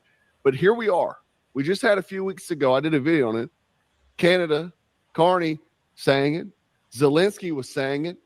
Now we have J.D. Vance that is saying it on camera without even flinching. Check it out. There's a real question about whether there's a massive shift happening now in terms of world alliances long term. Well, it's definitely, I think, a new world order. I think the president has sought to it. There's a new world order in trade. There's a new world order in globalization and the way that we invest in our economy versus, foreign supply chains. There's a new world order, and that the president is willing to shake up some old alliance structures. I mean, NATO, I think, is much different because of the president's leadership than it was 10 years ago. It was sort of coasting. It was effectively a protectorate of the United States of America. Obviously, you saw what happened in Venezuela. So, yeah. At this point, it's like, oh, you didn't get the memo? Yeah, we're calling it out now. That really should bother you. Coming from J.D. Vance, and it's no surprise that J.D. Vance is the one that's saying it. Because here's the thing, guys. Phrases like that don't just magically enter the polite conversations, okay? They just don't. You don't resurrect language like that unless the plan is already far enough along that you're done pretending it doesn't exist anymore. That's rule number one. Now, obviously, biblical, and we're going to get into that too. But before the Reddit commandos and YouTube experts start typing with their Cheeto dust fingers, let me make something clear, okay? Again, I've been saying this for months now. This is not left versus right. This is not Trump good, Trump bad. This is not Republican versus Democrat. This is not any of that. And if you're still thinking in teams, you're already behind. Because what we're watching is technocracy. Most people don't even understand what that means, which is exactly why it's working. Technocracy isn't communism. It's not fascism. It ain't even globalism the way people think about it. Technocracy is when the power stops coming from voters and starts coming from systems, from platforms, from data, algorithms, from people who don't run for office, that's not elected, but they manage the reality that we live in. So we can start off by talking about the elephant in the room, Palantir. Been talking about it for a while. Every time I say that name, I can feel the algorithm start twitching. Let me make this clear. Palantir isn't a political party. It isn't a political campaign. It doesn't argue on cable news. And Palantir sees everything. Palantir is plugged into military intelligence, federal law enforcement, border enforcement. Now, famously, we find out it's in ICE, even looking at you at home. Financial systems, health data, foreign governments, active war zones. That is not a conspiracy. That's the freaking brochure that they hand out. And I've been saying this, people aren't listening, but immigration, this ICE movement, it's not about immigration. It's about surveilling you, just like the Patriot Act, 100%. 100%. They're plugging in to keep track of you. Now, this is what Palantir actually does. Stripped from the PR nonsense language. What it does is it takes chaos, millions of people, movements, transactions, communications, and turns it into something manageable, predictable. That's scary, predictable, because that's what they're trying to do to get to where they can predict. They can predict even elections before they happen. So that way, we don't need elections anymore. Oh, instead of elections and allowing the people to vote for this, why don't we ask the algorithm, the AI, to nominate? We don't even need a president anymore. We don't need anybody. We're going to just let the AI figure out our societal structure, right? We're talking about optimized control. You don't need a police state when you can anticipate the behavior. And one of Donald Trump's good friends that just was up at the White House eating dinner with him, he said it himself. The next step to preventing something like that from happening again, is it as simple as people spending more money, or is there some other focus that has to be the focus of the world? Well, you have to do constant surveillance. They're not even lying about it anymore. They're just telling you, we got to surveil you at all times, man. We need to know what you're doing. That's technocracy. You don't crack skulls. You just need to nudge systems. You don't need to ban things. You just throttle them. You think you have free speech, but you're like me, talking in an echo chamber of people that think like I do. You don't need to silence dissent. You bury it under noise, friction, and inconvenience until people give up. You push the nonsense. You keep people wrapped up in algorithms for hours on TikTok and scrolling on what's it called? Instagram. Scrolling, looking at funny things, cat playing with balls, right? Or maybe females in bikinis and thongs, or maybe some other political nonsense echo chamber. Now, what we got to do is start off with the guy who sits right in the center of this web. And I mean a big web, a nasty web. Peter Thiel. Peter Thiel ain't a politician. He ain't even a cultural warrior. He's not a guy who even posts on social media. He builds power quietly, like adults do. He funded Palantir as well as a lot of other things. He funds political candidates. He's an investor.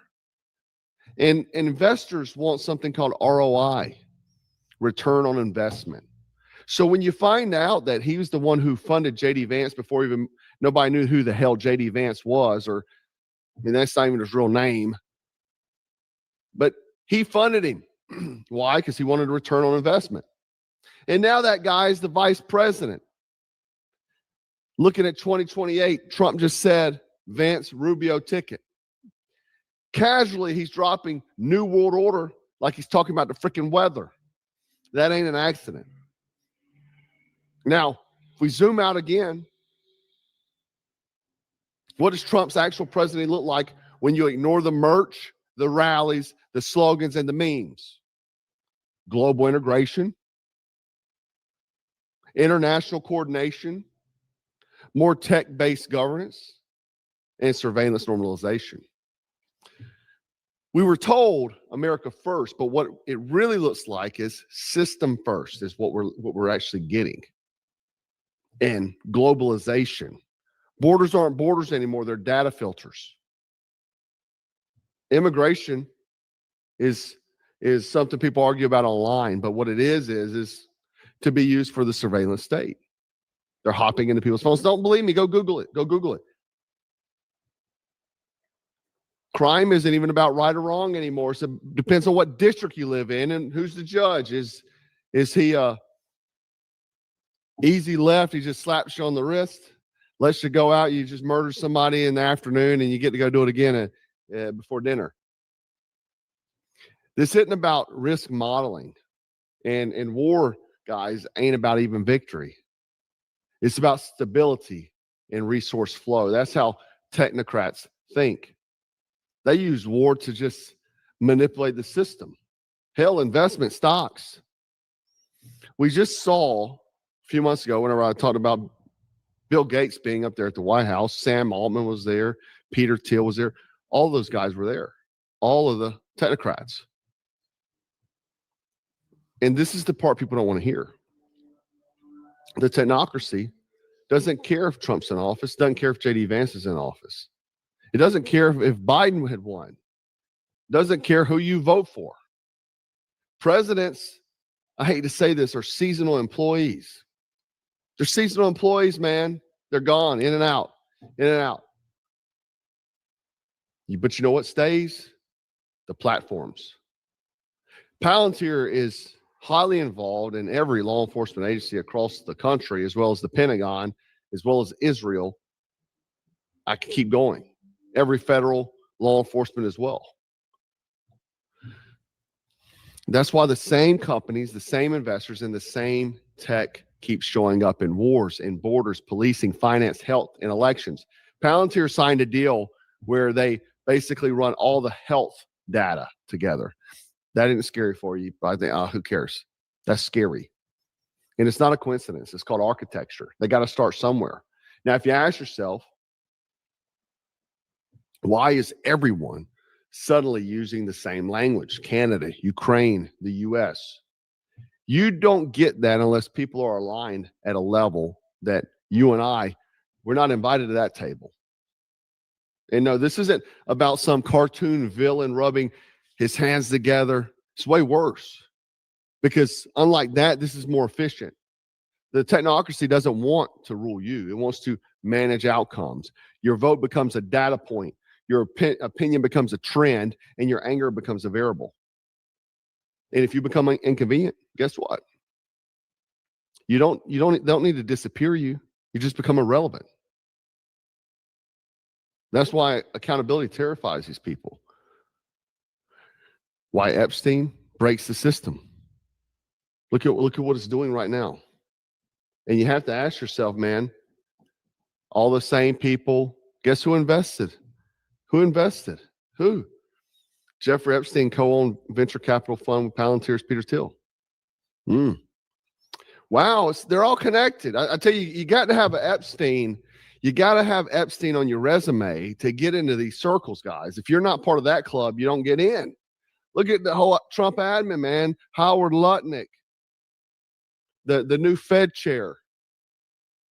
Elon Musk. If you're not in the files, man, you're irrelevant. Really, you are. I saw this citizen journalist the other day track down Peter Thiel.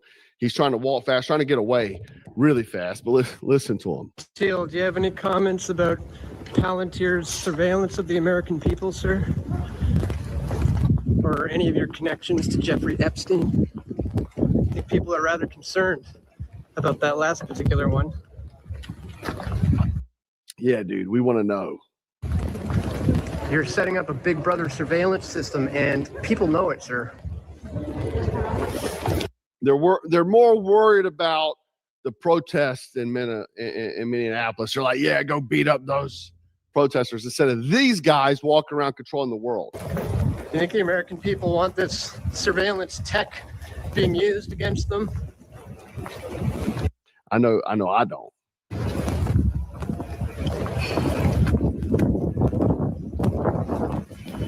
Any comments at all on the Epstein connections? You're meeting with them? Mum's the word. It's funny because I played a clip the other day in my video about the files release. I had a recording from there that Jeffrey was talking to Yuhad Barak about Peter Thiel. You need to meet this guy. We're meeting with him next week, he says. This was like the early before Epstein and him got together. But obviously, I don't know if you know much about Peter Thiel, but he's claims to be a Christian. He's a homosexual, obviously. Doesn't go together. But separate to that, he does lots of seminars and lots of talk about the Antichrist. And so when he asked him directly, it seems like you're setting up the systems for the Antichrist. And he pretty much got quiet on the question. But we just had the system break. You got some people that are just loyalists, cultists, whatever you want to call them. They're like, I'm not worried about the files. The files was the biggest breakage in the modern history of the world. Now, we have another one coming up. I'm going to do a video about that tomorrow. But that's why transparency is dangerous, because the technocracy runs on the trust in the system, not morality. I just did a video a while back about the new MAGA. The new MAGA is full of technocrats. They're planning to fund and totally change the system. Hence why J.D. Vance will be the next president, to help funnel that system in. And once people realize the system protects itself first, the spell will break. But it's hard to. It's hard to get the loyalists to look outside the box. The thing is, when you keep hearing New World Order getting thrown around like it's a rebrand, don't argue about the phrase. Ask why it's finally fitting. Ask why the same names keep appearing in the files up at the White House and so on, and why power never seems to change hands no matter who wins, because it doesn't. This isn't tyranny. Tyranny is allowed. This is what you call management. Clean, efficient, soulless. And once you see it, you can't unsee it, and that's the real problem. This is Jack with Black Scout Survival. Stay frosty, stay strapped, stay dangerous. Black Scout.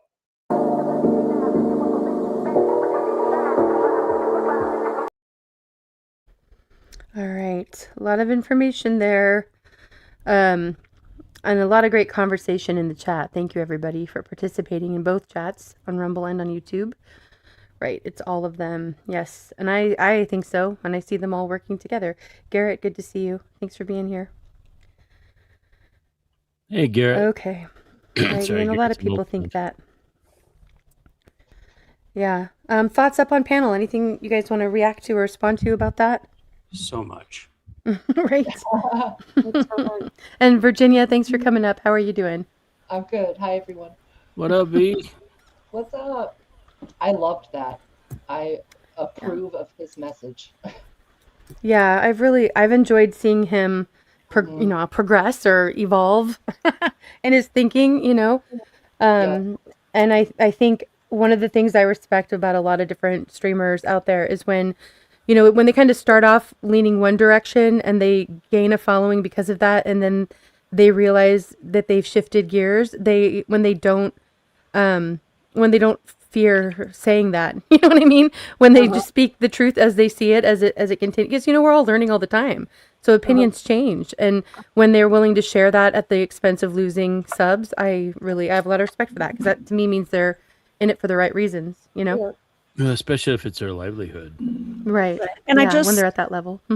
I feel like as we are seeing more and more AI development, as we are seeing more and more jobs being lost, that's where the pressure is coming in, because we have more people here than we should have and less jobs than we should have. And you know what I mean? So it's like there's more people than there should be competing for less jobs than there should be. And when the people that are here that shouldn't be here can get hired cheaper, well, where does that leave the people that were, this is where I was born and raised. So enters UBI. Right. It will have to get to a point where there's Right. universal basic income, but I believe that's not going to be until after digital currency is mandatory. Hey, Right. you Right. want I your agree. Because UBI? Well, here's your digital I think that it's also going to get tied in with digital ID and with voting. So it's all going to be connected. I don't think you'll be able to vote because they have us all, that's what they do. They create the chaos and then provide the solution. So they opened the borders and then they said, wait, we need to have ID for voters.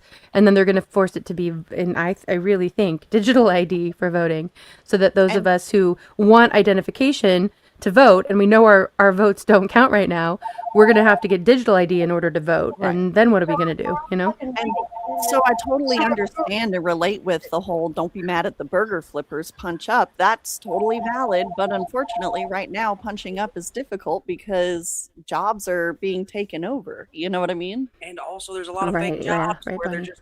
they're taking information and selling it. Yeah. Right, That's not yeah. a real job. I mean, they get And they're paid to doing do that it. across the board now. There's I don't know I'm not sure how many videos we'll get into tonight, but there's a lot about surveillance that's continual. I think there's a couple we'll play, so maybe we'll talk about that a little bit more later. But yeah, in schools, in grocery stores, in flock cameras and ring cameras, our bio data is being accessed without our consent everywhere. Walmart's. Yeah. Well, Just I saying. think that could be a backdoor to the AI voting, because your biometrics will confirm your identity. Then, are you a citizen or not? Are you this person or not? You can Right. That's what I was saying. I think they'll make it all connected so that you're what would you do, if you Yeah. can't vote without having your bio data collected and used as digital ID, then will you, And I have a Yeah, I will, Anti. Yeah, that's go ahead, Tiff. Share your thought, and then I do want to share about that. I Go have ahead. a tangible friend locally here that she sees it coming, but like it just does not occur to her. She's like, well, what are you going to do? Nobody wants the digital dollar and nobody wants this, but what are you going to do? Not go to the store? And I've tried to talk to her about, like, you can prep ahead of time since we know these things are coming, but that is so far from her. Like it's like I'm talking to air. It's hard to admit, but like there's another way of living that doesn't require going to the store. Right. And I do think that there are a lot more people who are, even if they're not there, they want to go that direction. I'm seeing that. And that's not just on the right. There are a lot of people across the board that are trying to become more self-sustaining. And it's difficult, though, because the cost of living is so high right now that with inflation, when they say it's going down, I don't know about, and I've seen prices go down in some ways, like even here in Washington, where I think we still have one of, if not the highest gas prices because of our taxes. It has gone down, But at the grocery store, prices are still way higher than the 2% or whatever they say inflation is at. We're being gaslit. Okay, I want to touch on something. We are going to go into like AI stuff a little bit more maybe later too, but yeah, in Discord, Snooks shared this with me. Thank you, Snooks. There is a new thing that they're doing starting in March, so next month, where they're going to be requiring, unless things change, they're going to be requiring bio data on everyone who's using it in order to use it beyond what they're going to call teen status. And if you're in teen status, you won't be able to accept friend requests without warnings. You won't be able to use the voice chat or be in voice channels. So it'll be really limited on what you can do without, we've seen this. I mean, they're already talking about this. They're doing this in the UK. They've been rolling this out already. I think Facebook's already doing this, isn't it? Where in order to use it, you have to use some biometric. Discord is. Yeah, Discord is starting that next month in March. Yep. So, it's coming, and we've been talking about this for a long time, but it is all rolling forward. And I don't know. I don't want to be in the mindset of it's inevitable. I just don't know. Hopefully they'll get enough pushback. I've seen tons of comments. It was an article on X that Snooks had shared with me that I shared around, and I looked at the comments, and there were a few people that were like, well, this is good, that we need to have the teens off of here. And, but then the vast majority were saying, well, I'll delete it. No problem. Then fine. I won't use it. Then good. Let's send the message. We're not going to use it, And, yeah, for Discord, what? And, I hope that people will really stick to that, because it's easy to say, I'm not going to comply, but there's consequences for not complying, and it's going to hurt in some cases. Maybe not with Discord. Maybe that's not something that's going to hurt some people. But it'll hurt me a little bit. I've loved our Discord. It's been a place throughout this entire last 6 years where nothing's been censored. We were all able to stay in communication directly with each other. We used it as the backstage speakeasies. We used to do those over there and hang out together, and we've shared most importantly, we shared information, the whole time that we really couldn't do that on certain platforms. Right. We could do that here, there, I mean. Watching.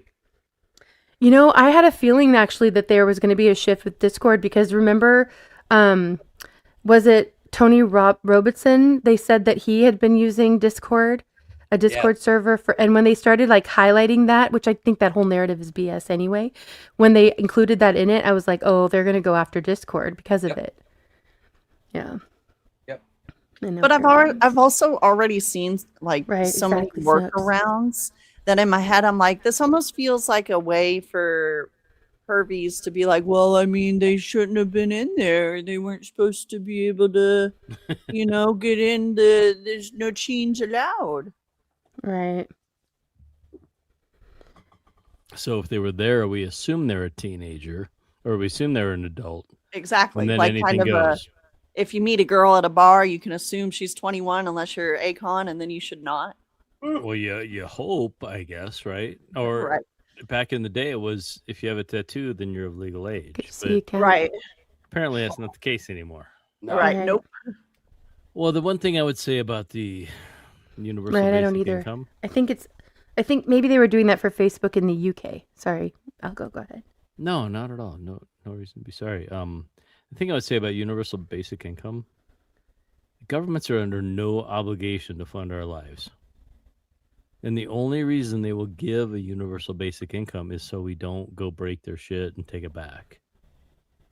That's the only reason I can see. There is no obligation. If all the jobs go away and we starve and die, government does not have a legal obligation to feed us. So when I hear that UBI argument, I'm like, well, I think it's because they don't want us to revolt. That would be the only reason. Right. That's the main fear, because, we outnumber them greatly. That's a planter. Yeah, yeah, for sure. Of course we do. Right.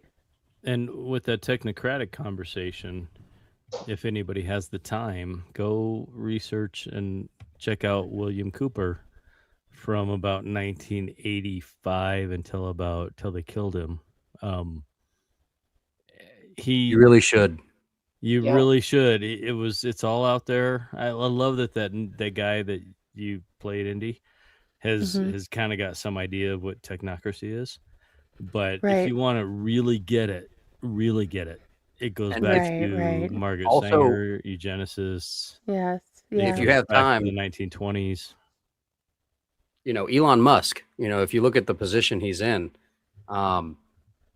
just do a little research into who his grandfather was and who he was involved with and the Right. technology that he took and was a part of, And how he And his stole parents PayPal. too. Right. How he stole Yeah, we've PayPal. talked about that. Oh, it's Okay, exasperating. so we've been talking about technocracy, and I think that that's a good thing for us to all be considering. And I think that's part of the divide and conquer again, is to keep us distracted from that. We're losing our government. What we've lost, I think I've said this before. I think we've been overthrown for a long time. We were infiltrated and overthrown a long time ago. We're just seeing and the now they're effects of it just more now. damage Right. controlling the reveal. Basically, yeah, or the devolution, as some people say. Let me read this super chat, and then I'm going to talk about this next video. John says, science, bank, military, government, and others use simulation, modeling, and run exercises in the real world to test the system and to gain funding. Yeah, good call, John. John's pretty wise. Right. Yeah, I mean, we can look at exercise 201 that they ran before COVID. And I mean, there's tons of examples, but yeah, and a lot of it's declassified, so you can go back in history and see how they've, and they almost always are following that Hegelian dialect of, creating chaos and then providing a solution that they have you basically begging for because it seems like a great idea compared to the chaos. Right. Kind of like, voting for Trump after Biden, And for with, example. with like 3 Good to sentences. see you, Catherine. I can tell you that in 1863, when they claimed to reunite the nation, and then in 1913 with the Federal Reserve Act, and 1946 with the Administrative Procedures Act, none of us who are here tonight hearing my voice were born into Right, the I nation agree. we were told. Right. None of us. OVP says, actually, I think they do want us to have an uprising. I think they have a plan for that. Absolutely. I think, I called this out. I know a lot of us agreed a long time ago, before Trump even spoke about this, but this term. But yeah, I mean, when the borders were open and with them talking about him and comparing him to Hitler, I living near a sanctuary city and in a sanctuary state, I foresaw that this was going to be what happens because I know a lot of people who absolutely have TDS. They cannot see how anyone can support Trump or vote Republican in general. They vote blue no matter who, and they always will. I mean, I can't say that. Maybe they'll change, but they always have, and they likely will because they are not exposed to any other ideas. And I knew that they would be if you follow the main narrative and you believe that Hitler was what we were all told he was, then why wouldn't you stand up against him? You know what I mean? In current time. And so they think, right. And they think that that's what they're doing. And at the same time, they think that all of us are Nazis. All of, when I say us, all people who aren't them are Nazis and, or so radicalized on our own side. It's crazy. It's just absolutely crazy. Okay, so here's a quick question. I think love is still the answer, and we need to be connecting with people who think differently than we do and, finding our common ground as much as possible. Fair. But the question I have, is it intelligence or is it they're under a mind virus or is it a I do not think it's intelligence. It's control. I know plenty of people that I think are intelligent in a lot of ways. I think it's I wouldn't even say mind virus. I think they're I say brainwashed because I mean brainwashed. I think MK Ultra has been something that they've been utilizing for a very long time, and they've found ways to work it in, especially through the mainstream news. I mean, I think that they are one of our biggest enemies of the people. Yeah, that's what I call mind virus. Justin, good to see you. Just not crazy, but just a thought. Okay, too. God, the whole universe, the earth was created off of a spoken sentence from God, vibrations, right? And so if we think about the power of vibrations and then we think about the things that have come out in the last, decade, 5G, et cetera, combined with things that may or may not be getting sprayed in the air, things that may or may not be getting put into the food, or things that may or may not have gotten put directly into your body. I think there's a lot of room for like, maybe. You're so YouTube Right. friendly. I love that. You say it What? without saying it. You say it without saying it. That was Oh. so good. Right. Politics is like a soap opera. It's not real. It's just a show. They run nothing. Yeah. Right. Yeah. I mean, look, every time you hear like any congressional hearing or whatever, I'm just like rolling my eyes because I'm like, who cares? Who cares what they're going to say to each other in their flowery speech? Nothing is do anything. accomplished. Yeah. Like no one's held accountable. Yeah, So no cuffs. what difference at this point does it really make? Oh, you quoted her. I did. I couldn't And help it. if Trump were really Hitler from my reading of history, I would be excited because he would kick out the central banks. He would get pornography off of the children. He would take the usury Oh, out of the YouTube system. police is here amongst us. I'd be Welcome in. super excited, Right. if Trump were actually like Hitler from my reading of Hitler. Notwithstanding a few glitches here and there and some influence from. Anyway, sorry, I digressed a Right. little too far. X says, disclaimer for YouTube. Everything we are talking about is not real. We are writing a screenplay that we are going to make into a movie. Please, Google Master, don't shut down the internet. Oh, Nice, Boot. love Nice you, Boo. appeasing of the overlords. Yes. Right, Bonnie, keep your inner frequencies high. Mm-hmm. Yes, I agree. Yeah, we need to do find a need to balance fix in it all things. for sure. And that's where love is the answer. It really is because, as much as we can be divided, I think it's so much easier when we're in person with people too. Because if you disagree, first of all, you're not likely to be a keyboard warrior and just sit here and rant against someone to their face. You know what I mean? But even if you are, hopefully you can find common ground more easily in person. Right. Never underestimate the power of a stupid look.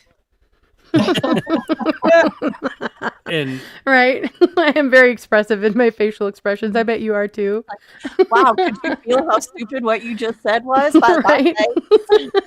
you know what's so funny, Tiff? My sister yesterday, she said a thing, and I looked at her, and she's like, "Don't call me stupid." And I said, "I didn't say anything."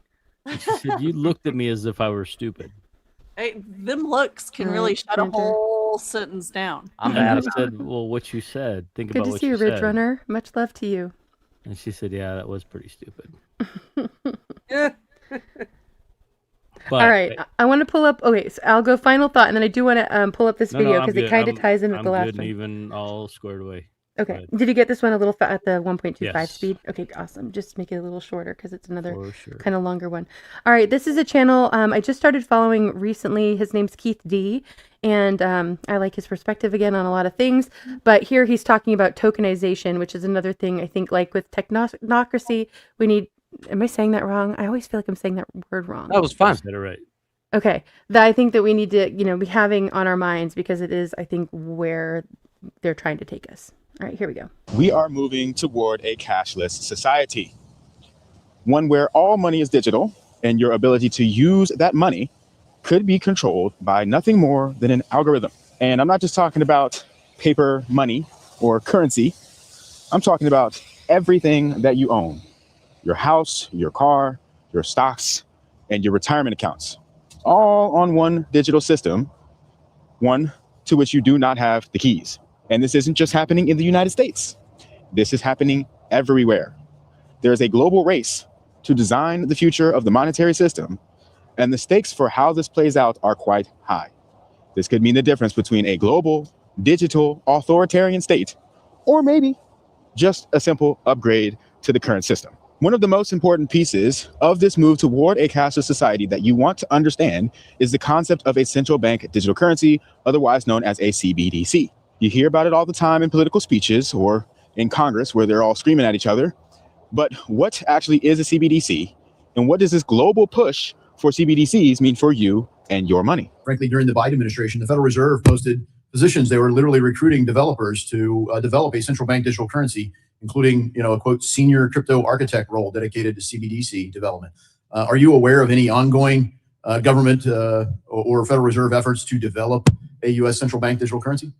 Within the administration, absolutely not. President Trump has made it clear that a central bank digital currency is anathema to the creation of the U.S. as a digital powerhouse. Yeah, and I think that approach clearly contrasts with what really China has been working on, is essentially managed, basically programmable money by the federal government.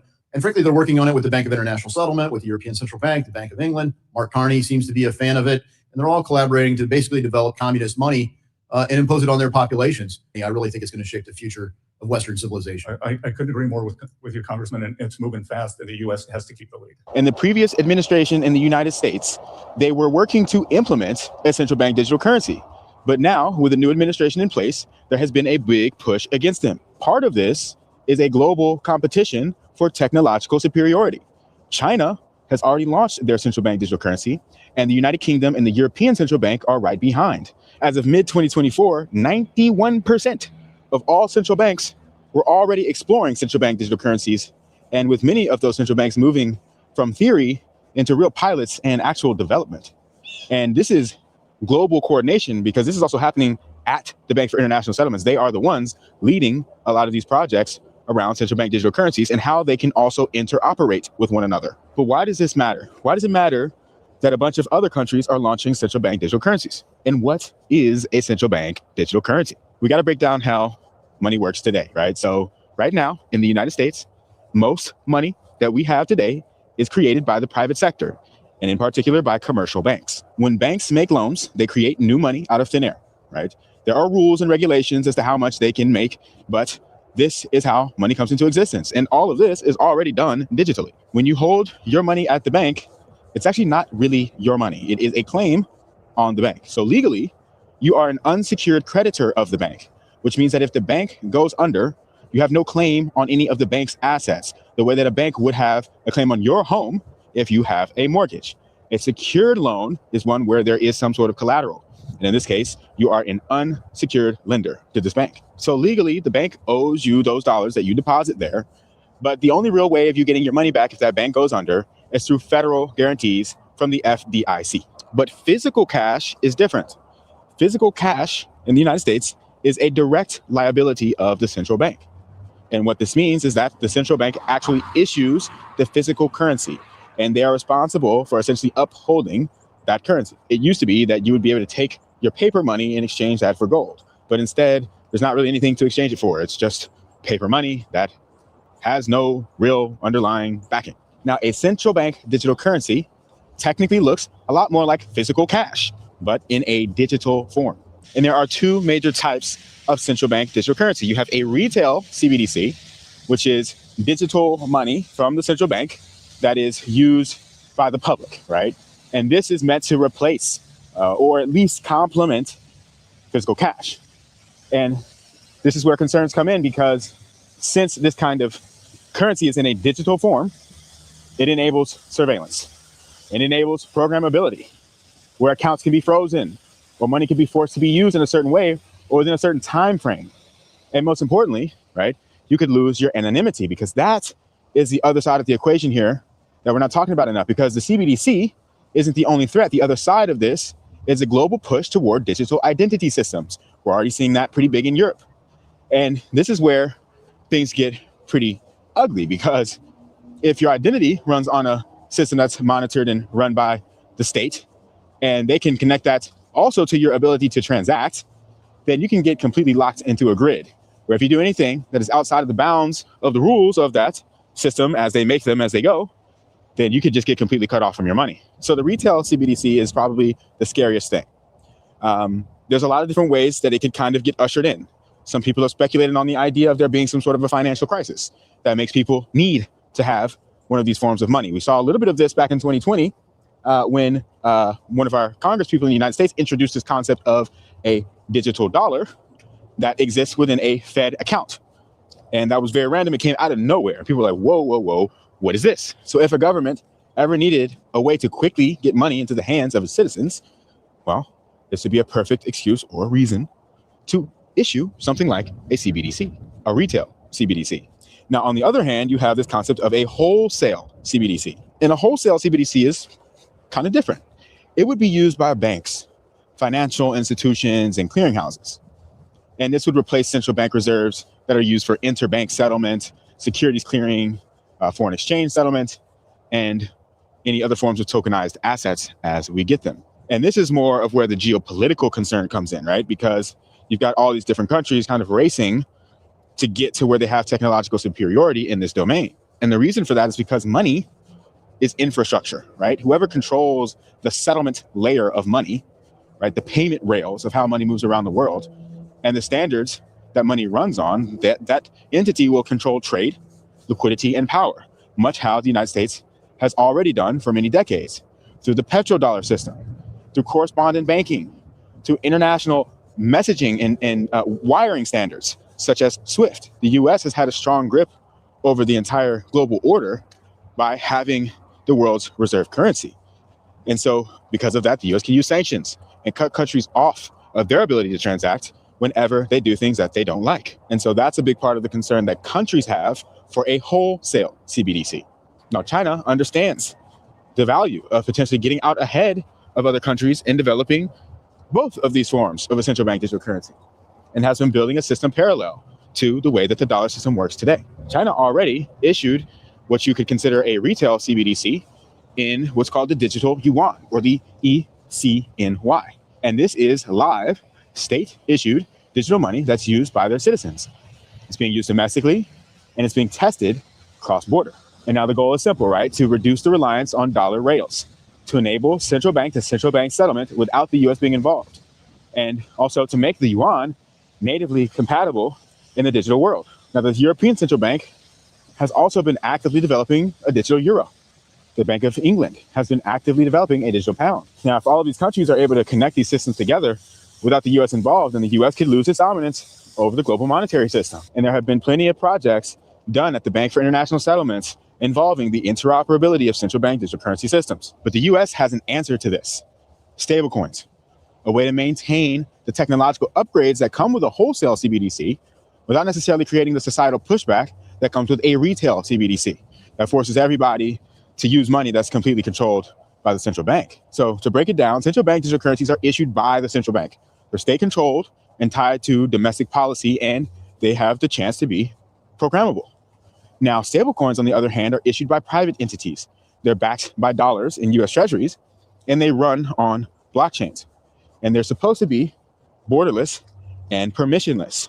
But we know that when it comes to the stablecoins that we're talking about, like Tether and Circle, that's not really exactly how it goes. But nonetheless, every stablecoin in circulation increases global demand for US treasuries, right? So stablecoins are essentially exporting the dollar and reinforcing dollar liquidity and extending US monetary influence without a CBDC, but while still offering a lot of the benefits that the technology of a CBDC might offer. So the US is betting on the idea that open blockchains, private stablecoin issuers, and market-driven adoption might be able to scale faster and be more powerful and more well adopted than state-run CBD systems. So in other words, the US is saying, let's let innovation happen in the private sector and allow the dollar to remain the base layer of that. But we all know stablecoins are not perfect, right? They have the potential to fall victim to the same issues that a retail CBDC does when the state already has full authority to freeze stablecoin accounts as they please. Now, I'm not a financial advisor, and this is not financial advice. Please do not take financial advice from a random guy walking around a park talking through a stick. But at the very minimum, whether or not crypto is used in this cashless society that we're moving toward, or in this society where we've tokenized everything, is not as important as the fact that there are, for sure, opportunities in the players who already stand to benefit from any changes that occur. Okay, because these companies are the ones that manage the infrastructure today. And these are the BlackRocks of the world, the BNY Mellons, or even maybe looking at the stablecoin issuers themselves, like Circle. Instead of going all in on crypto being the for sure answer and how this all goes down, if you look at the equity opportunities, there's still ways to get involved. And I also want to point out that there is a future where this move toward a cashless society is handled responsibly and where citizens can maintain their privacy and their rights. But it's important that we're aware of these changes as they're coming and how these systems work and how it can be implemented in a safe way. So share this with someone who you know would care about this. But I don't know, maybe I've completely lost the plot. What did I miss? What did I get wrong? Or how could I be looking at this differently? Let me know in the comments down below. And if you haven't already, you got to subscribe to my live show that I do with Ben Levitt. It's called Memes and Markets. We go live every Tuesday and Thursday at 12 p.m. Eastern. And we talk about stuff like this. We have abs from Good Evening Crypto. going live with us right now, potentially, as you're watching this video. So go over to Memes and Markets and check us out. Now, Okay. Thank you, Algo. All right. Welcome up, YouTube Police, aka Belt Loop. Thanks for joining. And you are muted, so if you want to unmute on your end on StreamYard, I can hear you. That'd be great. Yeah. And I think this is the first time that you've been up here. How are you doing? It is. In fact, I just subscribed. Oh, awesome. I'm not sure that I can hang with all the. Well, y'all seem to be a lot more knowledgeable about a lot of this stuff.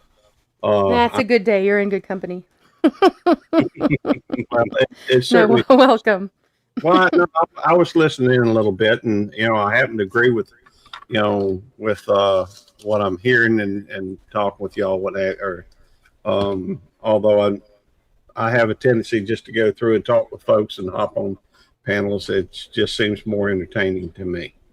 But I totally agree. There's a lot of things out there going on, and on my channel we don't discuss politics, we don't discuss religion, that type of thing, just because we talk about all of it. It gets to be a mess sometimes, but here we are. I get that. And it's not that I don't have my own thoughts about all this stuff. It's just that when we have a tendency we do have a tendency to try to just have fun with it, and I've got friends on both sides of the fence, and we don't want to drive any nails in between them. So right, absolutely. I gotta say though, YouTube Police, I'm a little pissed off at you for putting me on 2 strikes throughout 2020, 2021, and 2022 for medical misinformation. Uh-oh, count what I missed. Hey, let me get one thing straight. I have no jurisdiction on the internet. I know, I'm just kidding. That's okay. Your name is awesome. Your name is great. Right. And Oh, to good, take because that I was on, going to say I don't talk to cops. No, I'm just kidding. to take that on is awesome. YouTube Police. Don't get me wrong. I am a police officer, but the internet is not my jurisdiction. I work in the middle. Right. I like There we the go. flag, too. Yeah, me too. Welcome. I happen to be a content creator, so welcome. Although mostly we just do live streams, I reckon. So, nice. So is that under your YouTube Police? Is that the channel that you stream on? Well, I stream on YouTube Police 29. No spaces if you want to find it. Although Lord knows, I'm gonna find it and share it out. There's a lot of it'll bring up a lot of stuff if you search for YouTube Police. So it's going to be hard to find. But no, I'll just go to it straight from the chat. Here we go. Okay. My other channel, my main channel, is actually a lot easier to find, and that's Belt Loop 29. And right. And I didn't realize that you were one and the same until now. So it's good to connect the dots there. Well, not everybody does, and I do have a tendency to hop around to a lot of different channels and visit and find out what other people are doing. It just seems more interesting. I learn a lot from watching. Thank you. I appreciate you sharing my absolutely. So what is your focus? The best way I can explain it, are you old enough to know what Seinfeld was? Oh, I'm way older than that. Yeah. I'm old enough to be offended that you have to ask the younger. No soup for you. Right? No soup for you. Seinfeld said it was about nothing, and truthfully, that's probably what my channels are about. Nothing. I got 5 channels, and one of them's about critters, and one of them's about homesteading, and one of them's about eating out, and then you got YouTube Police, which mostly all I do on there is shorts about personalized tags, and I live stream on it. And then Belt Loop 29 is my monetized channel, and it's well, I guess it's about the same thing, not much and nothing. Okay. Mostly we just sit around, a bunch of us get together, and we once a month we do have what's called 2 Dudes Drop Clues. We just had that the first weekend of the month, and that's where we try to discuss things like how to do a promotion for a video, how and other things we've been doing it I guess 3 or 4 years, And so we hadn't been doing the show that long, but we've been YouTubing about that long. Nice. And so we've learned a few All things right. to share out. Well, what are your thoughts about what we've been talking about? What made you want to come up and share? Give you the floor here. Well, thank you. I would say that you're right. There's the thing you have to understand. If you look at a lot of these protests, a lot of them's older folks.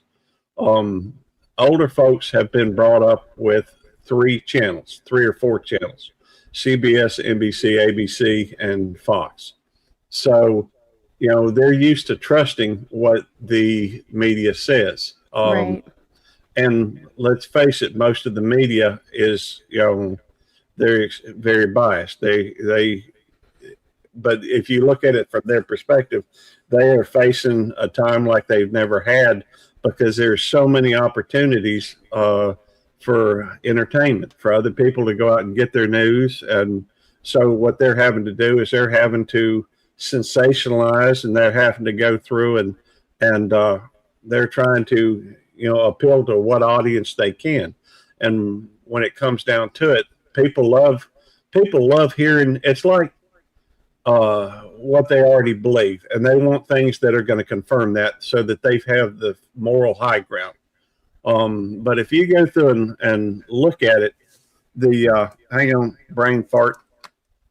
But if you think about it, there is so much information out there that they're very fast becoming irrelevant. And so they're scrambling to try and stay relevant. Most people, if they ever ask for advice, they're asking for advice hoping that you'll agree with what they already believe. If you give them advice that is contrary to what they believe, they're just going to disregard it. I've got one friend that I've ever known that if he asks for advice, there's a good chance he'll follow it. And that's because he's the type of person that believes if it's going to happen to anybody, it's going to happen to me. Most people think, oh, that'll never happen to me. So. No, it's always happened to me, dude. Me too. But I guess the bottom line is, here comes Trump. He's not part of their club. He was a Democrat for years. He was, always at their fundraisers and what have you. And yet, they were, hey, what's that lady? Oprah was saying he should run for president. Well, she ain't saying that now. But, right. He they shifted gears on that narrative. He took all their best ideas and put it into action. If you go back and look, a lot of their stuff is promoting, controlling our borders, and getting rid of the waste, fraud, and what have you. And so he comes up, and all they can do, they're so mad at him, and all they can do is if he says that it's a bad thing. And so people just ain't paying attention. Did you ever see his clip with Diane Sawyer in 1999 where she asked him if he's going to run for president? I probably have. I mean, the truth is, at this point, I'm basically staying away from a lot of the political stuff. Gotcha. Well, I used to be on Facebook a pretty good bit. And every day I'd get up and I'd look at Facebook, and all it did was piss me off. Everything on there is designed to keep your attention. I don't know if you've ever seen Social Dilemma. Yeah, I just brought that up earlier. We were talking about that. You should have been here an hour ago. Yeah. Well, I was working an hour ago. So no, glad you're here now and on the same page at least about that. Yeah, because we were saying how they've got us all in these echo chambers, and whether it was by design or not, which I think it was, even if not by those initial creators, it's being weaponized. It's used to divide us. I don't disagree with you. In fact, I agree with you 100%. The fact is that they go through, and if you think about it, we're a whole lot less divided than before the rise. Absolutely. Socially. Right. By far. Yeah, no, I think that I think that that's by design. I think that they've been, these are long-term plans that are in play, And so I think even the way that the internet, a lot of people have said that the technology is 20 to 50 years ahead of where they show us, and part of that's for military purposes. But I think part of that is just, kind of sleight of hand and to work their magic, so to speak. And so, I think that a lot of how they've rolled out the technology is based on controlling us. Yeah. And that's true with the internet too, And Trump. Oh, go ahead. I'm sorry. I don't know if it's by design, but I think they probably realized it along the way that they could take control and bend things to their will. If you think about it, you go to a small town and you're going to find that the richest person in that town kind of makes the rules. There's a town here, not too all fired far from where I'm at. There's one guy owns like a block. And they didn't have a McDonald's or Burger King, whatever, for years. And it's because he didn't want one. He didn't want one in that town. And guess what? He had the most money. What he says goes. But you take that control these social media sites, and they know that they can control, what gets out there, what's accepted, and they have the tendency to where they can go through. By the way, that looked pretty cool when you had that, some guy was up in the middle of the fire. That's sharp. I like your I'm showing names for it, but we can look at our fire for a second. I'd also like to point out that it's not really good for the population for Burger Kings and McDonald's. Right. Yeah, that's one of those things where I think I don't understand how we can have the Maha movement happening at the same time that like Trump is in McDonald's promoting McDonald's. You know what I mean? Well, and I think you were talking about Trump derangement syndrome earlier, and YouTube police was talking about people's, extreme take on Trump. It would be really fun if he would just come out like a social experiment fun. If he would just come out completely about face, he's like, I support abortion. Okay. I am absolutely 100% against immigration. You know what I mean? Like I play the devil's advocate role so that people would just blow their minds and not know what to do. They would be like, I mean, some people think that's what he did with the Epstein list. Remember, he called it a hoax, and then all the people on the left started calling for it to be released after like years of ignoring it completely. Okay, you wanted it. Here you go. Wondering what would blow people's minds. What would blow people's minds? You don't even know because they're exposed. They're desensitized to so much bullshit, and with AI now on top of that. Can you repeat that last bit? I'm so sorry. Yeah, some guy, we can't hear you. Can you like scream? You got to get next to your mic or dial it up, bro. Yes, ma'am. Yeah, you're all the way up on our end, but it's really quiet. What I was saying was, I forget what I was saying, but well, no, he should That's dial what it up, happens. and he should be honest. And clearly, that's not the case. But it'd be awesome if he just did say. Yeah, I don't know. We were talking about Trump coming out with an about face, and then we were talking about that's what he maybe did.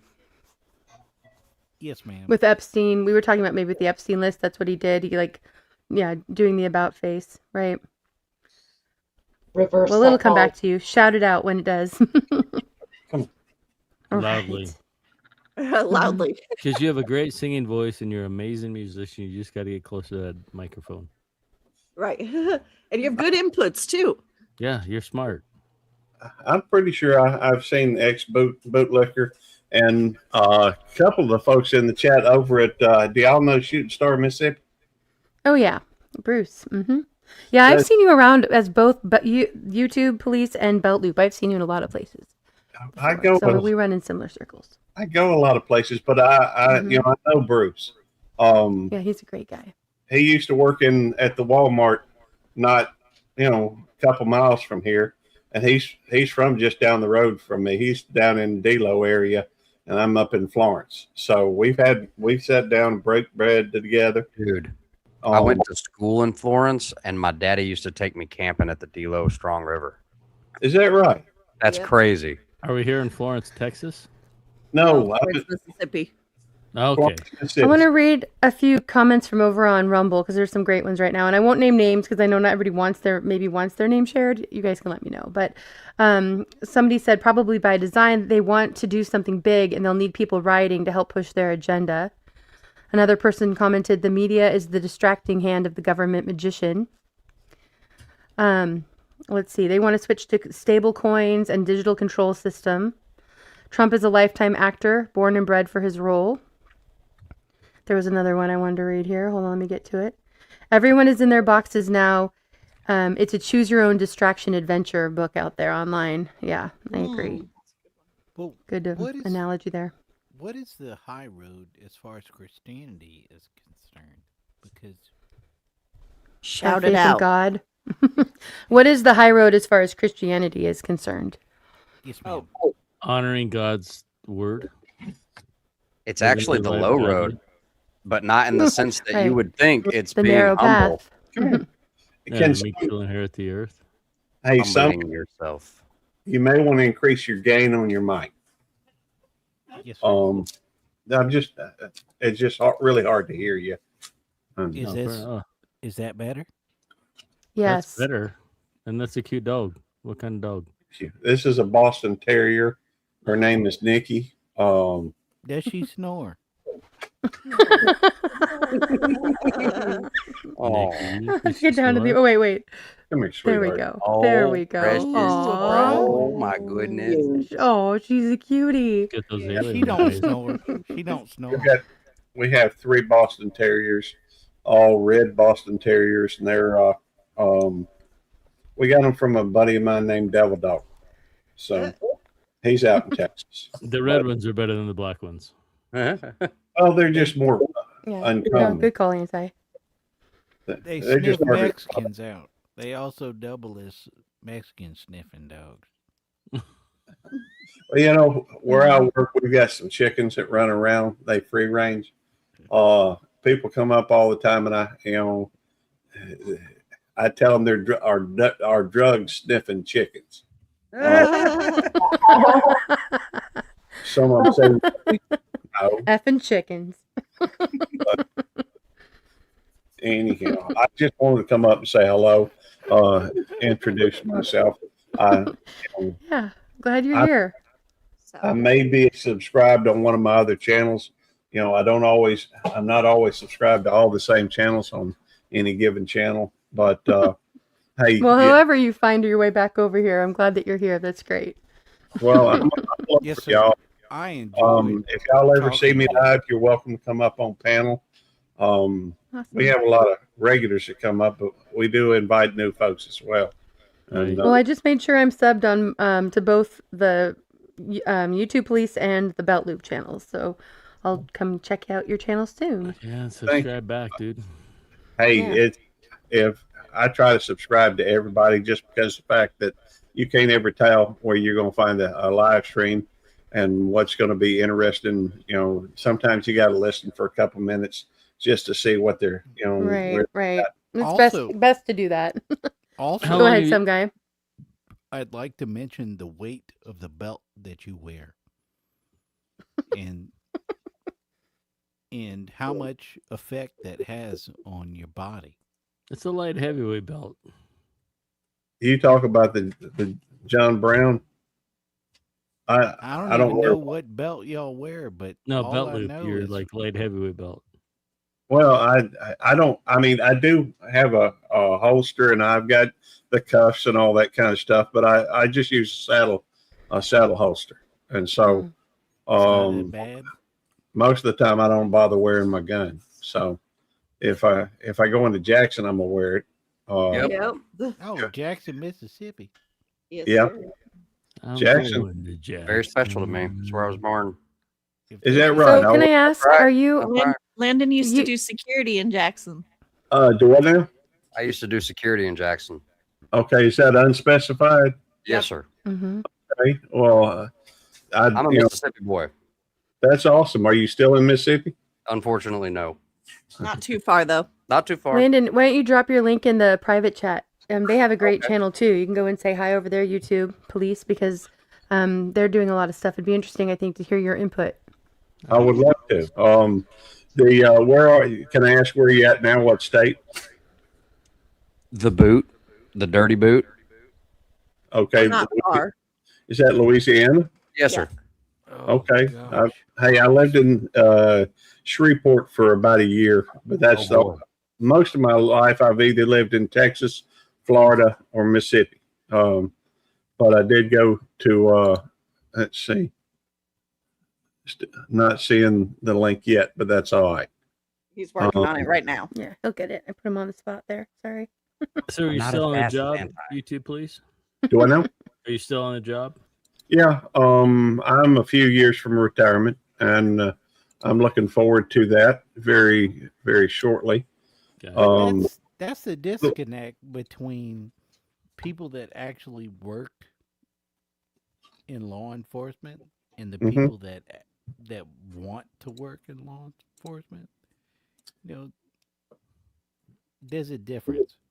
You know, well, yeah, the there's one something that's called an SFA 86. YouTube Police, have about how long have you been in law enforcement? Well, that's an interesting question. It's been about 11 years. I was 50 years old when I went through the academy, and so I don't. I'm not going. When I started, you had to go 30 years. You could either retire on age, or you could, if you after 60, or you could. You're supposed to do 30 years. So if I went through the academy at 50, yeah, I would have to work till 80. So I'm gonna have to retire on age as opposed to years. And so I'm 61 years old. I'm last month of the baby boomer generation. Boomer. Dang it. And I've only got a few more years, I think. So I work a lot So of hours. can I ask you, I'm curious, in your area, are you seeing a huge rise in the use of flock cameras? And the use of what kind of cameras? The flock cameras, they're called. They're outsourced. It's run separately, but they're throughout the country. I know definitely in my area. I'm in Washington State, Western Washington. They're using these flock cameras, and they're a private organization, but they are collecting like facial recognition and biometric data, and are putting up cameras all over the place. And the police are then buying that data and having access to that information for surveillance. It's my understanding that, not saying anything, Mississippi, not all of Mississippi is as technologically forward as a lot of other parts of the country. So like, right. I was wondering that. Way well, and it's also Jackson a very is the capital of the state of Mississippi. But it's also a very much more conservative area. Are you and I think that could be a big part of it. Mississippi is that the state of Mississippi is progressive. No. Are you really? Do you really? I don't think anybody's suggesting that. Some guy. I was just asking. I was curious because my understanding is that these flocks. Calm it down. What are you getting upset about that for? Jesus Christ! No, the I'm state of hearing. Mississippi is progressive. Yes, right. Nobody said that. That's hilarious. To answer the question, that's the first time I've ever heard of those. Okay. Okay, that's encouraging to me because I think they're a huge overstep, and they're in my area. There's actually it's gone far enough that there are actually a couple cities now that are doing FOIA requests, and they're finding that it's unconstitutional because besides the police and law enforcement, other entities are being able to access and buy that data and information too, and so it's being used for unlawful reasons. Data. But it's something that's being spread out throughout the country. Data. Now, they're shooting people in the face, and we're worried about data. Data, some guy, is how they're tracking and bio-tracking everyone. So if you don't believe in a surveillance state and that kind of police state, then So based on the surveillance data that they're collecting, they're shooting people in the face? Yes, sir. That's what a lot of people on that would consider yourself aligned with, I believe, some guy who are very far left. Horrible news. Listen, they are upset.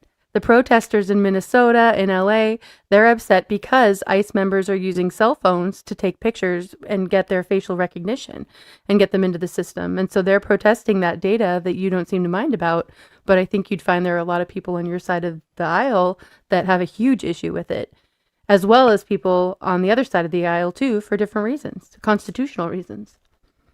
I do know that facial recognition software is being used in the state of Mississippi. Now, I don't think it's real widespread, but I know somebody who actually does is proficient.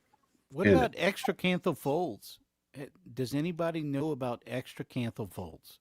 Can anybody on this panel tell me about extracanthal folds?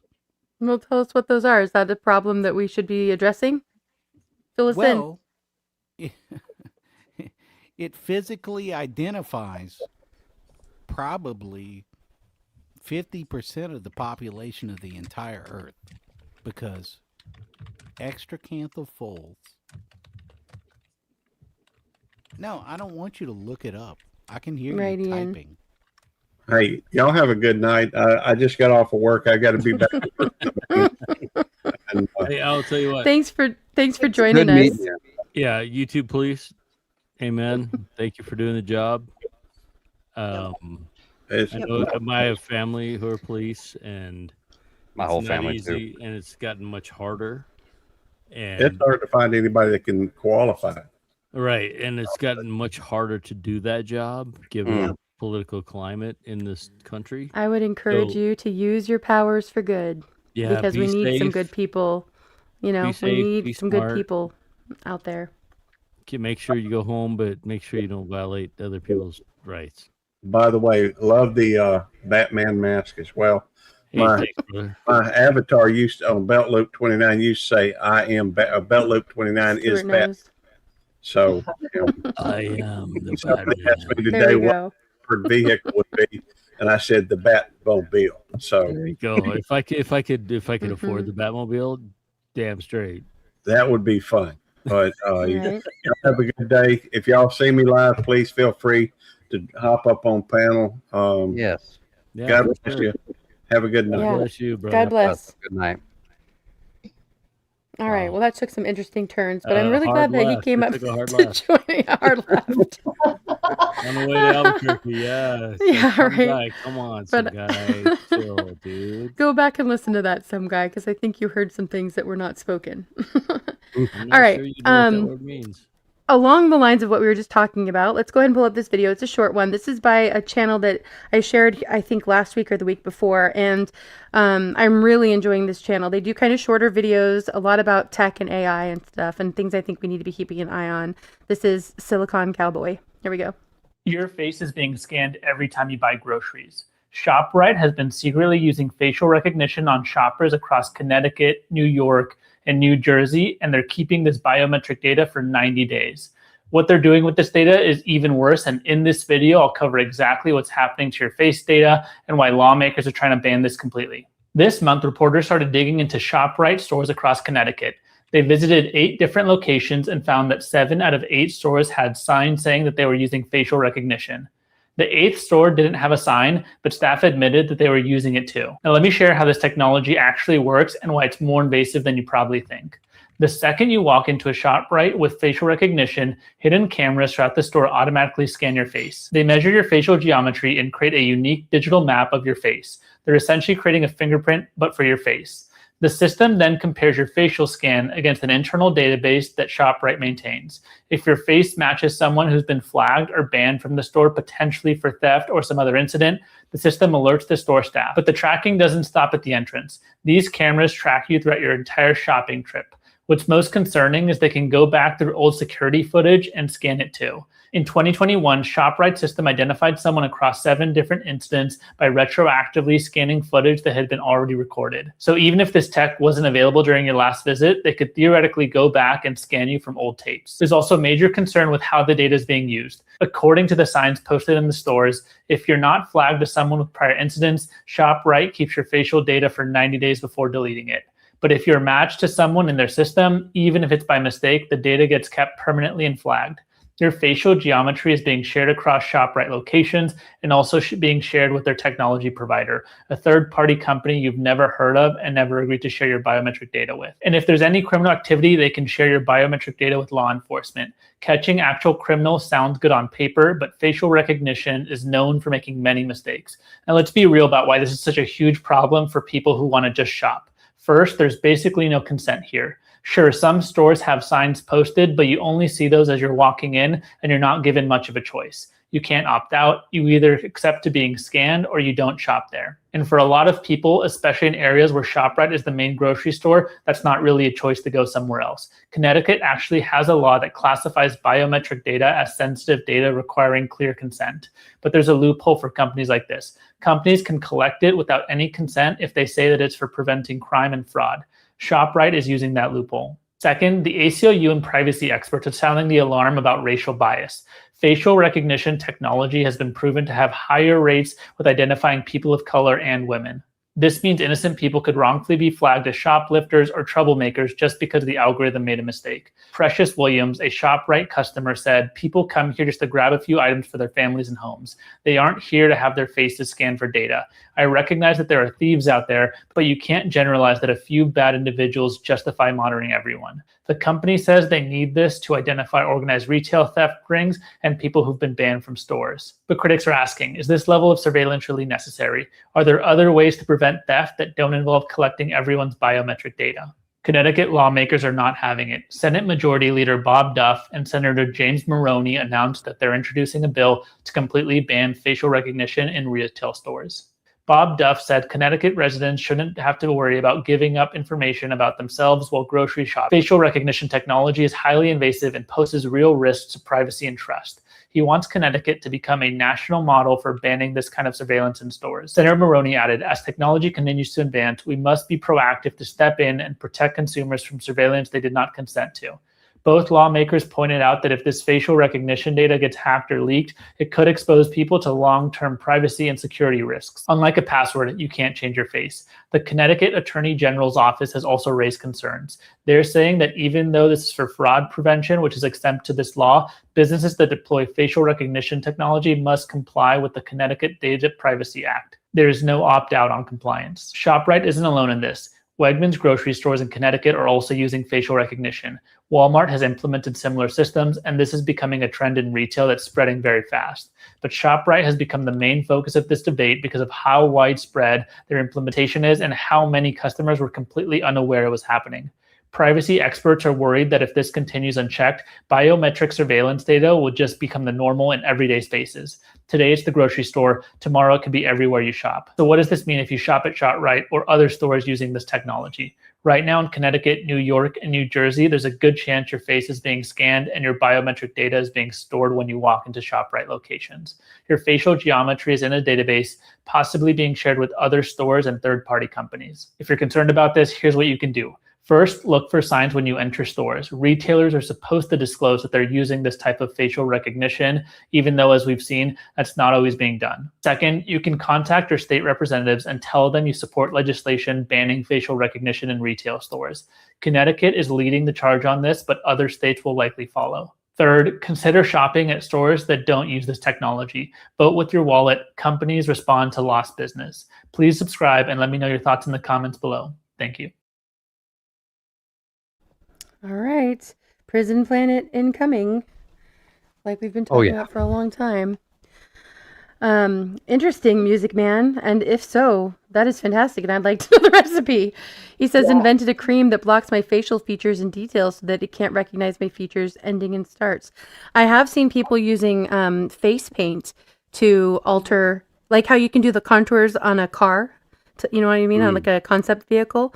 You can do like contouring and lines on your face that mess with the cameras. There's also screens apparently that you can wear. There's ways that people are coming up to work around these things, which is great, but we need them like ASAP. Blackface is Yeah, going to be a thing. because we the people are pissed, right? Blackface. Lowering Wouldn't that our be level of ridiculous acceptance.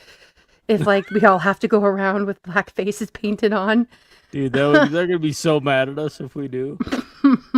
Oh my It's just gosh. horrible. Can you even imagine? Better use of your COVID masks. Yeah, right. Those Actually, bright blue some eyes. people think, Daryl, that those were training the algorithms and the AI to be able to identify people without Without the having to see all of their face. Yeah. That's exactly. Yep. Focus on their eyes. The damn Mhm. bastards. Oh. I don't know what you're talking about. I saw those comments about monkeys and stuff. I have no idea what you mean by that. It's some guy. I have no clue. Do any of you know? Monkeys and gorilla. Oh, I think I just got it. I think you're referencing. Yeah, see, some guy. Trump It's hard called sometimes Obama because we see things in such different perspectives. You're in such a totally different echo chamber than I'm in. But yes, this is a video that Trump had shared that had to do with election integrity, which I totally agreed with. But then at the end, it had scrolled to a second video that showed the Obamas and others on different animals at a zoo.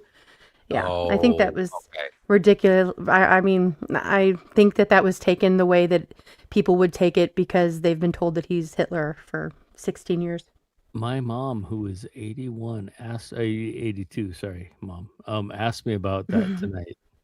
Right, exactly. We were talking about something else, and she's like, "So, what do you think of Trump?" And I'm like, "I told you I don't think about Trump." And she's like, "What do you think about him calling Obama monkeys?" And I'm like, "I had no idea he did that." And then she told me about it, and I said, "Well, it's kind of funny."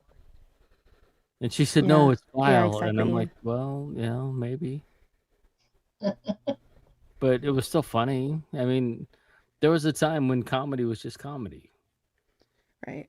And if you made fun of something or yourself or someone else, it was I just don't funny. think it was even intentionally done. It was like connected to another video. It wasn't. Oh, got it. Yeah. And And everybody that's what took he it said when wrong he was and asked about it too, for that matter. And then everybody got people said, hurt. right, exactly. And Or maybe back that was in the that point. Maybe it was to continue the divide and conquer. Maybe it was by design, and it Fair was for enough. this exact reason, for the people who think that he's Hitler to continue to call him Hitler, and the people who don't think that it's that huge of a deal and believe in freedom of speech to be called racist because of it or something. I mean, you know. And back in the day when comedy was comedy, you would be marginalized if you got too upset by it. You'd be like, Yeah, dude, you'd be the it's dummy. just a joke. Right. Calm down. Long live Richard Pryor. Mm. And did we talk about Hitler? Or No. David Chappelle. Yeah, Dave Like- Chappelle. Yeah. Right. Hell yeah. He calls out the chosen Yeah. ones. Wait, are we still on YouTube? I'm sorry. Yeah, as it should be, some guy. I'm glad that those of you who didn't care about the Epstein files at all are finally on board with us. Glad we have common ground on that. Yes, pedophilia It's a good thing. is still a hangable offense. Mm-hmm. I remember for the longest time, exactly. people think it like back in like 2016, when we were talking about it, people were like, "That's not real. It was just pushed under the rug Right, for winged it. so long." Right, Pizzagate. I mean, no kidding. So Ben Swan.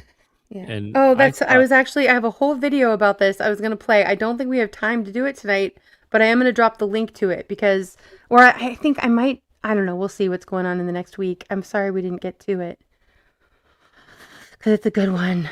What do you guys think? Should we do a video about Pizzagate? Should we shift gears into Pizzagate stuff? Because I do Well, have a really great video about it. You can, because I will tell you, in 2016, I was still searching 9/11 stuff, and I was still searching other things, and I happened on this guy in Cincinnati who was a news anchor named Ben Swan. And I saw the Right. Pizzagate report, and then he linked it to the WikiLeaks, and I went through the WikiLeaks of all the Podesta stuff for like 3 months. And I'm like, oh, these fuckers are horrible. And it was like solidified in my mind that was a true thing.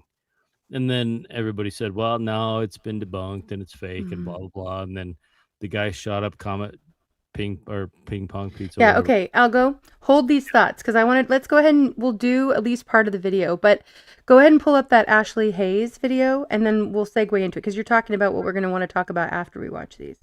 Ashley Hayes, okay. Mhm. Oh, there we go. Yeah. And so this is a very short video. We'll go right from this into the next one. But okay, so these videos tie together and we'll see how far we can get before my family gets home. But okay, we'll go ahead and go on to this topic for a little bit.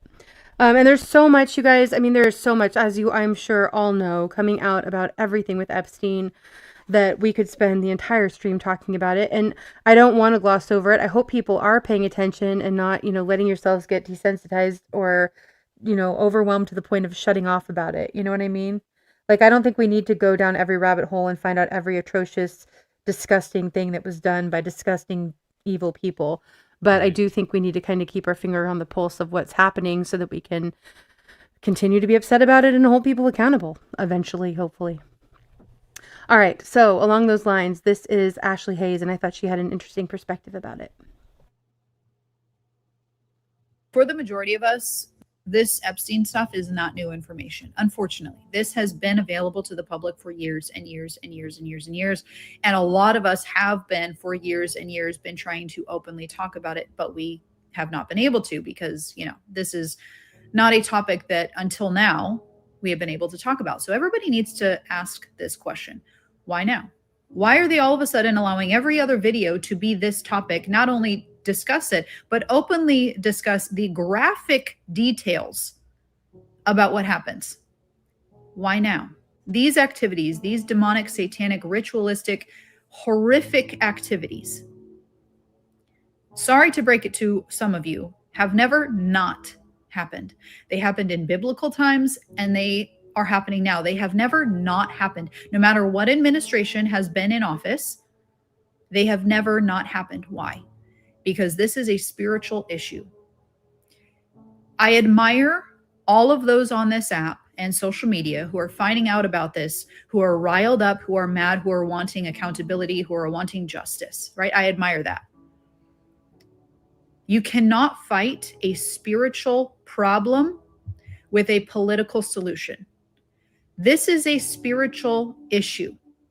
If every one of us were to rise up together and go and burn down the Capitol, you would take out the flesh and you would leave the demons. The problem would still persist. The problem would still go on because this is a spiritual issue.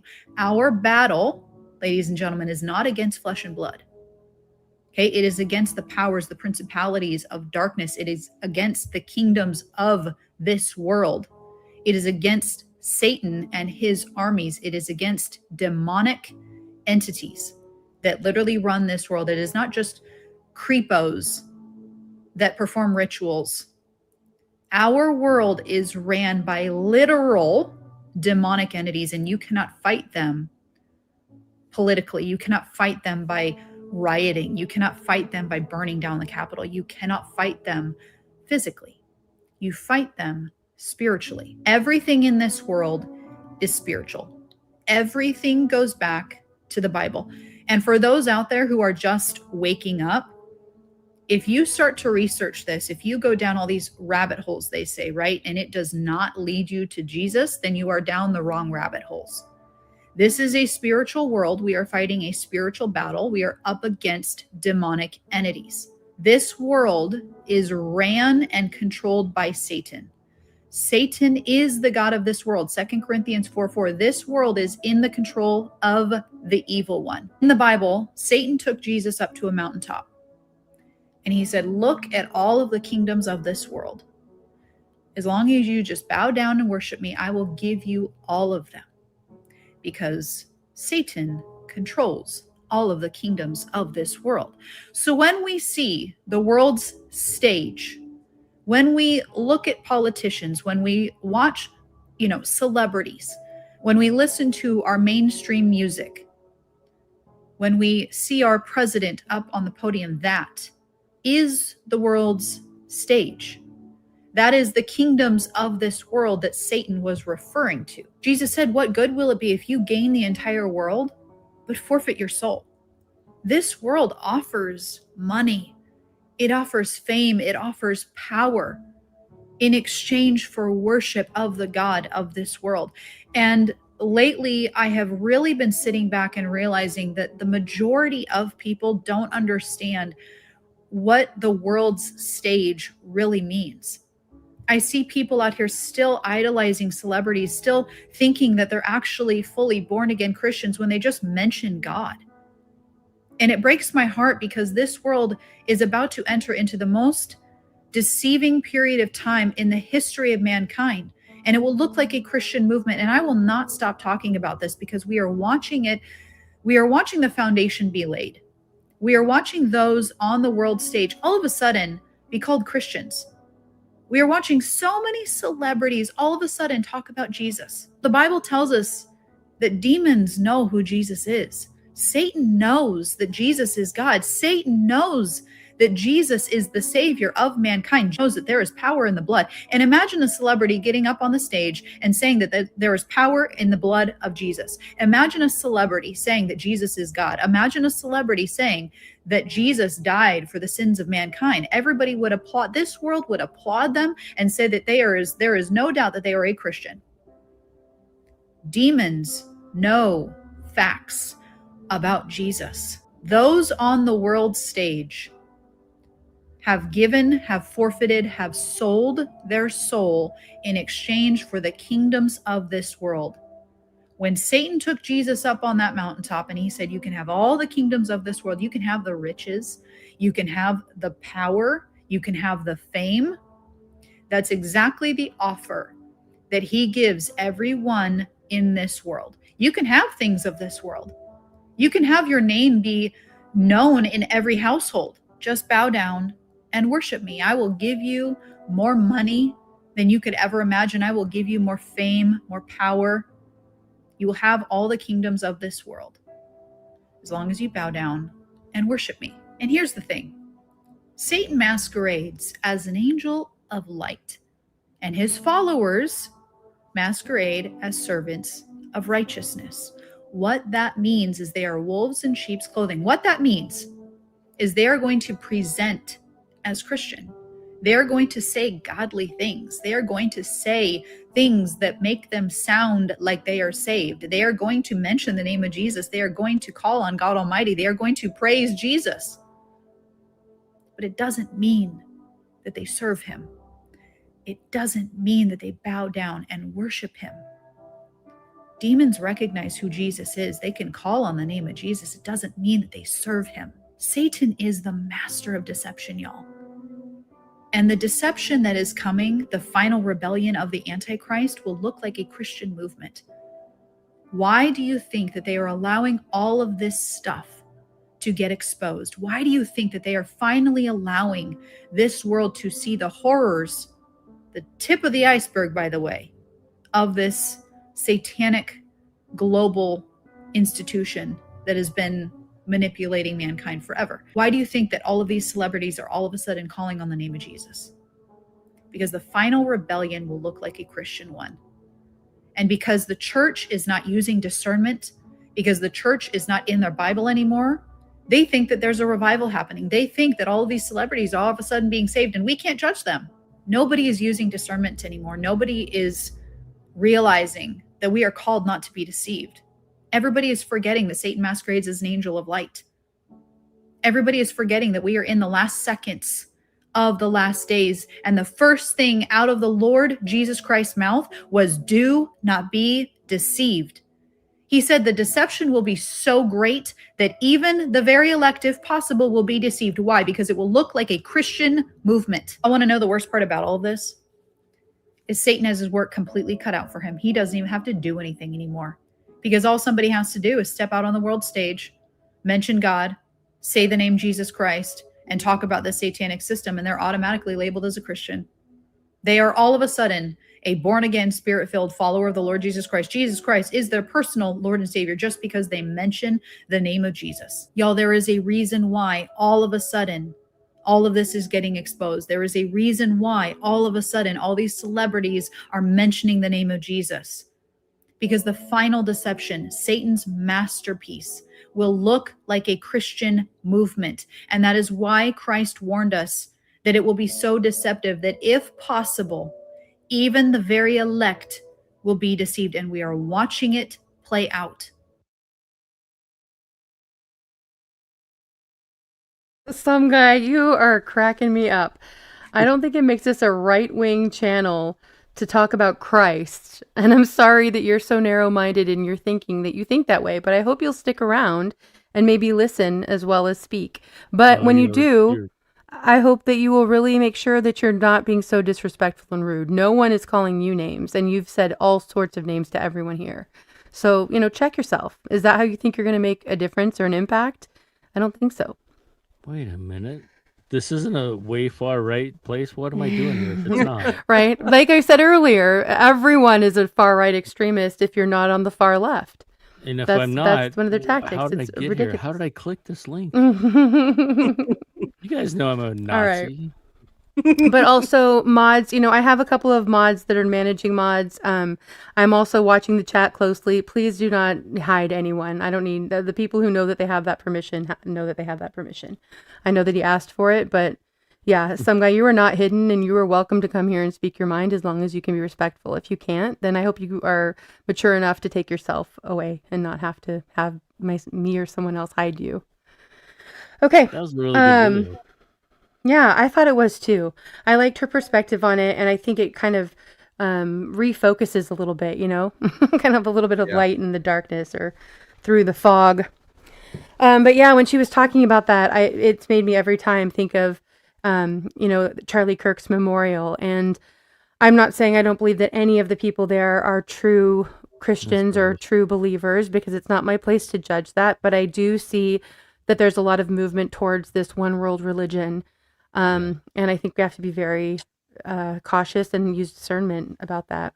So gross that they had the tent where he was killed under at the Right, it's that where you could take a Ouroboros, picture. Stuart. You can get a Yes, yeah. I mean, picture. that's like a Come on. ritualistic thing right there. Yeah, that's bad. Absolutely. In your face. Yes. And Okay. It is the a only- brave new world, right, Eugene? The only thing I differ with your last video was that I think we're in a little season and those things don't apply in the same way. Right. But that's just me, because this place is hard no matter what. Even if it's there, if she's right, great. Revelation coming, end times coming. If I'm right, little season, fine. Still, it's hard, and we have to be kind. Glad you and will, we have to some be guy. I careful, mean that. and we have to be loving to each other. And Oh, he was already up here, Machiavelli. He kind of rage quit, I think. But I'm All right, kinda let's go glad. ahead and pull up this next video, because I do want to keep these things going. So this next one, it's mostly of Sean Ryan, but it's on the channel as Anonymous Official, and it's kind of his response. I've really been appreciating a lot of what Sean Ryan has been sharing too, and this is kind of his response to the Epstein files and everything going on.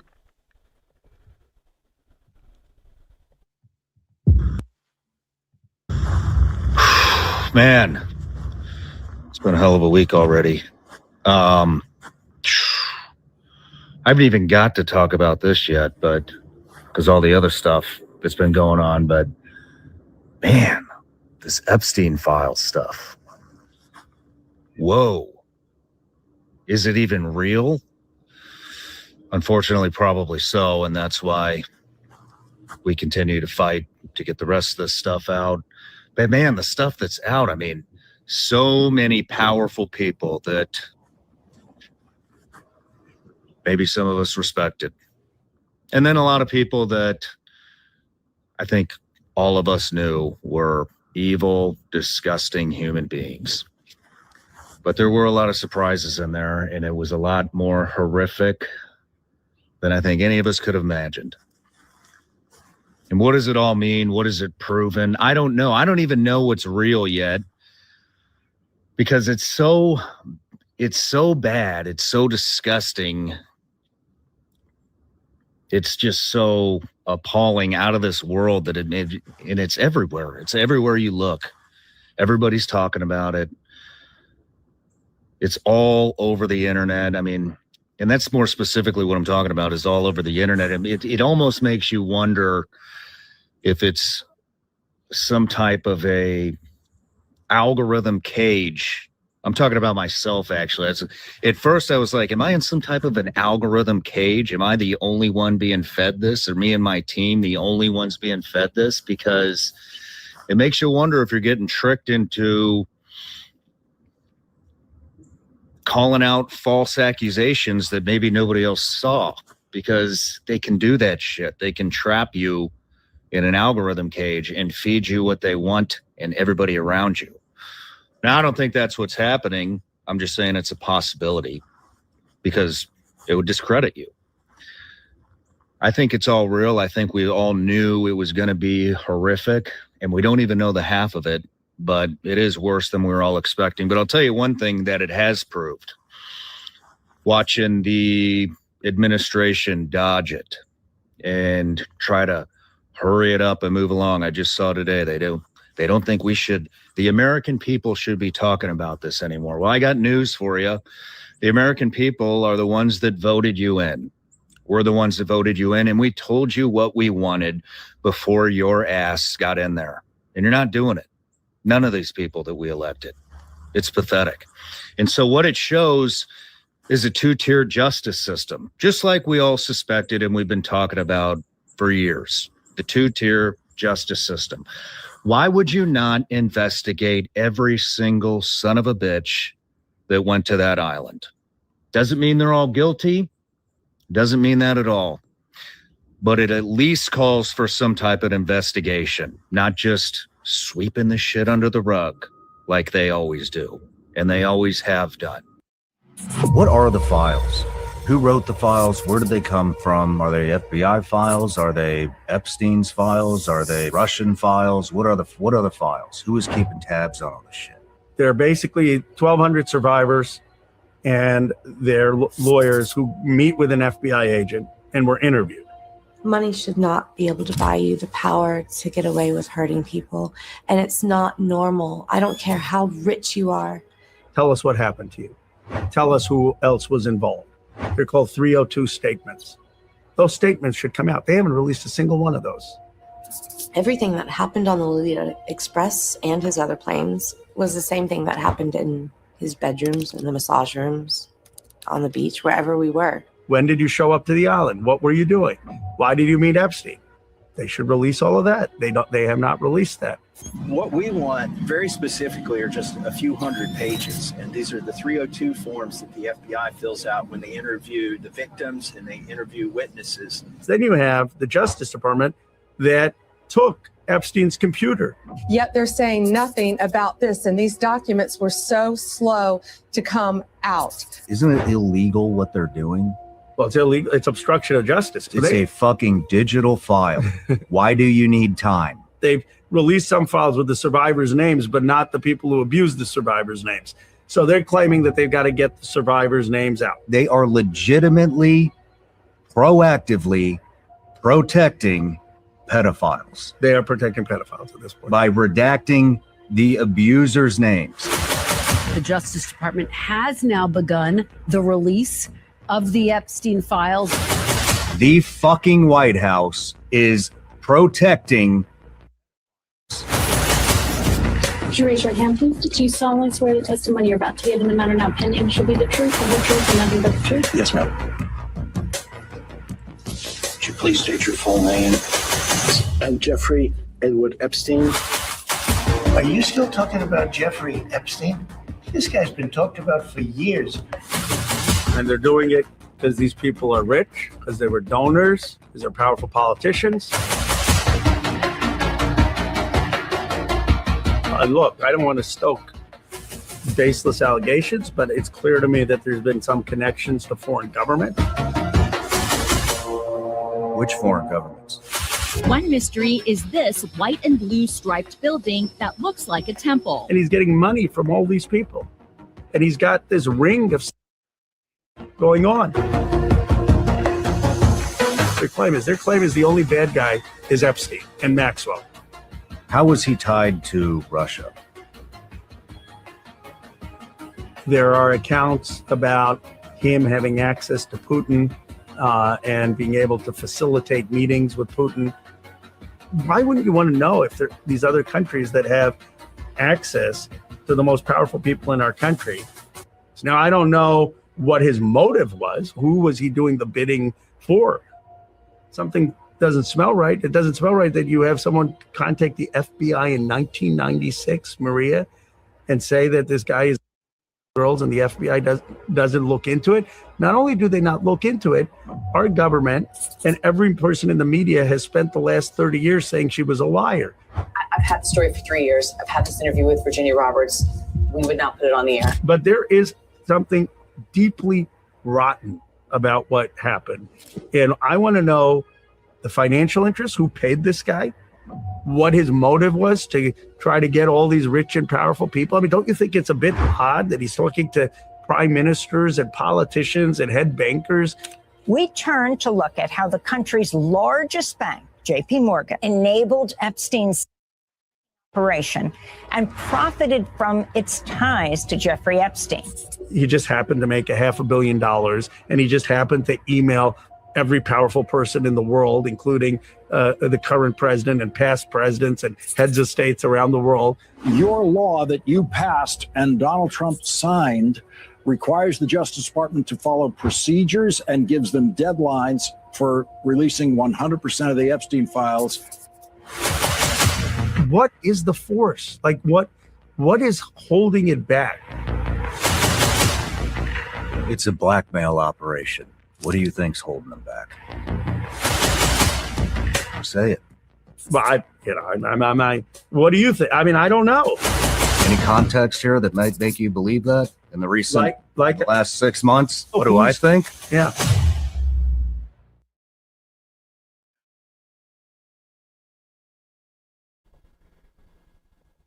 Okay. All right. There was a comment over on Rumble I wanted to share.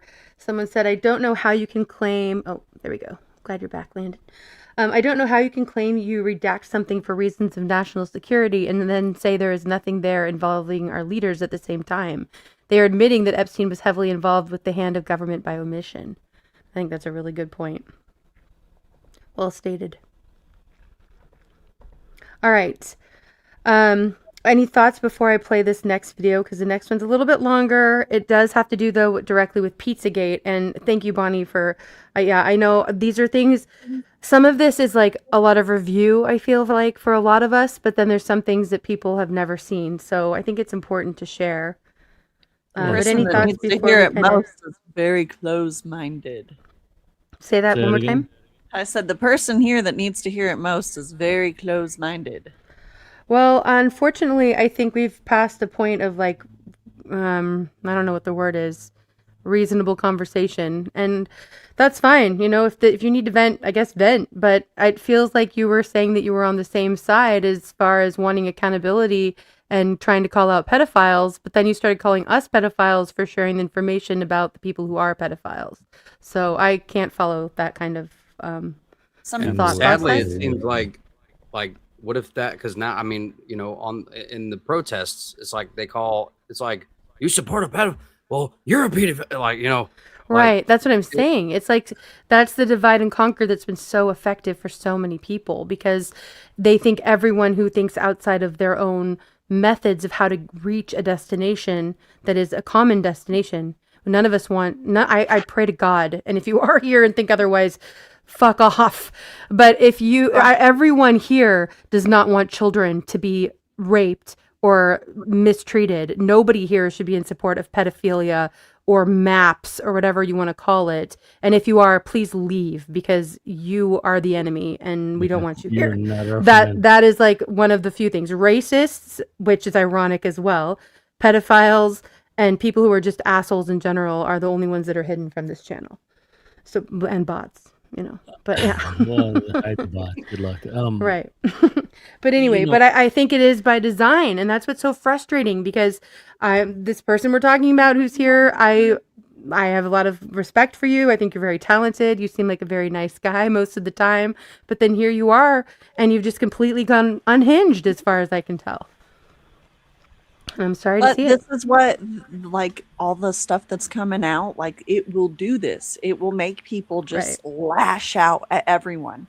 It doesn't matter if you're being a hypocrite. It doesn't matter if you're being closed-minded. It doesn't matter if you're creating the extremes on the other side that you dislike so much. Right. Exactly. It's just vile lashing out. But I get it. I have moments like that too. Probably Right. not that way. I mean, I'm usually on my I haven't period seen when it. it happens, but Well, yeah. I fair enough. haven't seen it, Tiff. I'm telling you. You were saying this the other day, something about being like volatile. There was some word you used, and I remember Snooks was up here too. We were both like, "What? We don't ever see that side of you." I think not to. Landon, you'll have to spill the tea at some point. No, Landon. I got you, bro. Don't say shit. No. These women All try right, to fair dull enough. us pretty bad. Wise man, No. wise man. You're good. You zip that lip, bro. Yeah. Right, exactly. Thank you, Tate. Weird how some people will bellow about a stupid meme but won't condemn pedos. Exactly. Yeah, well said. Exactly, Tiger. None of us here, and I believe that's true for everyone here, none of us here want children hurt in any way. Right. Yes. And Right, the exactly. fact No that matter it's who the people, what side the people are on that are hurting them.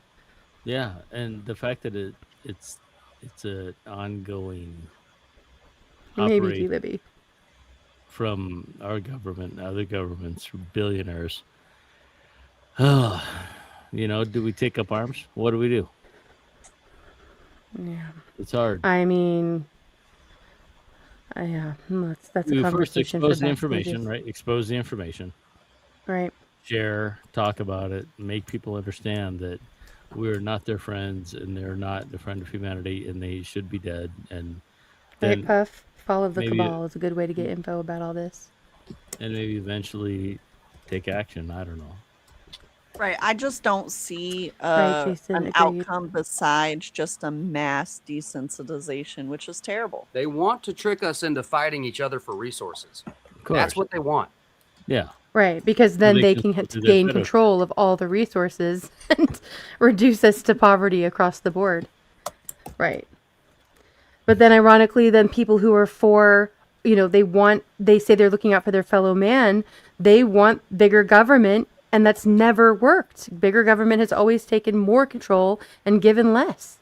We have So- examples. Right, tons.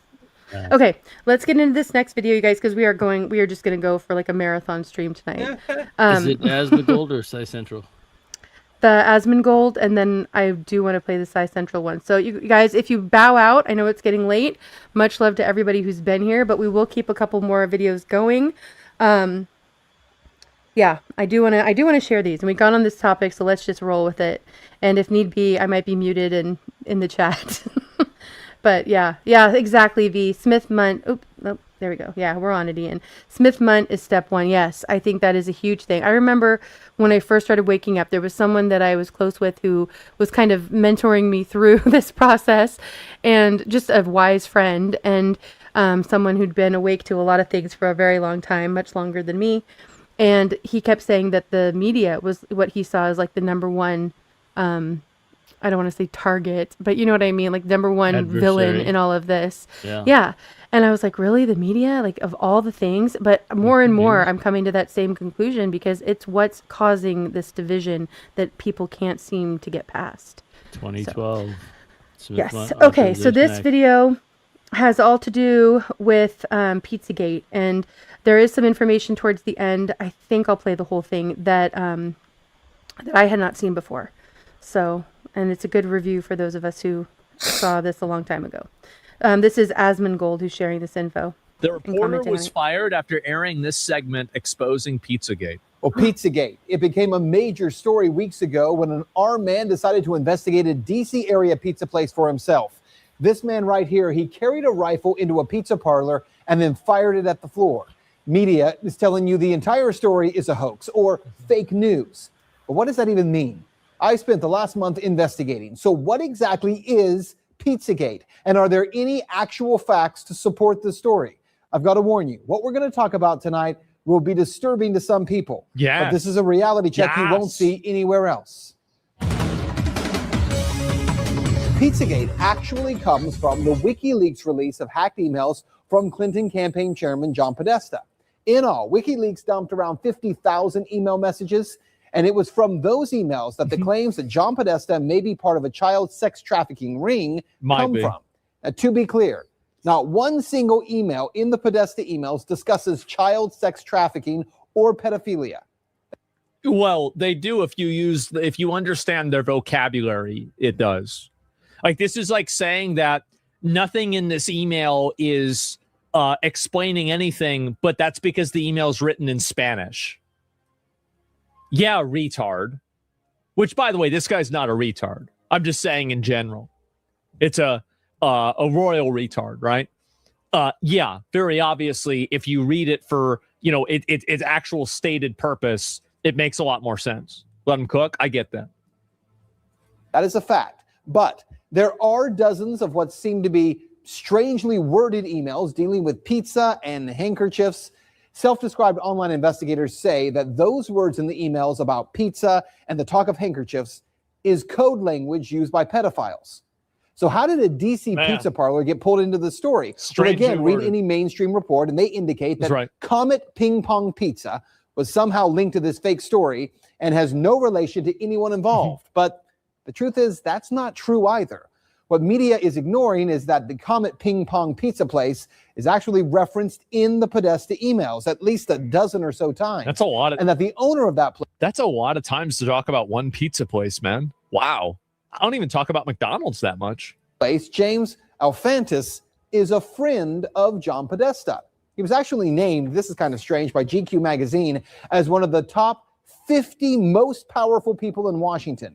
Yes, we're talking about a pizza parlor owner. Wow. Now let's talk facts here. There is no solid evidence that Comet Ping Pong Pizza is being used to run a child sex trafficking ring. But there are some very strange connections between Comet Ping Pong... it sure is interesting, isn't it? Pizza and a second pizza place 2 doors over, Besta Pizza, and the accusations of pedophilia. Now, this is where things start to get strange when you research this story.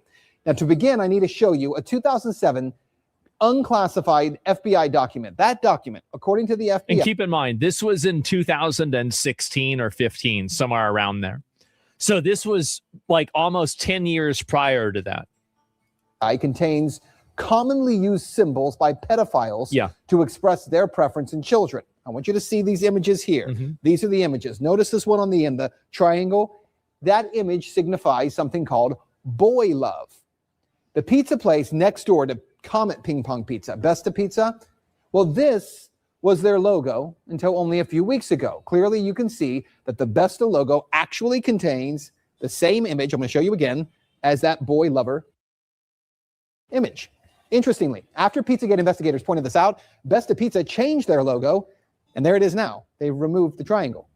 Smart. Also, Comet Ping Pong, owned by Alfantis. The thing is that every single one of these is easily explainable, easily understandable, and yeah, you could see something like that happen. Definitely, yeah. But there sure are a lot of coincidences, aren't there? And every coincidence happens to, if it turns out to be true, arrive at the same conclusion. Isn't that weird? Every coincidence leads to the same conclusion. Wow. Is the place where a number of performance artists perform regularly. Two of the groups that perform there, who you can see advertised, by the way, on this Comet Ping Pong poster, include a group called Heavy Breathing and another group called Sex Stains. Well, if you check out the YouTube videos by these bands, Heavy Breathing has songs that do joke about pedophilia. And I didn't know this part. Wow. The band Sex Stains has a video that includes, and you see it right there. There's the spinny thing. That same boy lover symbol. It's nearly identical to the one that the FBI does say is a pedophile code symbol for boy love. As I said, there are some strange things there. As for the owner of the pizza place, James Alfantis, well, he was one time in a relationship with David Brock, who ran Media Matters for America. Well, since Pizzagate began to blow up online, he has made his Instagram profile, Jimmy Comet, private. But an archive search of Instagram reveals a number of strange photographs and those are the photographs of like the children with their hands tied down. Words with strange and disturbing images associated with them. Look, to the point where we can't show you those pictures. Yeah. We're not even going to describe them to you because did. some viewers would find it too disturbing to share on TV. Now let's talk about the Podesta brothers, because remember, it was John Podesta's email that was hacked. In those leaked Podesta emails, John Podesta talks about his close relationship with Dennis Hastert, the former Speaker of the House, who was recently sentenced to 15 months in prison for abusing boys years ago. Wow. He was referred to That's weird by the judge as a serial child molester. According to the Washington Post, visitors to Tony Podesta's home in Falls Church got an eyeful when they walked into a bedroom at the Podesta residence hung with multiple color pictures by Katie Grannon, a photographer known for documentary-style pictures of naked teenagers in their parents' suburban homes.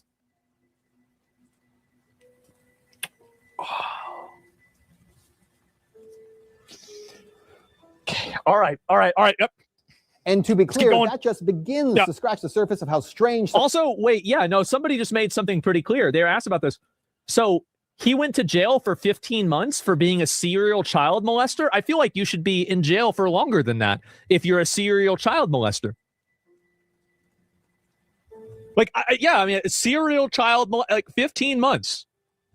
A bedroom at the Podesta residence hung with multiple color pictures by Katie Grannon, a photographer known for documentary-style pictures of naked teenagers in their parents' suburban homes. And to be clear, that just begins to scratch the surface of how strange some of this stuff is. And bear in mind, we can't get into a lot of the real details of it because of the limits on broadcasting this on television. But it is some very strange stuff. Now, keep in mind, again, there is no proof here that there is a child sex ring being operated out of a DC pizza parlor. Investigators have already proven there's nothing to the story, right? Well, actually, no. And that's what you need to know. For all that is here, there has not been one single public investigation of any of this, not from local police, not from the FBI, no one. And that has to be the big question, not for Podesta or for pizza parlor owners, but for law enforcement. Based on what may be or may not be here, the big question is, why hasn't any investigation taken place? That's Reality Check. Let's talk about it on Twitter. Where's this guy now? The segment effectively ended on the station in early 2017. Swan aired a controversial Reality Check episode January 2017 that discussed Pizzagate conspiracy theory. This led to his suspension, and he was required to take down his Associated Truth and Media website and social media accounts as a condition of the reinstatement. Although he returned to on-air duties briefly, the Pizzagate-focused segment is widely regarded as his last official Reality Check aired on mainstream television, and he was fired a year after that. What did he do after that? After being fired, he published for Liberty Nation, returned to work on Russia Today America. He was involved that shortly. Swan's production company received over money into Russia again, including 12 high-profile part series Zelensky Unmasked. So he's involved with this. It's promoted by right-wing influencers and funded separately. He remains active on social media. Man.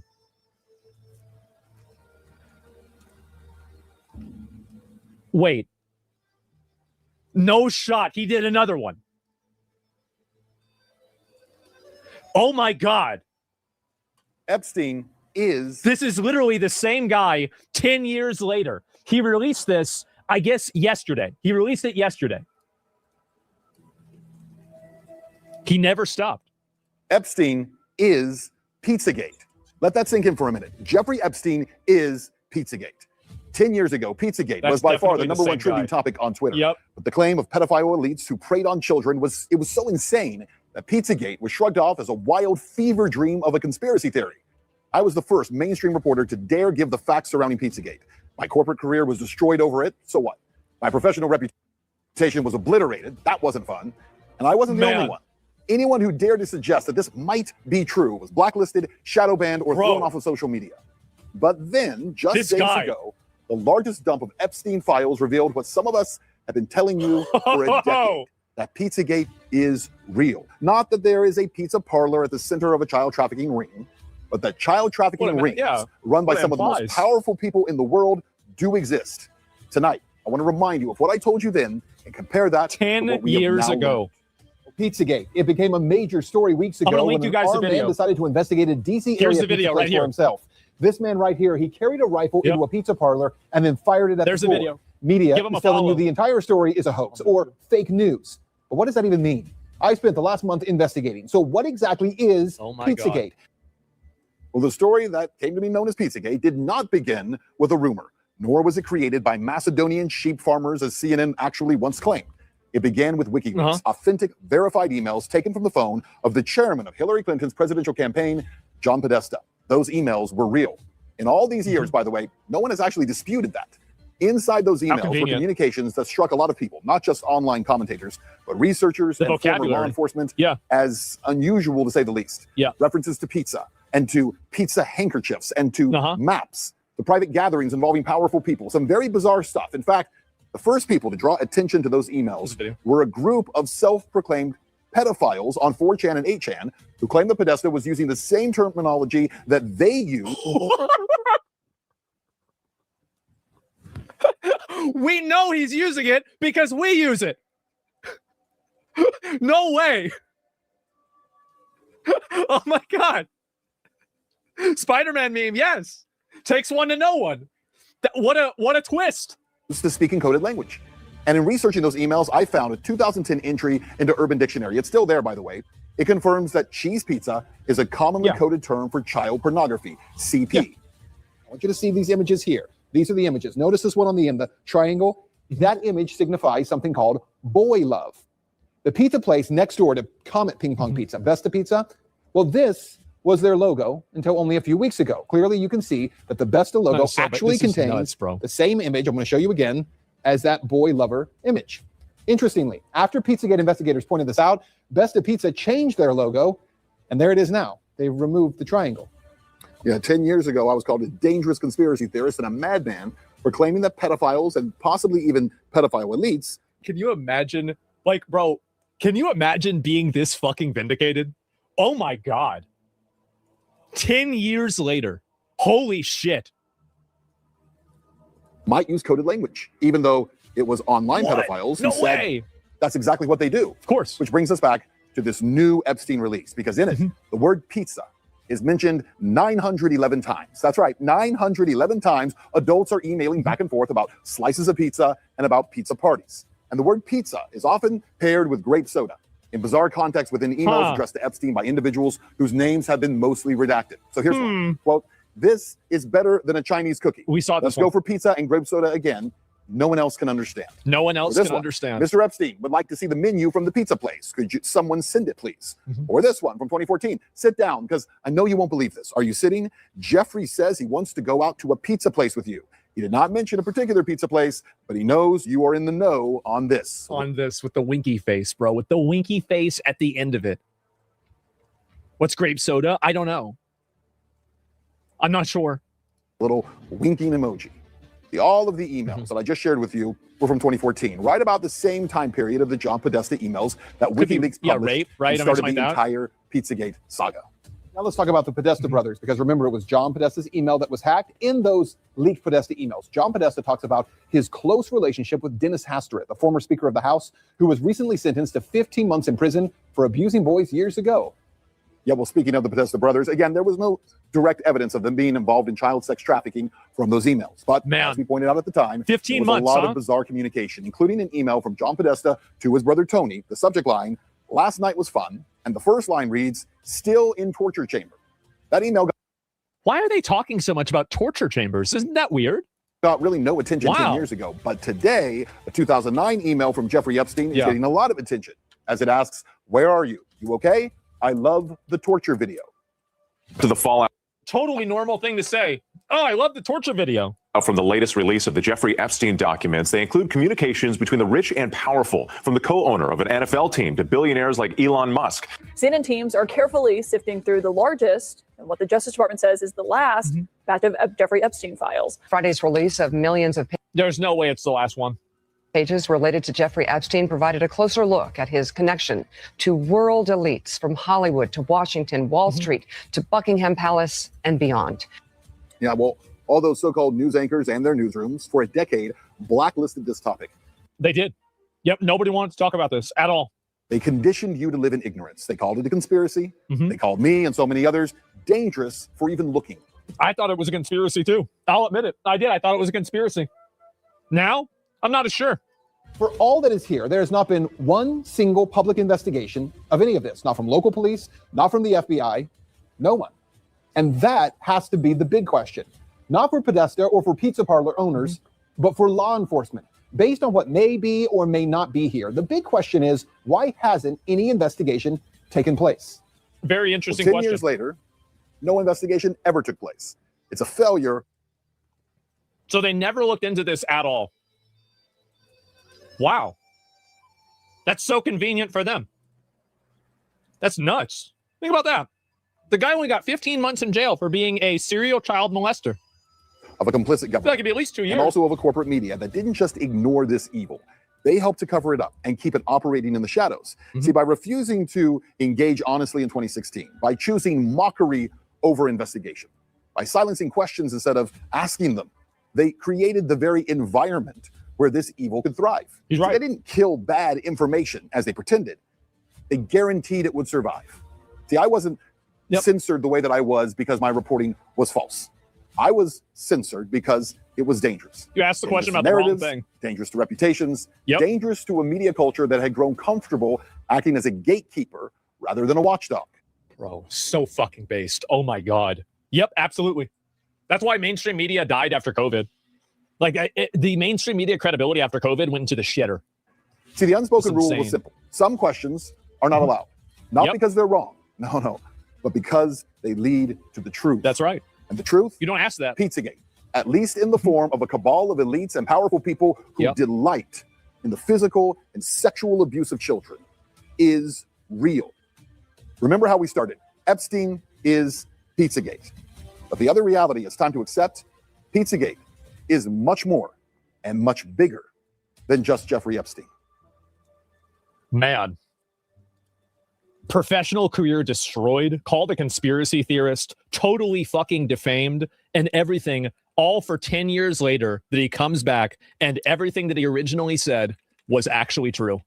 There's the video right there. Make sure to give him a follow, give it a like, man. That was fucking amazing. Oh my God. Still became a Giga Chad. Too fucking true, man. Too fucking true. Yeah, my mom was in on it. I didn't believe any of that shit. I didn't believe anything about this at all. And now it turns out that, oh my fucking God, a lot of this stuff seems to actually be true. Holy shit. All right, a lot of info. I had not seen that guy, what was his name again, Elgo? Ben Swan. Ben Swan. I had not seen that he'd put out a new video, so I was really glad to see that he is still standing his ground on that, you know? You know what? He also did a live stream the other night with, of course, Eugene, right. Can't remember her name, but he did a live stream about it. It Mm, was 2 okay, I'll hours. have to look for that. And it was, and I'm mixed. I'm torn because that young guy who took his stuff and made a video, Right, and Ian. make money, whatever, do your thing. But Ben has been on it since 2016, Yeah. and Yep. he did that video that the guy was talking about. But then he did, like 3 days later, he did a live stream for 2 hours with a woman who was a reporter. And I wish I could remember her name. And they went through more stuff. I know, I can't remember her name either, but I know who you're The talking about. blonde girl. She was in Out of Shadows, and that was another, that and A Social Dilemma were the two, like, documentaries that kind of opened Yeah, my she was eyes in to a Out lot of of what's Shadows, going yeah. on. Yeah, I know who you're talking Yeah. about. I don't remember her name Hey. either. Good. What was that, Landon? I'm so sorry Tiff yelled at me. I'm so sorry. I was responding to her. Hey, dude, that's married life. Don't be sorry Right? for that. Real That's married recognizes life. real. Yeah, and Right, his Ben- mom was right, Navy vet. Ben Swan has been on it from the jump. And Right. he led me to, when I first saw that episode on, it was weird that I found it, but he was in Cincinnati TV and he did that Pizzagate episode. And then I went to WikiLeaks and I'm like, I went through hours and hours, like 8 hours of WikiLeaks. And I'm like, oh my God, these guys are fucking demons. Right. And Well, Pizzagate's real. And I think so- they're definitely led by evil. Well, yeah, you know? and so for a couple of years, I would talk about Pizzagate, and people would be like, "Oh, it's been debunked." And I'm like, "No, that's not been debunked. That's not at all been debunked. This is legit." And you look at the Podesta artwork and the stuff in their houses and the connections to the Clintons and that was- some that guy. was- I don't know what's going on tonight, but I think you need to get some sleep, maybe. Epstein was connected to Pizzagate in 2016, and he'd been convicted in 2009 of doing that. Right, Pilgrim. And got the slap on the wrist from the Southern District of New York, of course. And yeah, I mean, it's all legit. Every bit of it's horrific and scary and true and awful.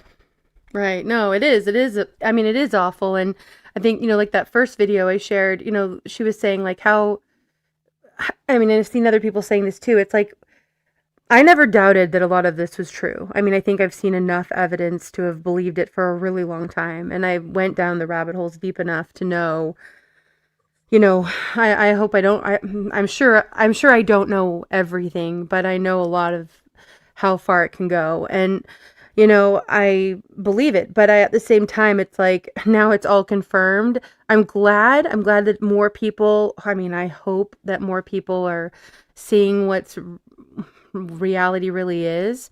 Right. But at the same time, it's like, what difference does it make if there's no accountability? Well, fair, but for that point, we Yeah, have he to was be one that was the hard for me to accept, Ian. we have to Gross. be the ones who hold them accountable. Yes. And on a basic Right, level, Tiger. it's Will you address that? You vote with your dollars for one, right? Quit going to Hollywood movies, quit voting, quit supporting politicians, never give a dime to a political campaign. Like on our basic level, we can do it that way. The other way is that at some point, pitches and torches or Right, pitchforks and pitchforks. torches. It's just As you said it, the algorithm friendly way, Algo. no, I got it wrapped up in my I brain. know, But it was great. Tiger says, I do seem to remember at the time that some national news agency investigated that particular DC pizza parlor and found nothing on its premise. Well, that was part of the great, like, alleged debunking that they did, is that they kept focusing, they meaning the media, they kept focusing on the basement. They were saying that they always said, oh, it was in the basement. It was like how fact checkers or Snopes will pick out one part of an article and say that it's not true, but they won't address all the rest of it. So they were like, people are saying that this happened in the basement, that they're trafficking children in the basement of this pizza parlor. Well, the fact of the matter was there's tunnels that run all underneath there. And I've actually seen people do interviews down in the tunnels directly underneath that parlor. And that's where the actual like trafficking was happening. But there's footage that you can find of people, some voices you might recognize, in that restaurant, in the actual pizza restaurant, with some of the musicians that they were talking about, and the kill room was legit. Right. And so the premise of it all was true. It was the debunking was that restaurant did not have a basement. And so they debunked the entire thing, even though there was no investigation. They debunked it on the fact that they kept pushing and promoting that the theory was that they were being trafficked in the basement and the building didn't have a basement. And it was a big like, oh, ha, ha, ha, like on Stephen Colbert, he joked about, there's not even a basement, and everybody in the crowd laughed. And they didn't even think about, he made all these jokes, and how disgusting that they're making all these jokes about child trafficking and child rape. And, and then it's true. I mean, there's so much that's come out now that's true. And this is all before, obviously well before people knew about Epstein, or knew that name when all of this came out. So, yeah, they did not ever actually debunk it. There was no investigation that was actually ever done. And the guy that came in with a weapon and was the one who was supposed to be like someone from the far right, of course, that came in to avenge the sex traffickers. All he did was go in and go directly to where the computer was, which he knew where it was, and shot the modem so that all the records were. That was the only thing he did. Exactly. So even that was a total plant, in my opinion. That was it, yeah. And I will tell you, if y'all, and some of y'all are like, not we know some over 40, because but you're not listening or opening your mind at all. I would say that more power to you. If you are old enough to remember the Reagan Bush page boy scandal, yes, yeah, which a lot of you aren't. I mean, I get it. You were 5 or 3, or you weren't even alive. But in the 80s, Reagan and Bush were investigated for taking page boys who were minor children to the White House for sex. And before that was Boys Town, and before that was the daycare center in San Diego. I can't remember the name of it. this stuff has been going on the entire time. Right. The people remember the tunnels they just found like not that long ago in New York? Yes. Like, yeah, I mean, we've been seeing glimpses of this for a really long time, and it's like one of those things they say, once you know, you know. Once you see, you can't unsee it. Because even the symbols, like once you've seen those symbols, go look through every Disney movie and see how many of them have those exact symbols. All of them. And then go look, if you really want to, go and look at how many of the people in the, high up in the CEOs and et cetera of Disney and most children's programming organizations have been convicted of crimes against children. Yeah. Yeah, It's Chris sick. Cornell was It's definitely been right trying in to our tell face. us. Oh, that's awesome, David. And good to see you, David. Calm down. Calm down. Right. Yeah, exactly. Well, the Pageboy scandal in the 80s with Some Reagan guy, and Bush. nobody was here is calling President Obama a monkey except you. You're the only one. Just want to point that out. Okay, sorry, go ahead, Elgo. 1983 was when there was the congressional Pageboy scandal. Right. And Bush and Reagan were I feel you, implicated Count. in getting minors trafficked to the White House. And it was a big deal, but then there was like, okay, it's a big deal, but it's not a big deal. And everything you guys are seeing right now, 100% legit. Ben Swan, 100% legit. Pizzagate, 100% legit. Right, X. Epstein Files, 100% legit. It's awful. This realm is dark and it's hard, and the stuff that goes on. I mean, you can pick a side if you want. I don't pick a side.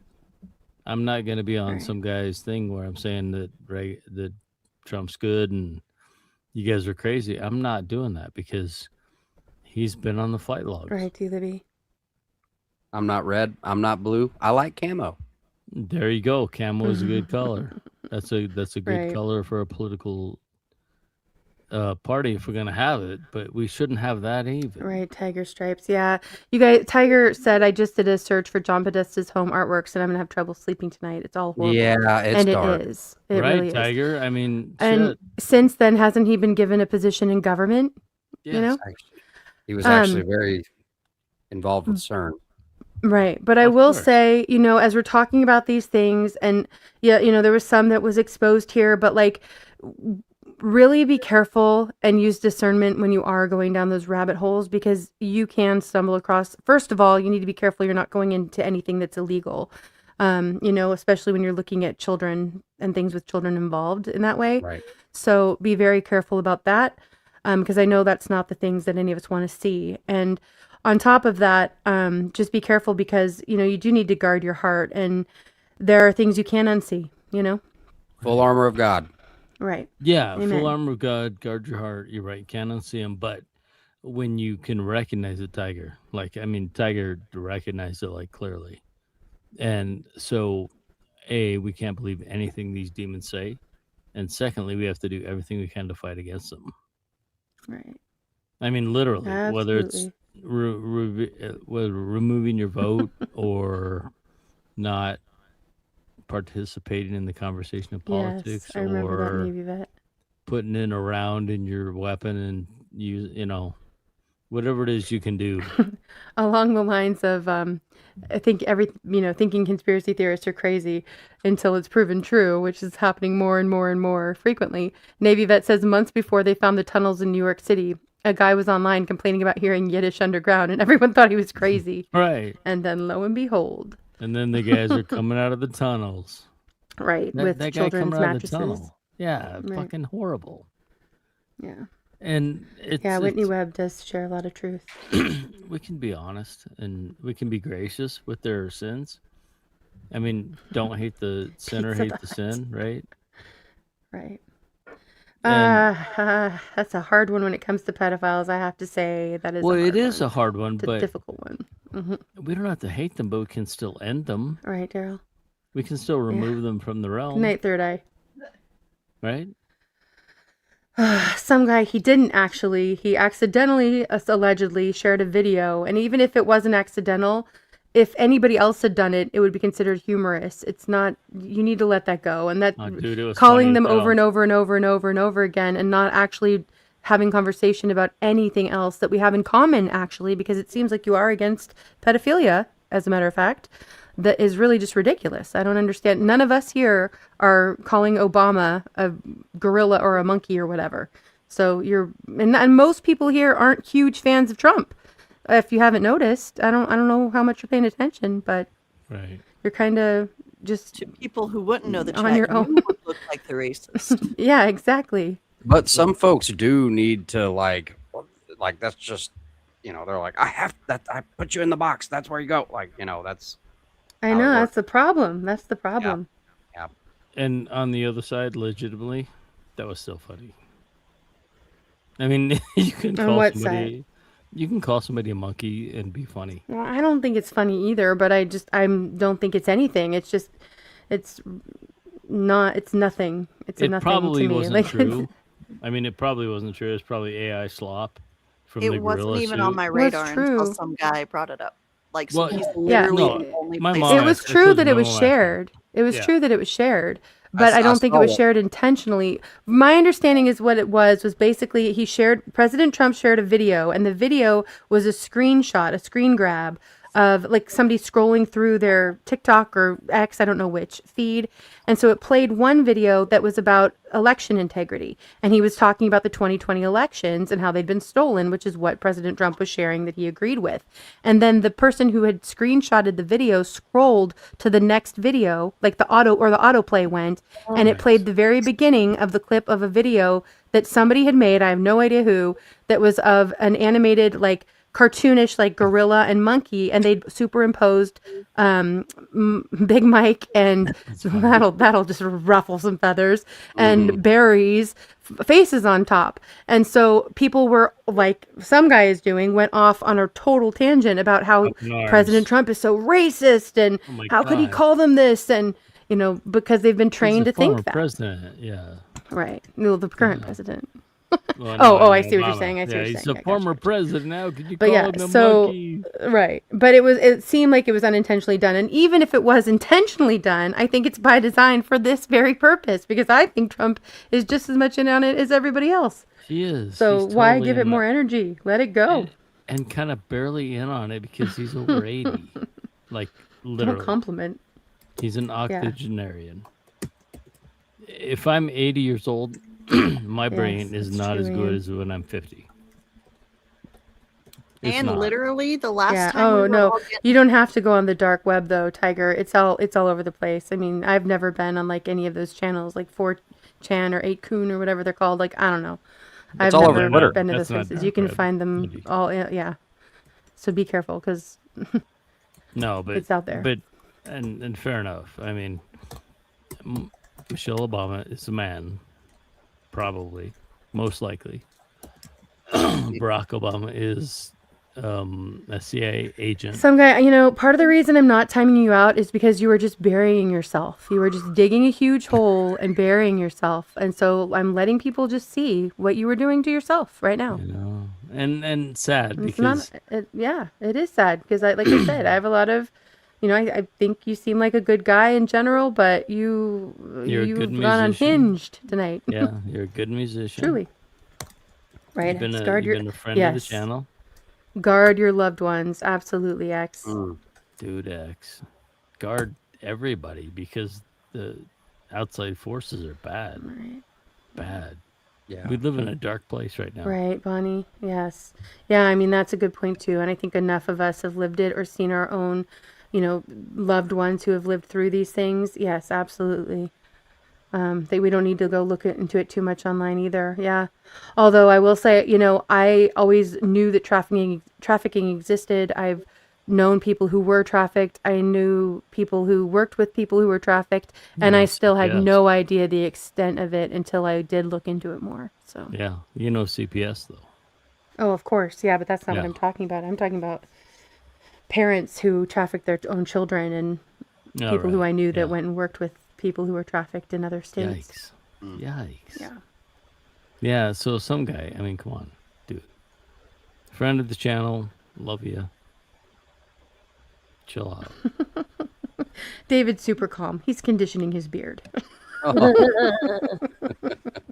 Wow, that's kind of a little bit. That is very zen. No, Yeah, it is very I'm zen. not sure that's zen. We do. All right, I'm I sure do it's like have one more video here. Algo, would you pull up that next one? Because I do want to get to this next one. I really like, this is a channel that's new to me. I think it's pronounced Cy, maybe Cy Cantrell. But she kind of shares a little bit different perspective than I've heard from many. And so, I mean, I think we've talked about it a little bit here, but she puts it together pretty well. And so I want to play this one a little bit fast at 1.25 too. I'll go. Thanks. 1.25. All right, here we go. In one moment.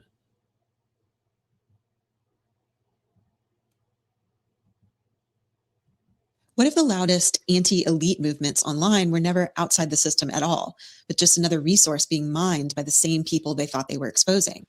We're watching that possibility snap into focus because the same documents archive that reveals Jeffrey Epstein's connections to billionaires, politicians, and financiers also shows him intersecting with the infrastructure of the exact counterculture that says it's fighting predatory elites and globalist psyops.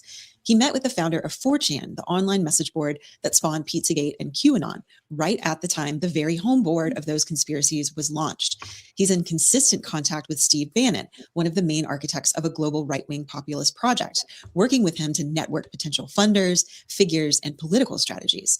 At the same time, those movements' rank and file see themselves as uniquely authentic. They believe they're the only ones who've pierced the illusion, who really see the trafficking, the corruption, and the psyops. They think they've escaped the system's narrative. But what if that sense of authenticity isn't outside the system? What if it's the core commodity of late-stage capitalism, carefully harvested, packaged, and sold back to us? This angle of the Epstein story is a revealing lens about how authenticity itself has become something to extract, and why that means there may not be any clean outside left, because the most valuable resource in a saturated culture is whatever still feels real. The only true currency in this bankrupt world is what you share with someone else when you're uncool. If you've ever watched a tiny subculture pop up on your feed and then seen it in a Nike ad a month later, you've already witnessed this. The life cycle is almost predictable now. A style, a meme, a discourse starts in a small, semi-obscure pocket of the internet, and it feels local, intimate, and self-defined. It carries all the little signals, language, references, aesthetics that mark it as ours instead of theirs. And then the platforms do what they're built to do. They surface it. They algorithmically amplify it, they cluster it and bucket it and turn it into metrics, watch time, engagement rates, demographic slices. And suddenly this weird little thing is viral. And once it's a viral trend, it's legible, not just to recommendation systems, but to marketers and PR teams and even political campaigns. Subculture barely has time to solidify before it's being sold back to its own members as an aesthetic, a product, or talking points. And everyone is invited to be real as long as that realness feeds the same circuits of visibility and extraction. Subcultures are now born under algorithmic surveillance and instantly transformed into inventory, something to be measured, branded, and resold. The Epstein documents reveal how this is even true for spaces that look like the opposite of marketable culture, namely anonymous message boards full of slurs, offensive memes, and paranoid research, haunted by people who feel left behind by globalization, betrayed by institutions, and alienated from mainstream media. The whole thing feels deliberately ugly, deliberately outside. But structurally, it's doing the same thing every authentic scene does, producing a strong sense of insider status. The more outrageous or taboo the content, the more it feels like a special access pass to a reality behind the simulation. QAnon, for example, positioned itself explicitly as the only movement brave enough to expose a hidden network of predatory elites. Its followers spent hours doing research and parsing drops and building elaborate connective diagrams. That same effort becomes a kind of proof, because if you work this hard to see it, it must be true. From the inside, this feels like spontaneous bottom-up resistance. But with this latest document drop, it's clear that the terminally online outsider ecosystem was not invisible to elite eyes. It was very much on their radar and of interest. The point is not that there's one master puppet master. It's that the wall between the system and the counter system is far more porous than the mythology allows. And it almost doesn't matter what you believe as long as it's intense, repeatable, and trackable. Movements like QAnon or Pizzagate produce attention that can be redirected towards specific enemies or candidates, a pool of volunteers willing to campaign, harass, dox, or even show up in person for free, and a legitimizing story for those who are extracting this energy because they're just responding to the people's authentic desires. Participants experience this as a discovery process, while political and brand strategists experience it as a targeting opportunity. Even when a movement feels deeply authentic from the inside, it can function from above as a highly efficient extraction mechanism for attention and political energy. On one side, you have corporations packaging authenticity as lifestyle, the right sneakers, the right diversity ad, the right raw influencer content. On another side, you have extremist and conspiracist networks packaging authenticity as revelation, secret knowledge, forbidden truths, red pills. And both sides run on the same infrastructure, which are platforms that are tuned for engagement and data brokers carving up audiences and algorithmic feeds that sort you into ever tighter niches. So what looks like a war of ideas is often a struggle over who gets to monetize and direct your sense that something is deeply wrong. The fantasy of the online right is that they've broken out, that their boards and channels are ungovernable and uncontrollable and free. The fantasy of mainstream culture is that it's neutral, centrist, and reasonable. Neither is true. Both are deeply structured by the same economic and technological logic. In that world, what we call counterculture often functions as a managed volatility zone, which is in fact similar to the poll message board on 4chan that started this whole thing.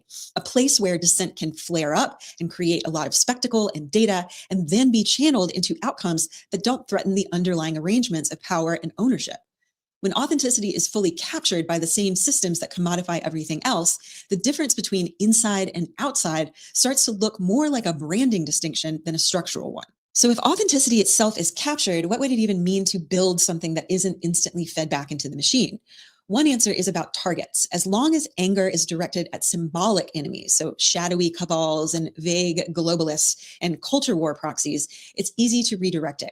When it's aimed at concrete structures like who owns what, who writes which laws, who controls which infrastructures, it becomes harder to domesticate. Another answer is about infrastructure itself. Trying to build genuinely resistant culture entirely inside systems designed for ad targeting and infinite scroll is like trying to run a revolution out of a mall. You can do some things there. You can meet people, you can spread ideas, but the rent still gets paid and the food court still serves Panda Express. Real alternatives probably require different technical and institutional arrangements, ways of talking, organizing, and creating that aren't instantly scraped into data sets and turned into recommendations. If authenticity is the thing being extracted, resistance has to be more than just being real. It has to be about changing or at least routing around the systems that turn realness into revenue. When you see countercultural names show up in actual files about elite abuse, global finance, social platforms, and anti-elite movements, it's tempting to ask, is this all just one giant psyop? That question assumes that there's a single script, a single mastermind, or a clean reveal at the end of the movie, but reality is usually messier and in some ways more disturbing. You don't need perfect coordination when the underlying incentives are aligned. You don't need a single director when the same infrastructures make the same strategies profitable across domains. What we're looking at is likely not one coherent plot. It's something more systemic, a world where any new breakout reservoir of intensity or meaning is quickly identified, measured, and tapped. A world where even the movements that claim to see through the system are quietly feeding it. The deeper question is, how do we live, think, and organize in a world where authenticity itself has become the primary thing being extracted?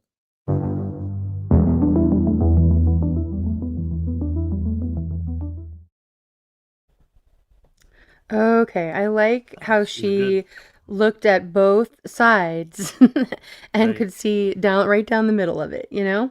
Yeah, and that was authentically intelligent conversation, Mm-hmm. which is pretty solid Yeah. in these days. Yes. Yeah, I'm excited to check out more from her channel. I'm not sure how I stumbled across it, but I was glad to find her view on this.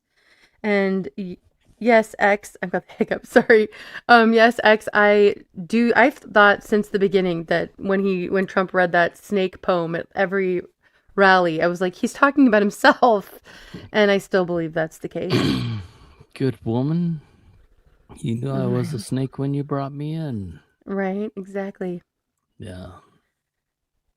Wow. Oh, I like that. Acts 9:18, immediately there fell from his eyes something like scales, and he received his sight at once, and he arose and was baptized.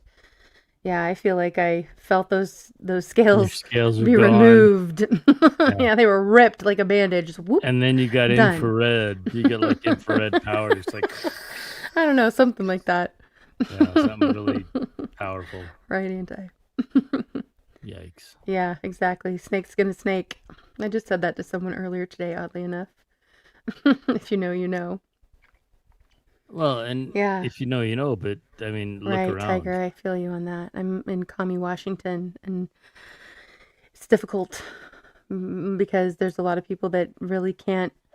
That was one of the first things I noticed when I started feeling a separation from a lot of people that I cared about deeply, was that a lot of people who I could still have communication with, some who were still on the left, many more that were more independent or liberals, or not liberals, libertarians, but people who didn't see ourselves in either side of the spectrum. We could put ourselves in other people's shoes and say, okay, well, I can see why they think this, or I can see why what information's been presented to them to make them think this way, or I can understand what they're saying even though I don't agree with it. And then the people on the other side couldn't do that at all. They cannot. There's like that. No.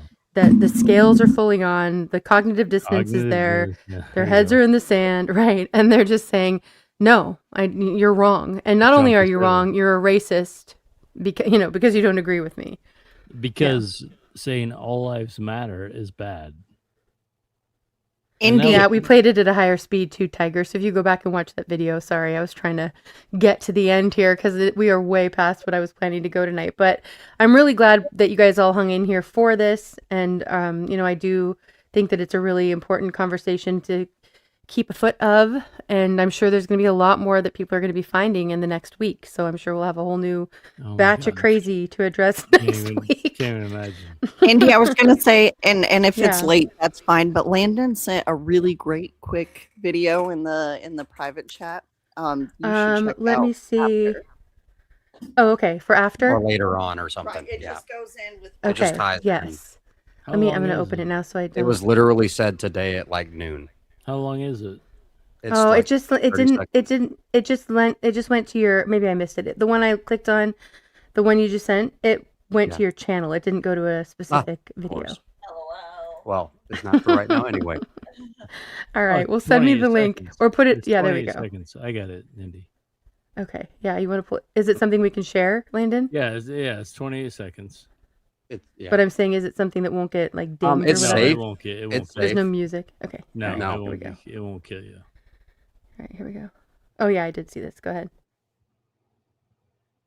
Go ahead. You had talked a couple weeks ago, you were doing an interview and you talked about how you hope to end the war in Ukraine because it might help you get into heaven. How does this help? Does this help? I mean, I'm being a little cute. I don't think there's anything going to get me in heaven. Okay, I really don't. I think I'm not maybe heaven bound. I may be in heaven right now as we fly an Air Force One. I'm not sure I'm going to be able to make heaven. But go ahead. Yeah, he's not going to heaven. He knows it. But he, in all, fairness, he said I'm being cute or facetious, No, he knows his sins. In I my don't opinion, know. he knows his sins. Awesome, Eugene. Looking forward to it. Maybe not. Time will tell, right? Thanks for the levity, X. The comment under it is so powerful. The first comment says, "You're right, Mr. Trump. There is nothing you can do to get into heaven. Only having faith in what I'm Jesus not opening that yet. Oh, sorry. But I'm guessing it's the scene from Indiana Jones. I'm just calling it now, anti. Right. Labeling people is not solving anything. Well said, Bonnie. Agreed. Right. Yeah, Tiger. I got that he was kind of I think, sometimes I think it's like tongue in cheek, and we haven't had a lot of presidents that do speak like that, Dude, so I get he's that 80. to some extent. He's 80. I don't think it's jokes. I don't know, in I that take people specific at their case. word. I mean, yeah, fair enough. I take people at their word. Yeah. Well, And- I mean, especially with someone like the president, you feel like, you probably should be able to. Yeah, take them at their word. If that's what That's you right. think, that's what you say, well, fair enough.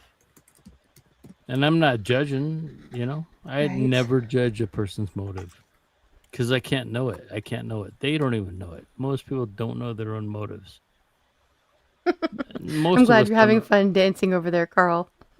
Mo- You guys crack me up. Rumble is a dance party. Most of us don't know why we're doing what we do, but when I hear a president say, "I'm not going to heaven," right. I don't even know what heaven Yeah. is. Well, yeah, Daryl, guess what? okay, good. Landon and Tiff, you always remember the name for this, and I never remember. I don't know why. It's some like mental block I have. But Daryl says, not intending to open a can of worms, but does anyone question if Trump really got a booster and why? He did. I think he did get a Placebo? shot. Yeah, what was it called? No, there was a name for the treatment that he got, and it was something that I'd never heard of, and it was some kind of like a gene therapy. I don't think that he ever got the actual jab, and it was some kind of treatment under his doctor, but I can never remember the name of it. Can anybody here remember? Somebody's gonna remember. Do you think he got shot in the ear? No, that's not what we're talking about. We're talking about his jabs. I know, but it was a question. I'm sorry. Oh no, I don't at all. I think that was You know, total stage No, of show. course it was WWE. Combination of That treatments, that made him look, antiviral. that made him look like he was getting the COVID booster, in my Right, opinion. yes. And he was promoting it for the Yes. drug company. Oh yeah. I 100% agree with you, Daryl. I Good think enough that for it the was president, good enough for me, you know? okay. The Wait, I didn't check. antiviral drug Dang it, remdesivir. nobody's remembering. Well, I think that was part of his protocol, but no, there was something else that I like how you said it, Landon. But there was something else. Maybe somebody in Rumble knows. You guys, okay. I'm gonna have to like auction off a song or an emoji or something. There was some kind of gene therapy that was used, and it was something I'd never heard of before. And yeah, okay, Puff knows what I'm talking about, but I can't think of the word. I never can. I should like put a little post-it note on. All right, somebody's racing to find it out. I am. But anyway, yeah, I know we've got it to race. There's a few people that are looking for it. But anyway, I can't remember the term, but it was something. No, it was A form of gene therapy used. it to was a treat form certain- of gene therapy, and it was where they basically took. No, it was something where they how. Oh no, no, that was something else. That was part of the. Monoclonal oh gosh, okay, you're almost there, Karen. Antibodies. Monoclonal, there we go, we got there. Monoclonal antibodies, there we go. That is what he admitted to using it. It was like something that he talked about, and then it was all taken down, and they just said that he got treated. He was treated. They kept saying words that didn't didn't say yes, he got the vaccine. You know what I mean? But they heavily implied it, and that wasn't the case. Yeah, that thing right there was part of the protocols, and that's what was given. It's end of life care medication usually, and it was given to people, and that's what caused the inflation that caused what they called COVID lungs and the fluid in the lungs. Yeah, there's a lot of people that were misdiagnosed, or even if they were diagnosed with COVID, that were given that were unalive because of it. remdesivir? Monoclonal antibodies. Yeah. No, the monoclonal wasn't. No, that's different. Yeah. Go ahead. You want to explain the monoclonal antibodies? I don't think we were. They were accessible, and then they pulled them from Florida in 2021. And everybody else has said, no, Right, you exactly, can't Yeah, take they that. You can't decided take that. that it would probably affect their sales of that, experimental, therapy that Right. was going to make billions of dollars. Whoa. Yes. Yeah, Okay. Probably. So, shout out to Karen Peterson, because she's the one that got us there. Monoclonal antibodies, and yes, he was basically said that he had lost all the effects of the illness on him within 24 hours. That's right. I remember him saying that. Lost Big, all the beautiful effects. monoclonal. Oh, Well, after that's he not how got- he worded it. I'm just saying it for No, I am YouTube being purposes, dead, I'm Daryl. Right, Um, I get you. Okay, we won't have to talk about it. I don't want to. We talk about it all anywhere. We've said all the words. I mean, at some point this channel is going to go kaput. So make sure you're subbed on over on Rumble. Yeah, Do and that. honestly, you're pretty good about your context. You're You're pretty good about your say all the context. Pretty things. good. I don't know. I know you do. You do. You have pretty good context. And yeah, people on Yeah, Bad flowers Bunny do was the super shit as performer well. at the Super Bowl, Bonnie, who did the entire thing only in Spanish, which was pretty controversial. And my understanding is he's Puerto Rican, and so there were a lot of people that were, Español, mi amigo. yeah, Yeah. But actually, I did watch. I didn't watch it in real time. I did watch on YouTube after the fact, and I wanted to see because I look for symbolism in these things, and I wanted to see what was out there. The main thing that I thought about it was I didn't, and I mean this. Uh-oh. What happened? She'll come back. Can you guys hear me? Oh, yeah. Mhm. Oh, yeah. Okay. Yeah. Sorry, my mixer just died, so I'm coming through my other mic. So hopefully you guys can hear me okay. Yeah, you're But that's fine. okay. We're wrapping things up here pretty quickly anyway. Can you hear me okay? Yeah, you're good. Okay, all right, great. Was basically that I thought that there was too much like sexuality in it. I thought for the dancers and everything, it was like, it was very explicit. I thought for something that's supposed to be family friendly still, but Of course. I think that ship sailed a long time ago, really, for anything With that's on Janet Jackson's boob. Right. Yeah, but at least then it was controversial. Now it's just like a bunch of women shaking their asses in people's faces, and No big deal. that's supposed to be talent, Yeah. Whereas the mainstream media is saying like the best halftime show ever, Bad Bunny, Whatever. he's our man. Right. Nonsensical bullshit. Sometimes. Allegedly. In Minecraft. Right. Yeah, exactly, Kelly. That is the way it always is. All right, you guys, and Kelly, it's good to see you. Okay, it is that time, you guys. I have gone way over, so I am going to go ahead and wrap this up. But thank you so much to everybody who's stuck in here for this extra long Indie After Dark. And thanks to everybody who's come up on panel for the music. If you missed the first half, there was a ton of really great musicians and great music that was shared. And then for the second half, we've had some really interesting conversation, and we got through a lot more than I thought we would tonight. So thanks, everybody. I know Piano Man Mark II has a stream tomorrow night. Anti, if you wouldn't mind dropping his link again, that would be great.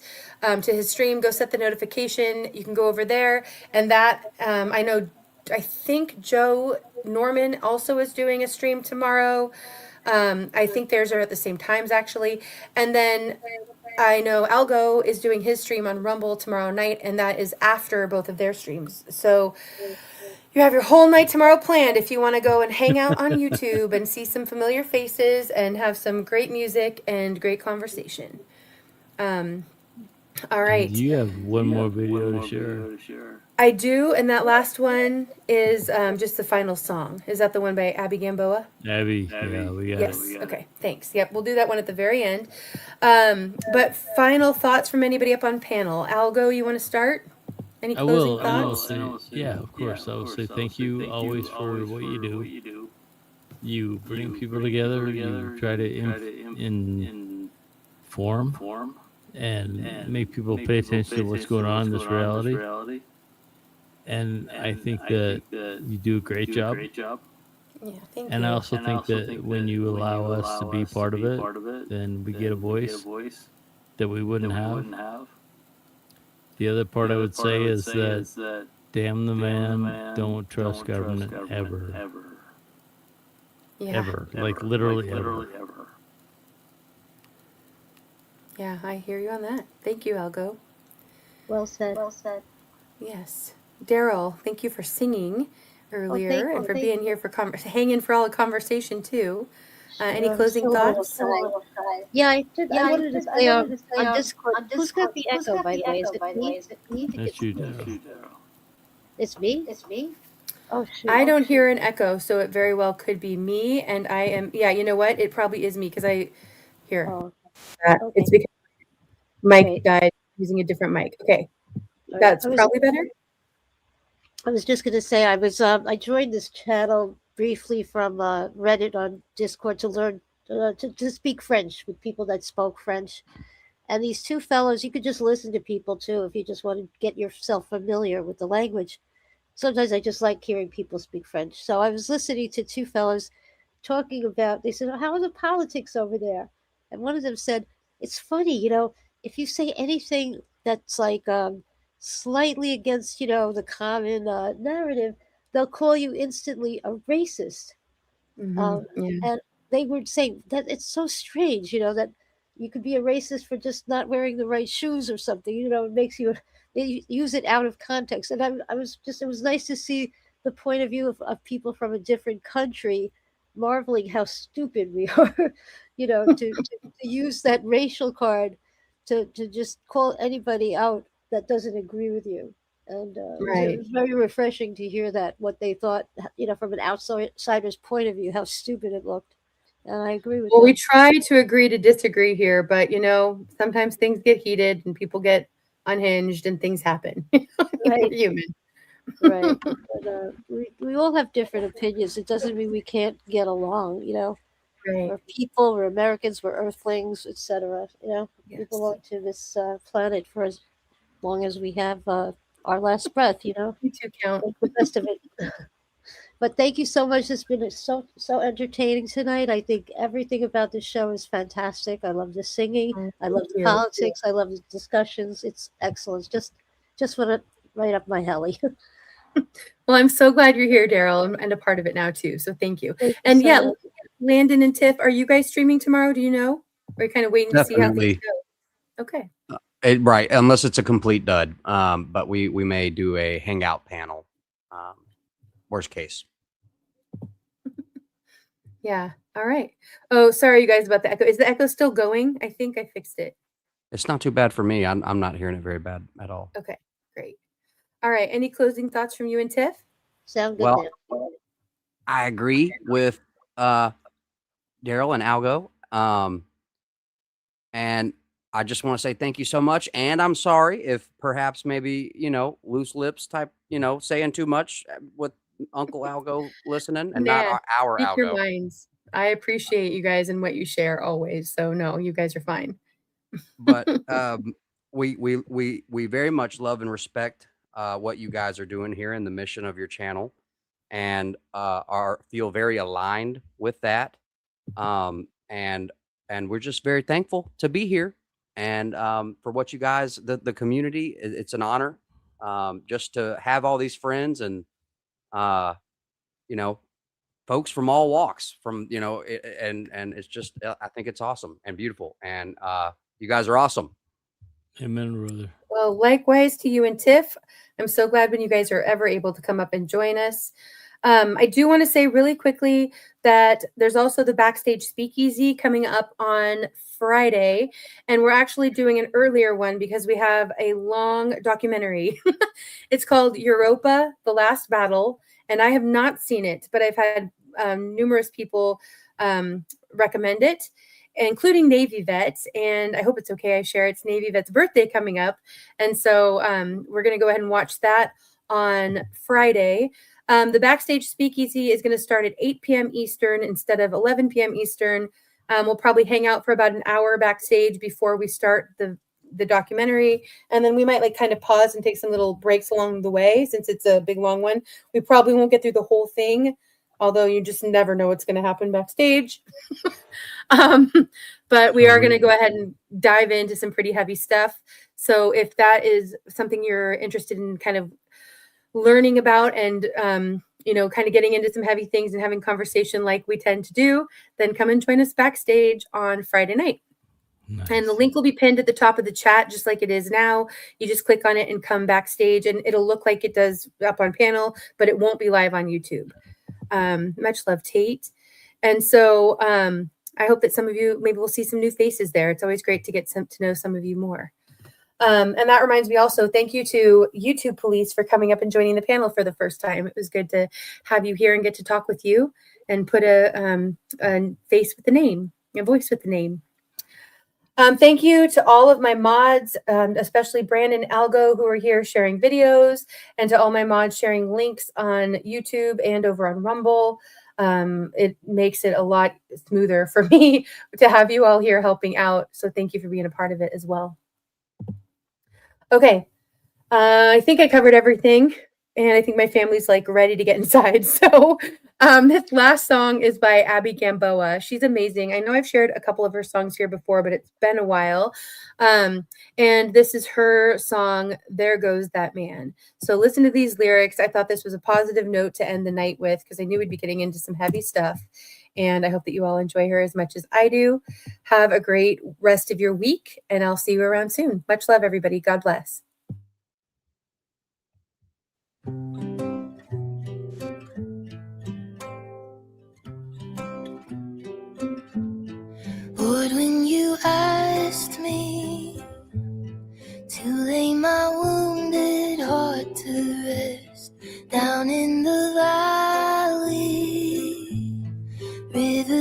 tears that I had wept. Restart my heart brand new, fully brought into you. All that I've lost is found in you. There goes that man, there he goes again.